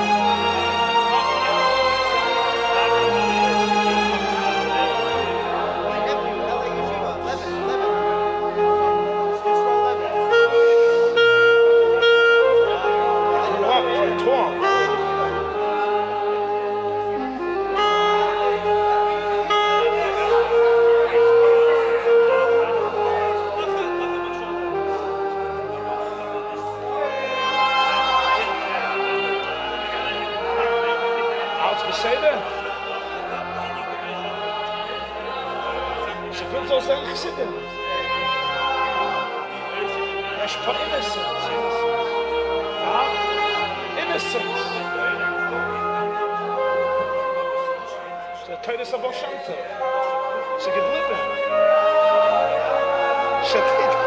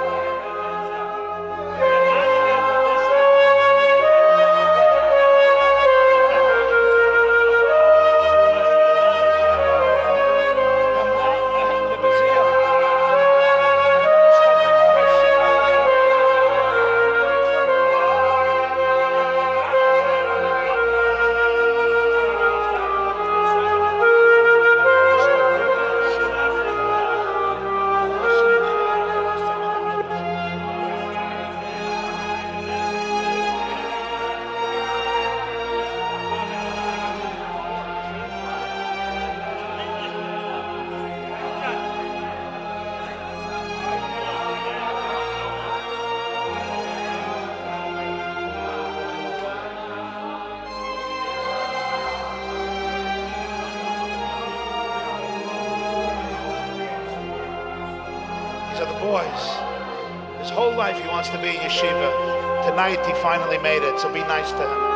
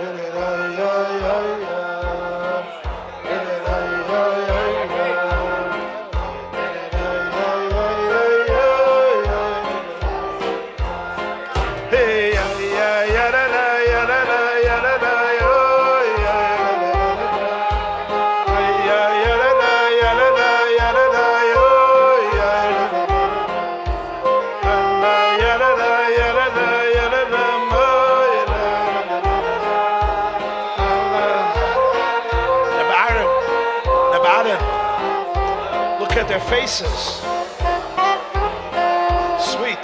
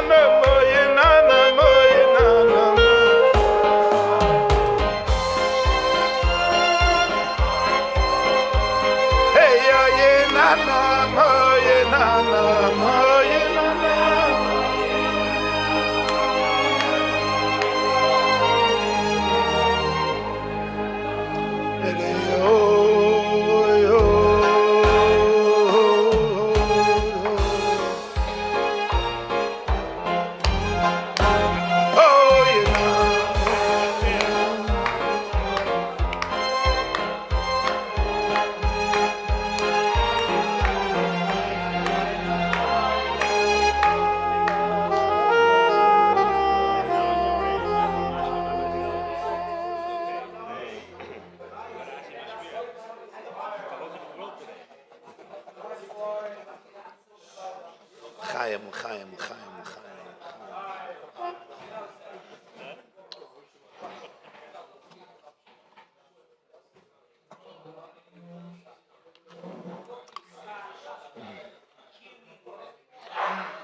I want to welcome the whole yeshiva from California. Oyer El Chanan, Los Angeles. Welcome, welcome. Bruchim Abayim. Oyer.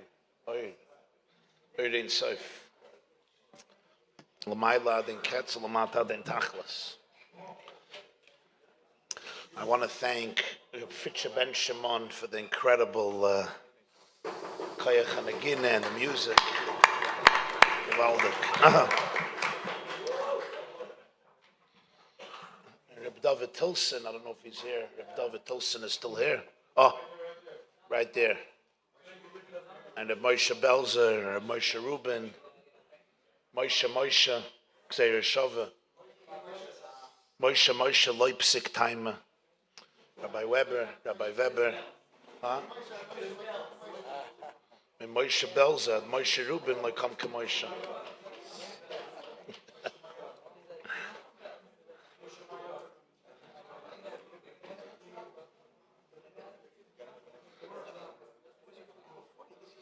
This is the West Coast. This is the real day. They're going to bring, I'm sorry for the weather, guys. Outside is cold, but inside is warm. We couldn't provide the Los Angeles weather on the outside, but on the inside, we'll provide you with the West Coast weather. Huh? And thank you, Yossi Altine, for video. Thank you, Reb Shmuel Silber, for video. And dedicated by Reb A. Ben Rachel Spitz in honor and merit of Eitan Yosef Ben Rachel Shira for all the blessings in the world and beyond. L'chaim. And also dedicated by Nancy Miller in honor of the Rebbe. L'chaim, l'chaim, l'chaim, l'chaim, l'chaim.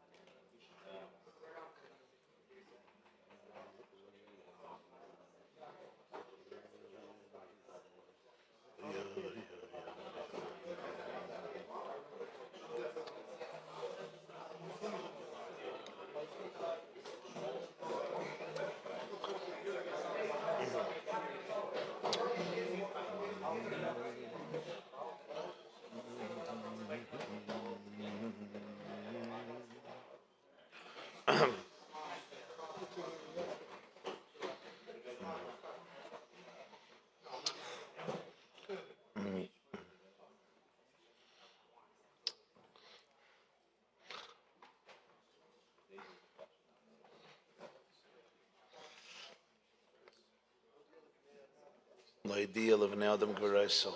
Huh? Yeah, that's everything. Lo idea of Adam Gvaraisov. Every person you encounter, how do you know it was a worthwhile encounter? If they go away from the meeting knowing how powerful they are. You hear?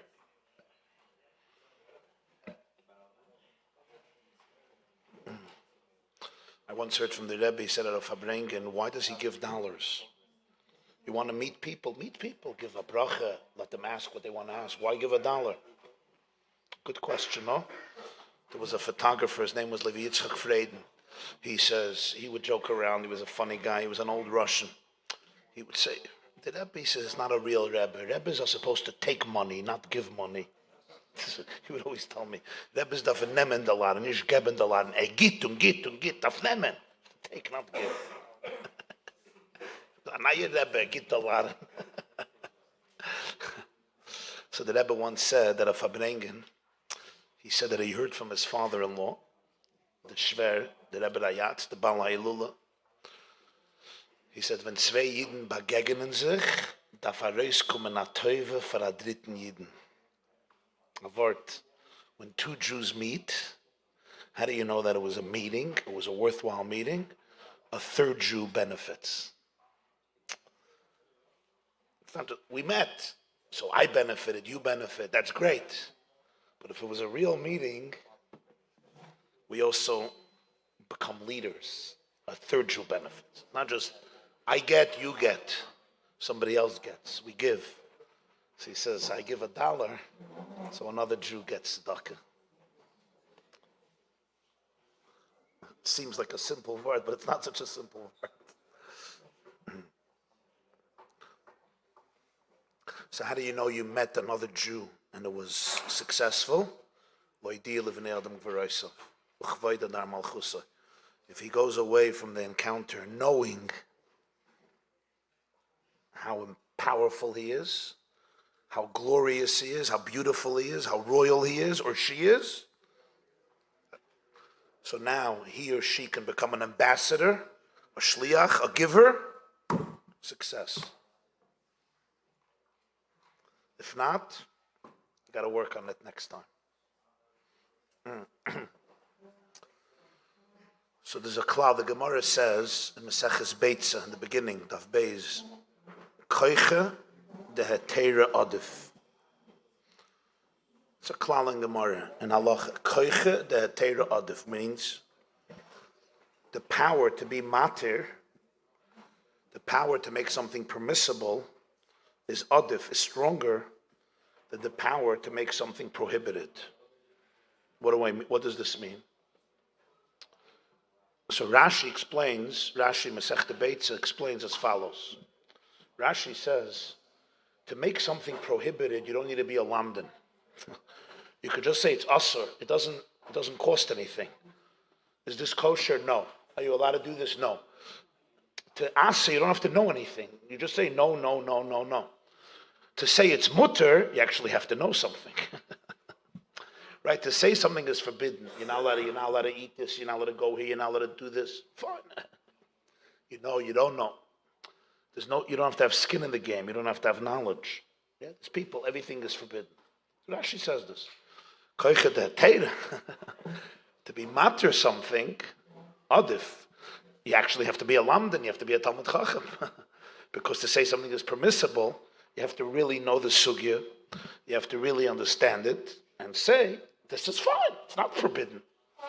To say it's forbidden, okay, big deal. If you're right, good, and if you're wrong, so what happened? So people didn't need it.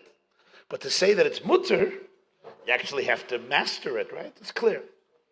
This is what Rashi explains in Masechta Beitza. So the power of heter is much greater than the power of it. Everybody could say everything is asr. It doesn't take much. To say that something is mutter, this comes from lumdus. It comes from knowledge, from mastery. Once at a Farbrengen, the Rebbe said that there's something deeper. Koiche de Teira Adif, something much deeper. He said as follows. What does Isser mean? Isser means no. You can't eat this. You can't do this. You can't go here. You can't be involved in this. He said that the neshama had before it was born. Before you were born, you had the inyan of Isser. The neshama was not eating, the neshama was not drinking, the neshama was not an olam hazard, the neshama was not getting dressed, the neshama was not going anywhere, the neshama didn't have internet, the neshama didn't have a phone, the neshama didn't have technology, the neshama didn't have a car, the neshama didn't build a house, the neshama didn't have a bank account, the neshama didn't have a business, the neshama didn't go on vacation. the inyan of Isur, that's not what you were created for. That you had much better before you were created. What do we have when we're created? That you do something. Sur Meira, going away from Ra, that's not the chiddush of creation. That's not the chiddush of the neshama coming down. You had that in Gan Eden. There was no Ra. What's the chiddush? What happens in Olam Hazeh? Asay toiv. You do something. You change the world. You change people. The highest of art. You transform. You transform yourself. You transform your guf. You transform your nefesh habahamis. You transform your part in the world. You impact people. That the neshama didn't have up there. The neshama up there was in Gan Eden. Nenem is Shchina. So koiche de heter adif. When you think about what's the ultimate vision, is the ultimate vision to say it's asur or to say it's mutter? Obviously, you can only say it's mutter if it's al pi Torah. If it's not al pi Torah, you're not allowed to say it's mutter. But what's the koyach? Where is the tachlis of creation? Not an isur. Saying no, Rashi says sinishkin kunz. The Rebbe says not only sinishkin kunz, sinishkin tachlis. That we had much better before we were born. What happens in birth is that you can not doing. The word no was much better before you were born. It was no to everything. You didn't even have what is it called? Flip-flop. Flip phones. Forget about smartphones, even dumb phones. In Gan Eden, there's no phones. No computers. They don't even have my clips over there. Do you know that? Maybe. Maybe when we learn Basi Lagani.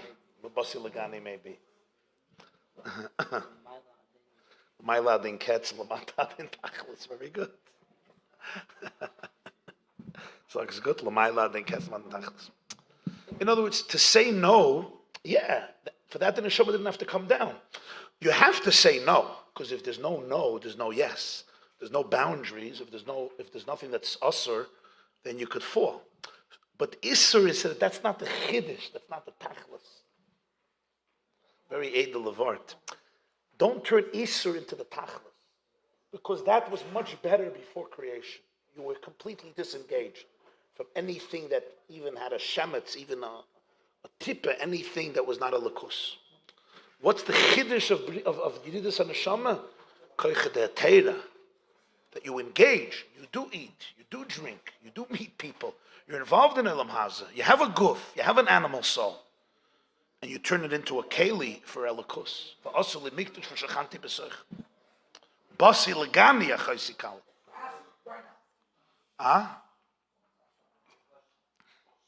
No problem. Koiche de hetera, therefore, is adif. Obviously, it has to be hetera according to Torah, not hetera stam. But that's much more powerful. Because if the soul came down just to stay away from everything, stay up. Stay there. Soul didn't come down to stay away. Soul came down to transform, to do, to engage, to elevate, to be creative, to make a change, to make a transformation. And that's why we see that there's a big Isser in Torah. It's a very interesting thing. Very interesting inyan. It's in Parshas Emer. I don't know if you know this. There's a prohibition. The Torah says in Parshas Emer, it's an Isser, it's a prohibition to castrate an animal. You're not allowed to take away even from an animal, even from a non-kosher animal, you're not allowed to take away from it the power to give birth. That's why in Israel they have such a problem with cats. You ever see the matzav in Yerushalayim with cats? Huh?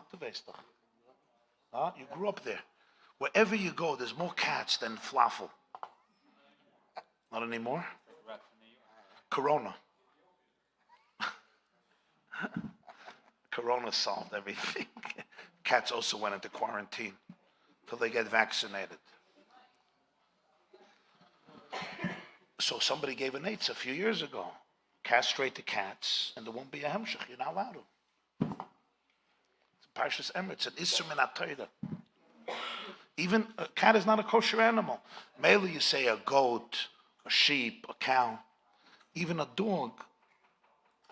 Any animal, kosher, non-kosher, is an Isser min HaTorah to castrate it. Why? You have so many cats, nobody knows what to do with them.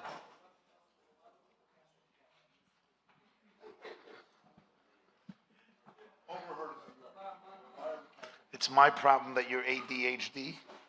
It's my fault.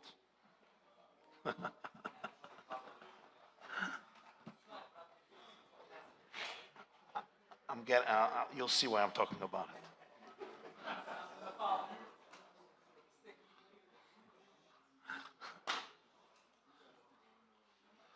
And it's an Isser. You look in the Sefer HaChinuch and Shulchan Aruch.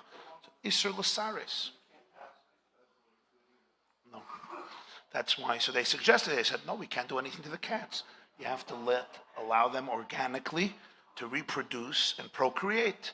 Ayu mala haaretz chatulim, mala haaretz cats. Sheyeh. The tourists go and they meet cats wherever you go. Every alleyway in Yerushalayim. It's a fascinating Isser. Why?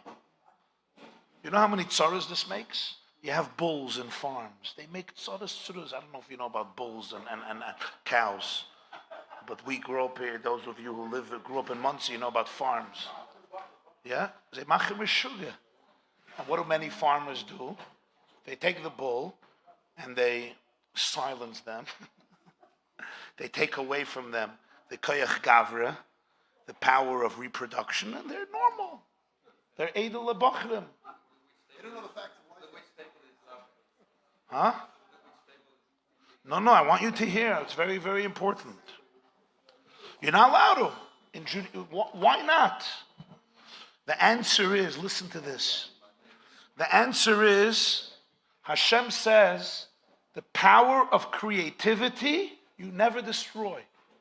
You never take away from somebody the power to create. The power to create comes with a lot of problems. Because if I don't have an urge to create, to be creative, right? If you could just destroy my creative powers, I'll be much better. You don't do that, because koichet de teira adif, to be silent, to be repressed, to be not, to disengage, that you have lamaila. The whole reason the neshama came down to this world was to create, to change, to transform, to express. Not to repress. You need isur in order to have heter. Because if you have no boundaries, you'll destroy yourself. Like a violin. If you don't tie down the chords, there's no music. You ever tried to cut the chords of a violin? Anybody here plays violin? Guitar, nobody? Nobody plays guitar in the whole California? So what happens if you decide you want to let the chords of the guitar go free? So you cut them, you cut the strings, what's going to happen? You'll take your guitar or your violin, what do you think is going to happen? No music. In order to have music, you have to tie down the strings. But the reason you're tying down the strings is not to tie down the strings. It's in order to create music. When Shulchan Aruch says that something is prohibited, tie down the string, it's because it wants the music. You never destroy somebody's music.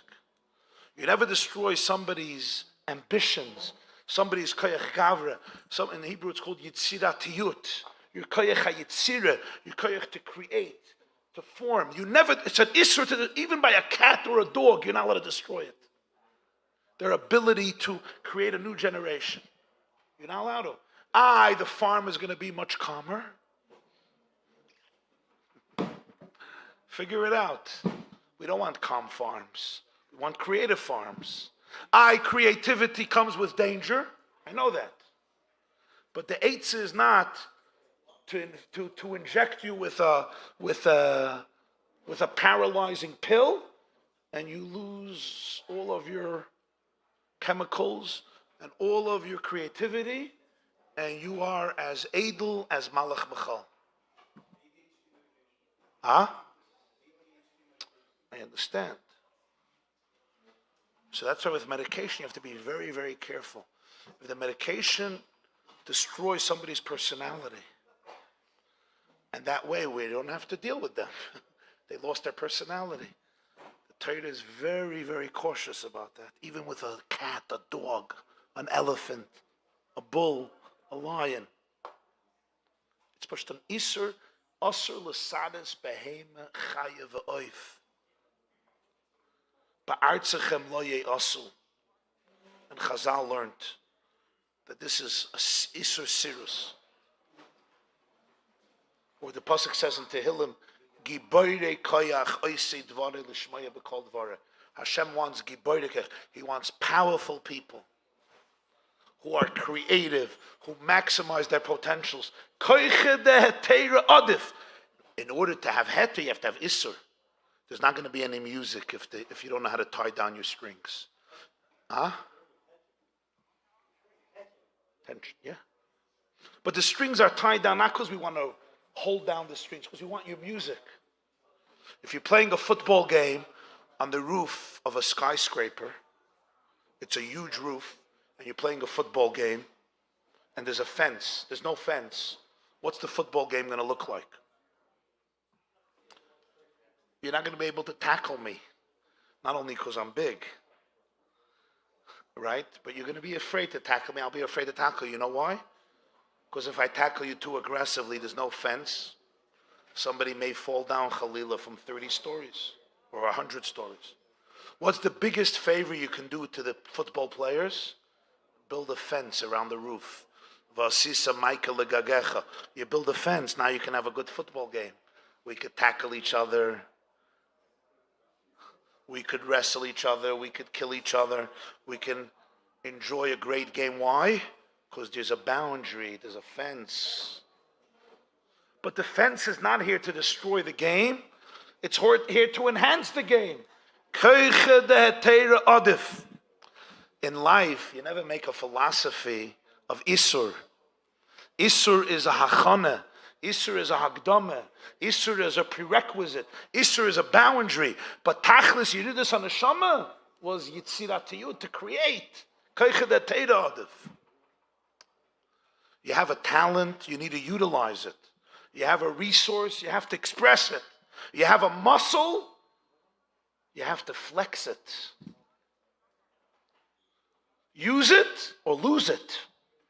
And if the purpose was to come down and lose your muscles, then you could have stayed up there and lost all your muscles. The purpose was to come down and use your muscles. I'm not just talking about physical muscles, physical, psychological, emotional, spiritual. You have kishroinus, you have chushim. Maximize them. Suck the marrow out of life. Dance to the end, to the oomph. Yiddish should be Yiddish, creme de la creme.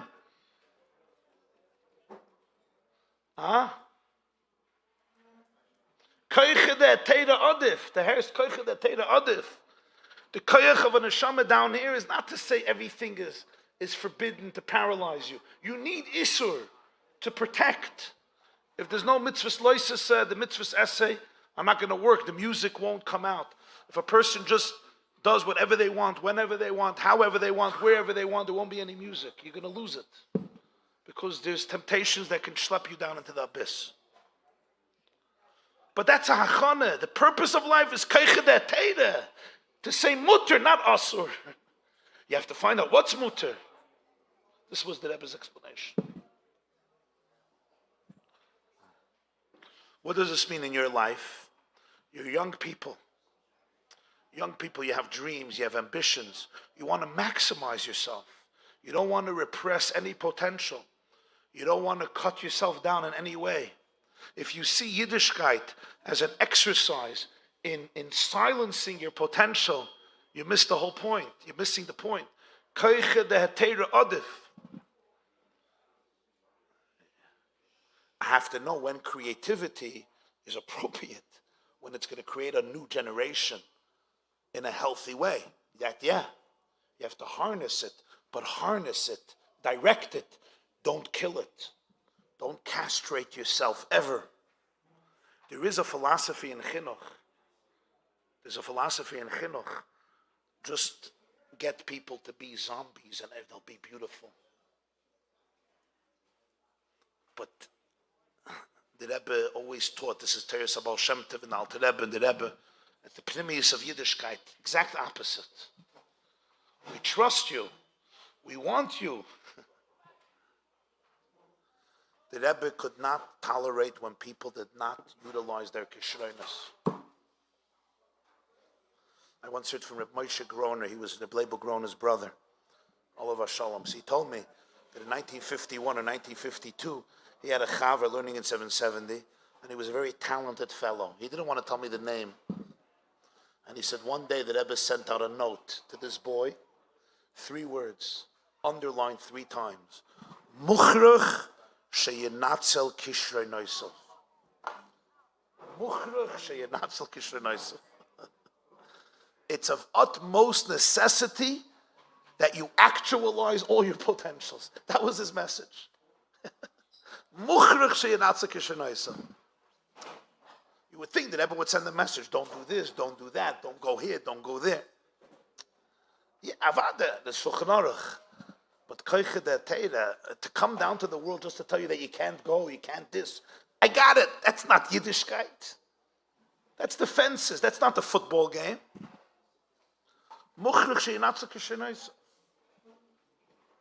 And it's true, and every person has tremendous koyach gavra. You have creativity, you have life, you have passion. Never ever allow anybody to destroy that. You have to harness it. You have to find the right place and the right time and the right context. Because if not, they can just get squandered and wasted. But the koiches, they're divine. That's why Neshama came down to the world, to utilize them, to maximize them, to actualize them, not to silence them and destroy them. Chas v'shalom. Giboirei koyach, oiseh dvar lishmaya b'kol dvara.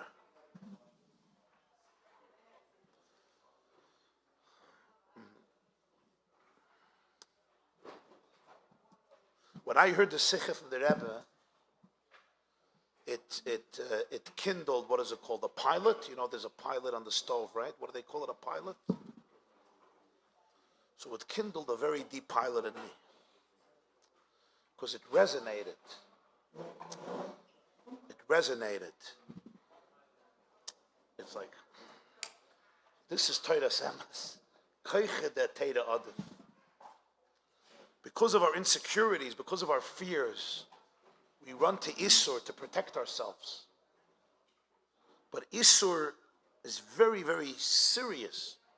Isur is critical. We're talking here about real Yiras Shamayim. But if Isur becomes the tachlis of Yiddishkeit, you don't understand Yiddishkeit. Koiche de Teira Adav. Tachlis of Yiddishkeit is expression. Yitzira. Change, creativity, asay tov. Sur Meirah is the bedrock of asay tov, but asay tov is where it happens, where something happens. There's substantial metamorphosis, transformation. The boys are tov. You guys understand what I'm saying, huh?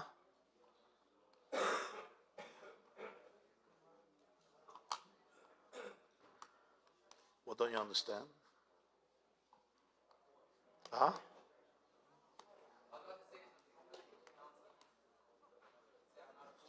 I don't pounce on anything. Tochter meine, mir wissen nicht, wer ist frum. I don't pounce on anybody. I have learned not to pounce. If I could only not pounce on myself, I'll be more serene. Now the question is, so this you have to know. When you have a talent, when you have a resource, when you have personality, don't let anybody destroy it. Most importantly, don't let you destroy it. Sometimes in the name of religion, we destroy personalities. We destroy creativity. We want everybody to look alike. We want everybody to march in the same line and not get out of line because it's easier to control. What I learned from the Rebbe that moment was koiche de teira adif. My neshama didn't come down to the world just to stay in line. Your neshama came down to the world to step out of the line. To stay in line, you could have stayed in Gan Eden. There was a much better line, much more straight.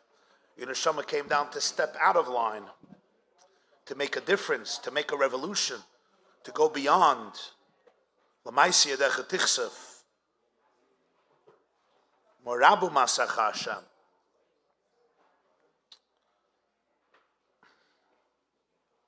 You want to step out of line. You want to, what's the word? Carpe diem. Carpe diem. Seize the day. That's Hebrew. Oh, it's Latin. It's Latin. Seize the day. Seize the moment. Seize the day. Make your life extraordinary. Make every day extraordinary. You know the story? You know that it's a good story. Listen to this. Boys, listen to this. If you take this with you, is already worth it coming from California. Let me say l'chaim. Oh, you're still here. You with me? You hear the word koicha the Teira Adif? Masechta Beitza Daf Beis Amud Beis on the top. You could look it up. Beautiful Rashi, a long Rashi. You learned Masechta Beitza? David, you learned Masechta Beitza? You learned Masechta Beitza? Beis. First page. You're holding Aleph. Okay, that's the Sharblat.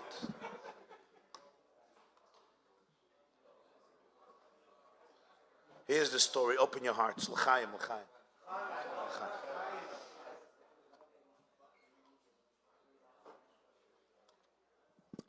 It's a very deep story. You heard of David?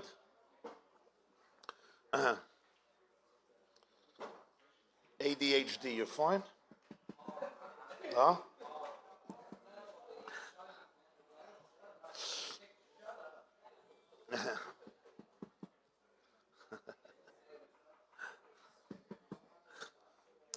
Here's the story. There was a farmer. He was walking in the fields, in the forests, after a tsunami, after a crazy hurricane, after a crazy storm. And you know, when storms happen, a lot of nests of birds ultimately are thrown away, are cast away from the trees, and they end up on the ground. And it's sad because the eggs are cracked or the chicks are killed. That's what storms do. This farmer is walking around and he sees suddenly an eagle's nest after a storm, and it's abandoned. And he looks into the nest. The eggs were gone, but there was one egg that was still intact. And he realizes this is the egg that contains within it the chick of an eagle, but the mother is gone. And he feels bad for the egg. He's a farmer. He understands. So he decides to take the egg to his farm. He has a chicken farm. Now chickens, female chickens, they sit on eggs for a few weeks, and they warm the eggs until the eggs hatch and the new chickens come out, the chicks come out. And he put this egg from the eagle's nest in his chicken farm. And the mother chicken didn't know the difference, right? She sits on all of the eggs. They're her babies. They're her eggs. And she sits on all of the eggs and warms them. And indeed, after a few weeks, this egg also hatches. And out comes the baby eagle, but it's completely surrounded by chickens. And the baby eagle grows up in a kehillah kadisha of chickens. Zehatarnagel, Khalifasi, Tmurasi, Kaparasi. Right? And it becomes a wonderful chicken. And like good chickens, I don't know if you ever spent time in a chicken farm. It roams around and it looks for food all day. You know how chickens are, yeah, kukuriku. They lift their beak and they go back down looking for the seeds, looking for the grains, looking for the kernels. And this is what this baby eagle does with all the chickens. And it does it for many, many years. And it's just living as a chicken. Vayhi hayoim, one day, this little eagle grew to be an old Zakin, Babayomim, an Alter Yid, an Alter Rosh Yeshiva, an Alter Mashpia, whatever you want to call him, an old Nesher. And he's there with all the chickens. They're already all old. They're in a Moshe of Skenim. They've graduated already. You know, they're ready to go on to the next stage in life. They have taken on golf at this point. They're doing golf most of the day. Like many of your comrades in Los Angeles of an older age. And the eagle is pecking around the farm. But this little eagle lifts up its eyes. And what does it see? It sees an eagle soaring. Kineshe yor kinoi al goizolov yirachiv. It sees a massive eagle in the sky, soaring, flying. And this alta chicken, who's really an eagle, looks up. He gives a krechts. He gives a sigh. And he says, Ribono shel olam, if I would have only been an eagle. None of the chickens ever did that. A chicken doesn't say, if I would have only been an eagle. You know why? Because he's a chicken. Or she's a chicken. He's a rooster, she's a chicken. But this baby eagle, who was not a baby anymore, but thought it was a chicken, when it looks up at an eagle, it says, if I could only be an eagle. Whatever you aspire to in life, if you wouldn't have been that, you wouldn't aspire to it. You know why we aspire for serenity? You know why we search for serenity? What did we learn in the Maimer? Because we are serenity. Why do we search for menucha? Why don't we like anxiety? Because we're not anxiety, we're menucha. Where's menucha, says the Baal Shem Tov, in Atzmos. You're Atzmos. Anxiety is not who you are. You're not a chicken, you're an eagle. You look at an eagle and you say, if I was only an eagle, because you are an eagle. I only aspire to that which is me. I don't aspire to be a hawk. I don't aspire to be the Levyasan. I don't aspire to be Malach Gavriel. What did Reb Zusha say? Nobody's going to ask me, why weren't you Moshe Rabbeinu? I'm not Moshe. Why weren't you Avram? But they're going to ask me, why weren't you Zusha? You don't want, at the end of your life, you look up and you say, if I was only an eagle. It's what happens to so many people. They grow up in a chicken farm, and somebody tells them, you're a chicken, you're a chicken. I'm not a chicken, I'm an eagle. No, you're a chicken, you idiot. No, I'm an eagle. I'll castrate you and I'll prove that you're a chicken. And that's what I do. And the tragedy is you listen to me. You believe me. You believe me. You're a chicken. You know what chickens are supposed to do? They're supposed to have their heads in the ground looking for seeds. Don't fly. Don't soar. Don't be the king of the birds. You just be a good chicken for kaparas. And you know what? We'll eat you for dinner and we'll say the chicken was geschmack. And if you're really good, we're going to turn you into sweet and sour chicken. Sweet and sour chicken. And if you're really good, we'll turn you into chicken lo mein. What else is there? Remind me the menu.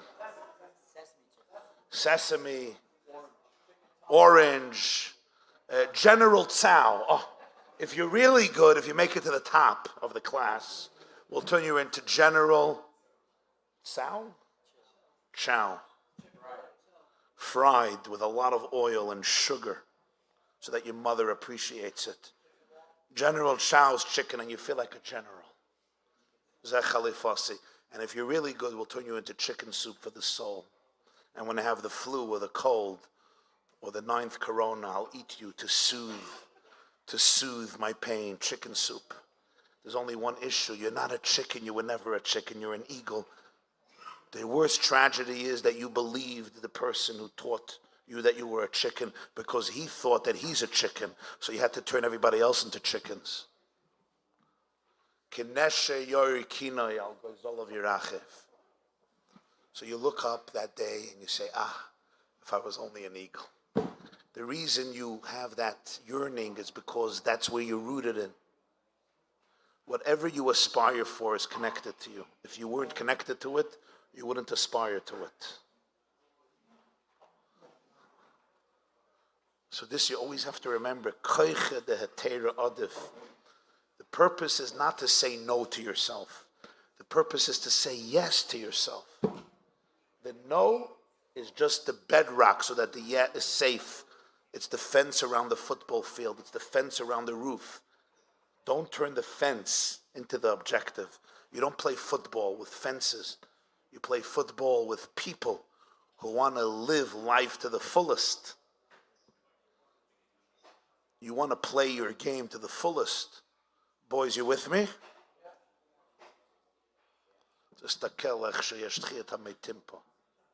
Huh? Halacha? Yeah. You always hear you're not allowed, right? They tell you you're not allowed, you're not allowed, you're not allowed, right? Isn't that the... You were in my class, so you didn't hear that. But you're not allowed. You're not allowed is good, but it's only... That's not where it's at. That's not where you're going to find reality. That's the fence, so that you don't kill each other when you tackle each other. Now, how do you really do it? So that's so I want to bless all of you. That you are our future. You are our tomorrow. You too. Yeah. 30-year-olds, 20-year-olds, 40-year-olds, you're not over the hill yet. 60-year-olds, you're not over the hill. It's just beginning. Huh? The Alter Rebbe became a Rebbe in Tov Kuf Mem Ches. How old was he? He was almost 45. 45, you ready? Yeah, I'm over. The Rebbe became a Rebbe, Tov Shin Yud Aleph. So how old was the Rebbe? 49. 49. Till then he didn't speak much. Completely reinvented himself. So the people here who are 40, 50 don't I'm a chicken. Doesn't work that way. Kol Shekain, the teenagers, the youngsters, the youth. Remember, koicha the teira adif. Every one of you has tremendous koiches, has tremendous talents and resources. Each one in your own way. Nobody has to compare themselves to anybody else. But Hashem created you with so much. And the purpose of life is not to silence it, to repress it. The purpose of life is to fly with it, to soar with it. The Herst, Rabbi Yosef. That's Pshat Yosef. Yosef, Haisafa, to add, to grow.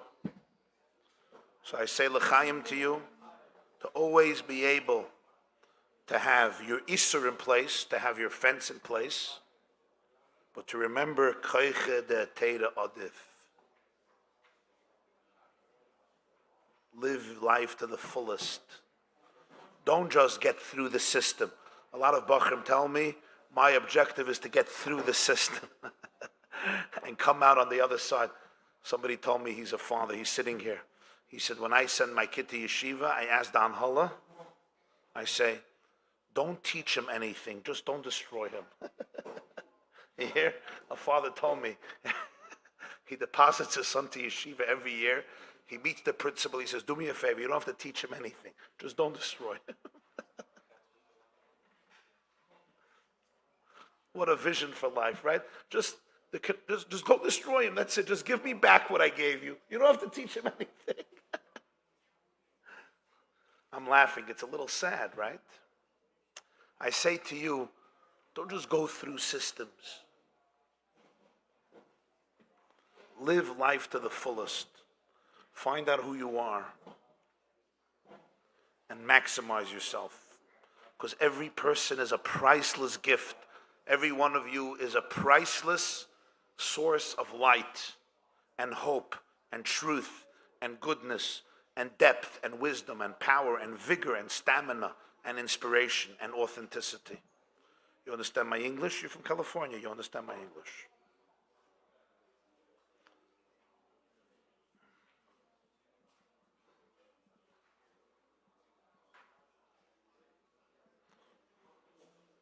And those are people who make changes.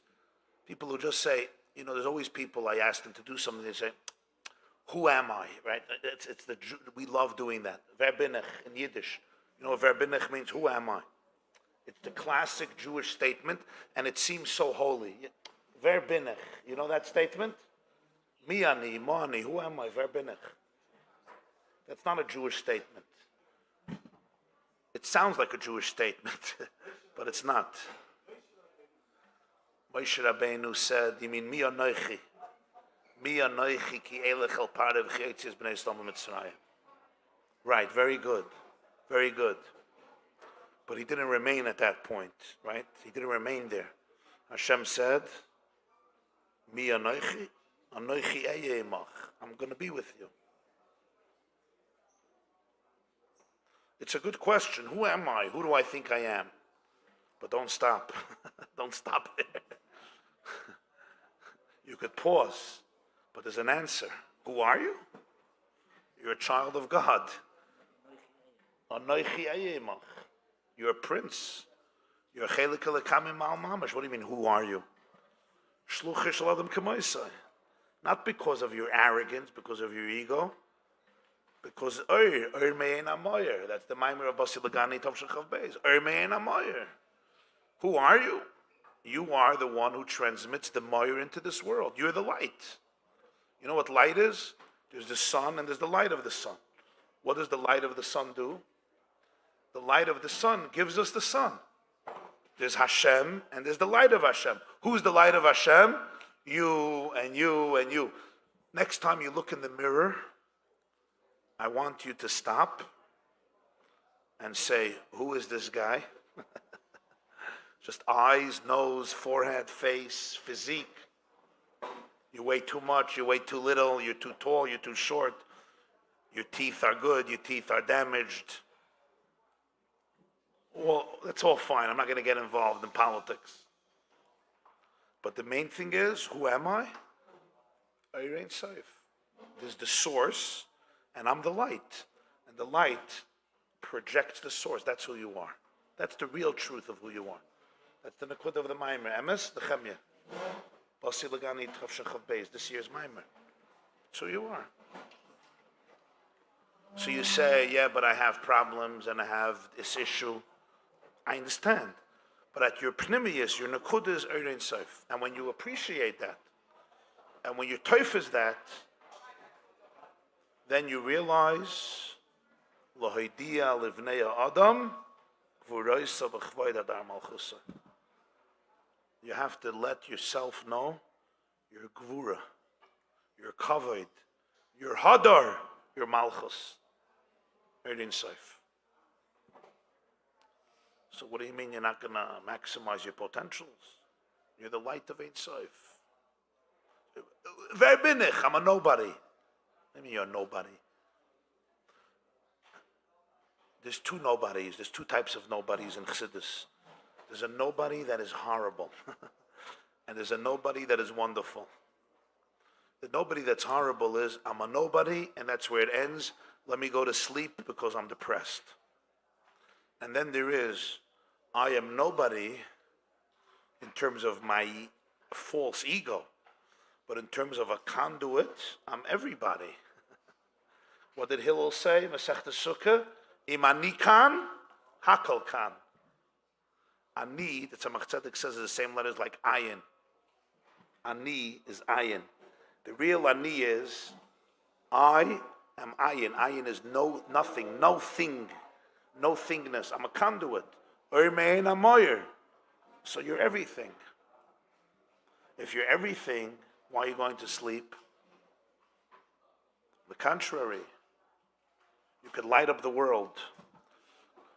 So I bless you, my dear boys. Tayere kinderlach, tayere bachrim, tayere junge light. The nekuda of Basi Lagani Tovshin Chav Beis is, who are you? You're Oir. There's the Moyer and there's the Oyer. You're Oyer. You're the light that projects into this world. Atzmos Ein Sof. That's who you are. You're not a chicken. You're an eagle. And you're not even an eagle. You're the source itself. But you have to see it in you. I see it in you. I see it. Look at their faces. Huh? I'm naive? Aaron, I'm naive? I'm not naive. I'm not so naive. Look at their faces. Huh? He doesn't believe me, that boy. So l'chaim to each and every one of you. I don't want you at the end of your long lives to look up and say, God, if you would have only made me an eagle. Don't do that. Soar today. Fly today. Don't allow yourself to live in shackles. And the greatest shackles are the shackles that we impose on ourselves through our erroneous beliefs.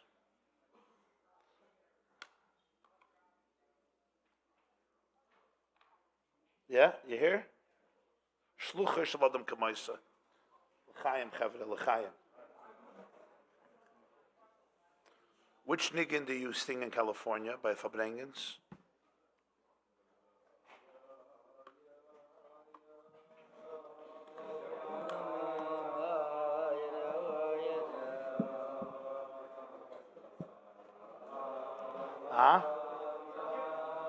Yalla tachananenu.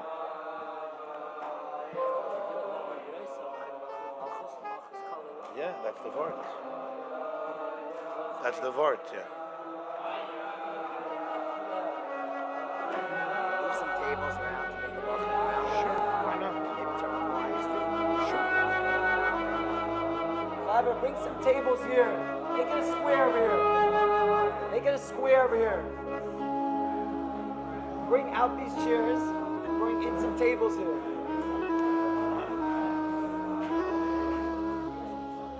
I'm just thinking if I have to say goodbye.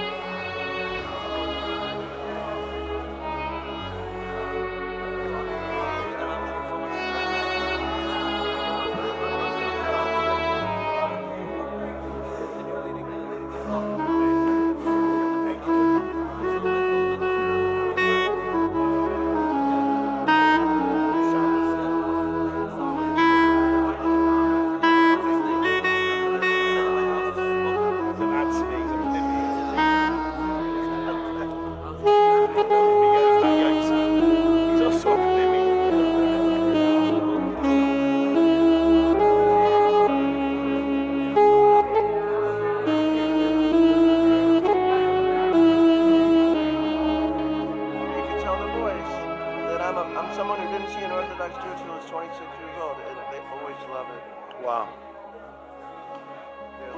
Tayire Chevra, I want to just show you. Here's Rabbi Aaron. Rabbi Aaron is one of the pillars of our community.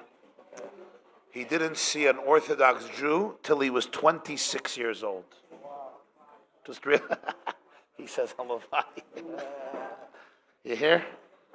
You hear? Till he was 26 years old, he never saw the musig of an Orthodox Jew. Right? Gewaldig. And then he met Reb David Kaplan. Yeah. L'chaim. L'chaim, l'chaim, l'chaim.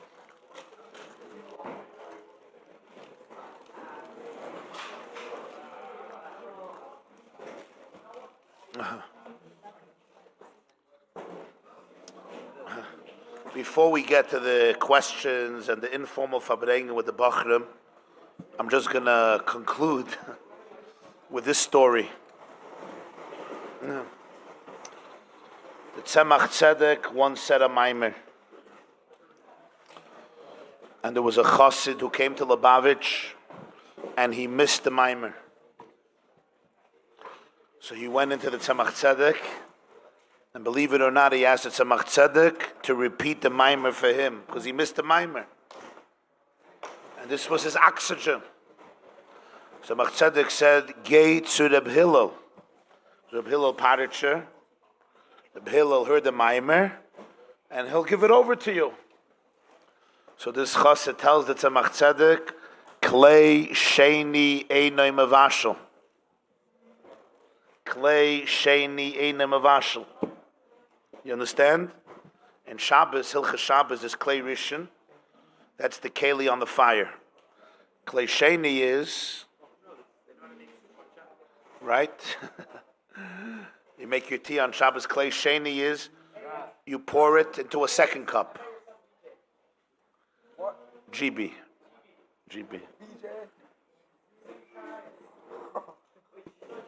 He's better than his father. That's all I can say. Without disclosing too many details, he's better than his father.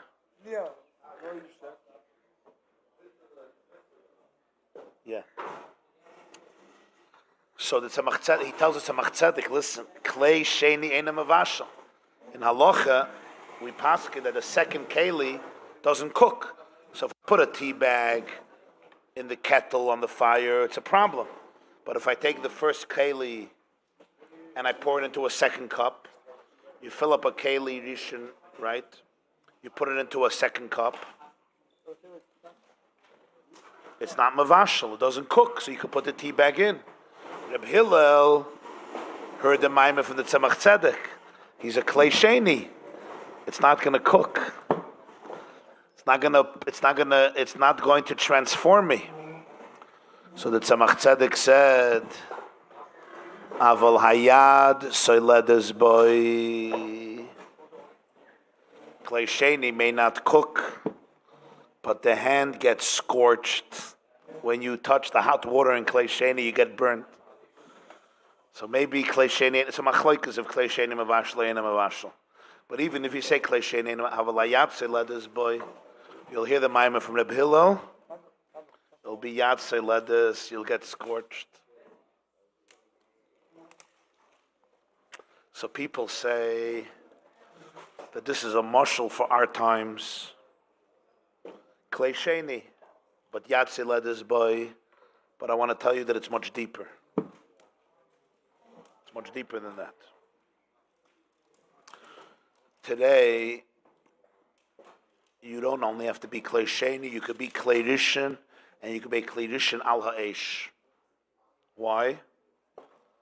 Because if you become a conduit, if you become a tzinner, so then the Rebbe's fire travels through you. And then you're a klei rishon al ha'esh. You're the source itself. Why are you the source itself? Because you're completely loyal to the source. You're completely humble. And you allow yourself to be a conduit, and then you become the klei rishon on the fire. So it's not only yad soiledes, but it's mavashel, and that's our job. Because today we live in a time where there's a lot of coldness and everybody wants to be cooked in a good way. They want to become edible. They want to be transformed. To cook something, you have to transform it. In chemistry, you got to expand the molecules and cook it. But how do you get cooked from klei rishon al gabi ha'esh? So you say, but where is that klei rishon? And I say to you that in our times, if you open yourself up and you become a conduit, then you are not only yatzei letters boy, you're klei rishon al ha'esh. The fire comes right through you, and you fire up the world, and you light up the world, and you create Mala ha'aretz deis Hashem kamayim le'amechasim. You're not just a klei sheni, you're not a klei shlishi, klei revi. You're klei rishon al gabe ha'esh, because the fire burns through you. That's today. You say, but I want the source. You are the source. You say it's not fair. You know, some people sit with you, they probably Farbrengen about 20 years ago, 30 years ago, 40 years ago, 50 years ago. And you say, so why wasn't I there? And I say, because then it was yatzei letters boy. And now you are the source. You are the conduit for the source. The source shines through you. In that sense, I look up to each and every one of you and bless all of us and all of you that we should be able, number one, to be a keli. Number two, to be a klei rishon. Number three, to be a klei rishon al ha'esh. To be a vessel, to be a first vessel, to be a vessel on the fire. And then when somebody touches you, they get transformed. Why do they get transformed? Because you're not just a recipient, you're a mashpia, you're a leader. You become an ambassador of heat and passion and warmth.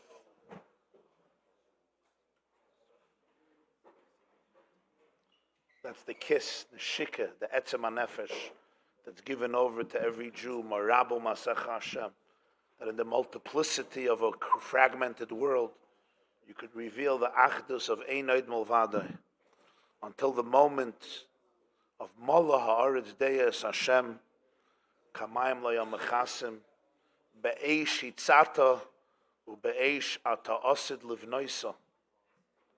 You ignited it with fire, but with fire you burn it up. Prozes Teshav Yerushalayim, with eish, with fire. B'mheira b'yameinu, amen v'amen. L'chaim, l'chaim, l'chaim, l'chaim. L'chaim, l'chaim, chavra, l'chaim, l'chaim, l'chaim.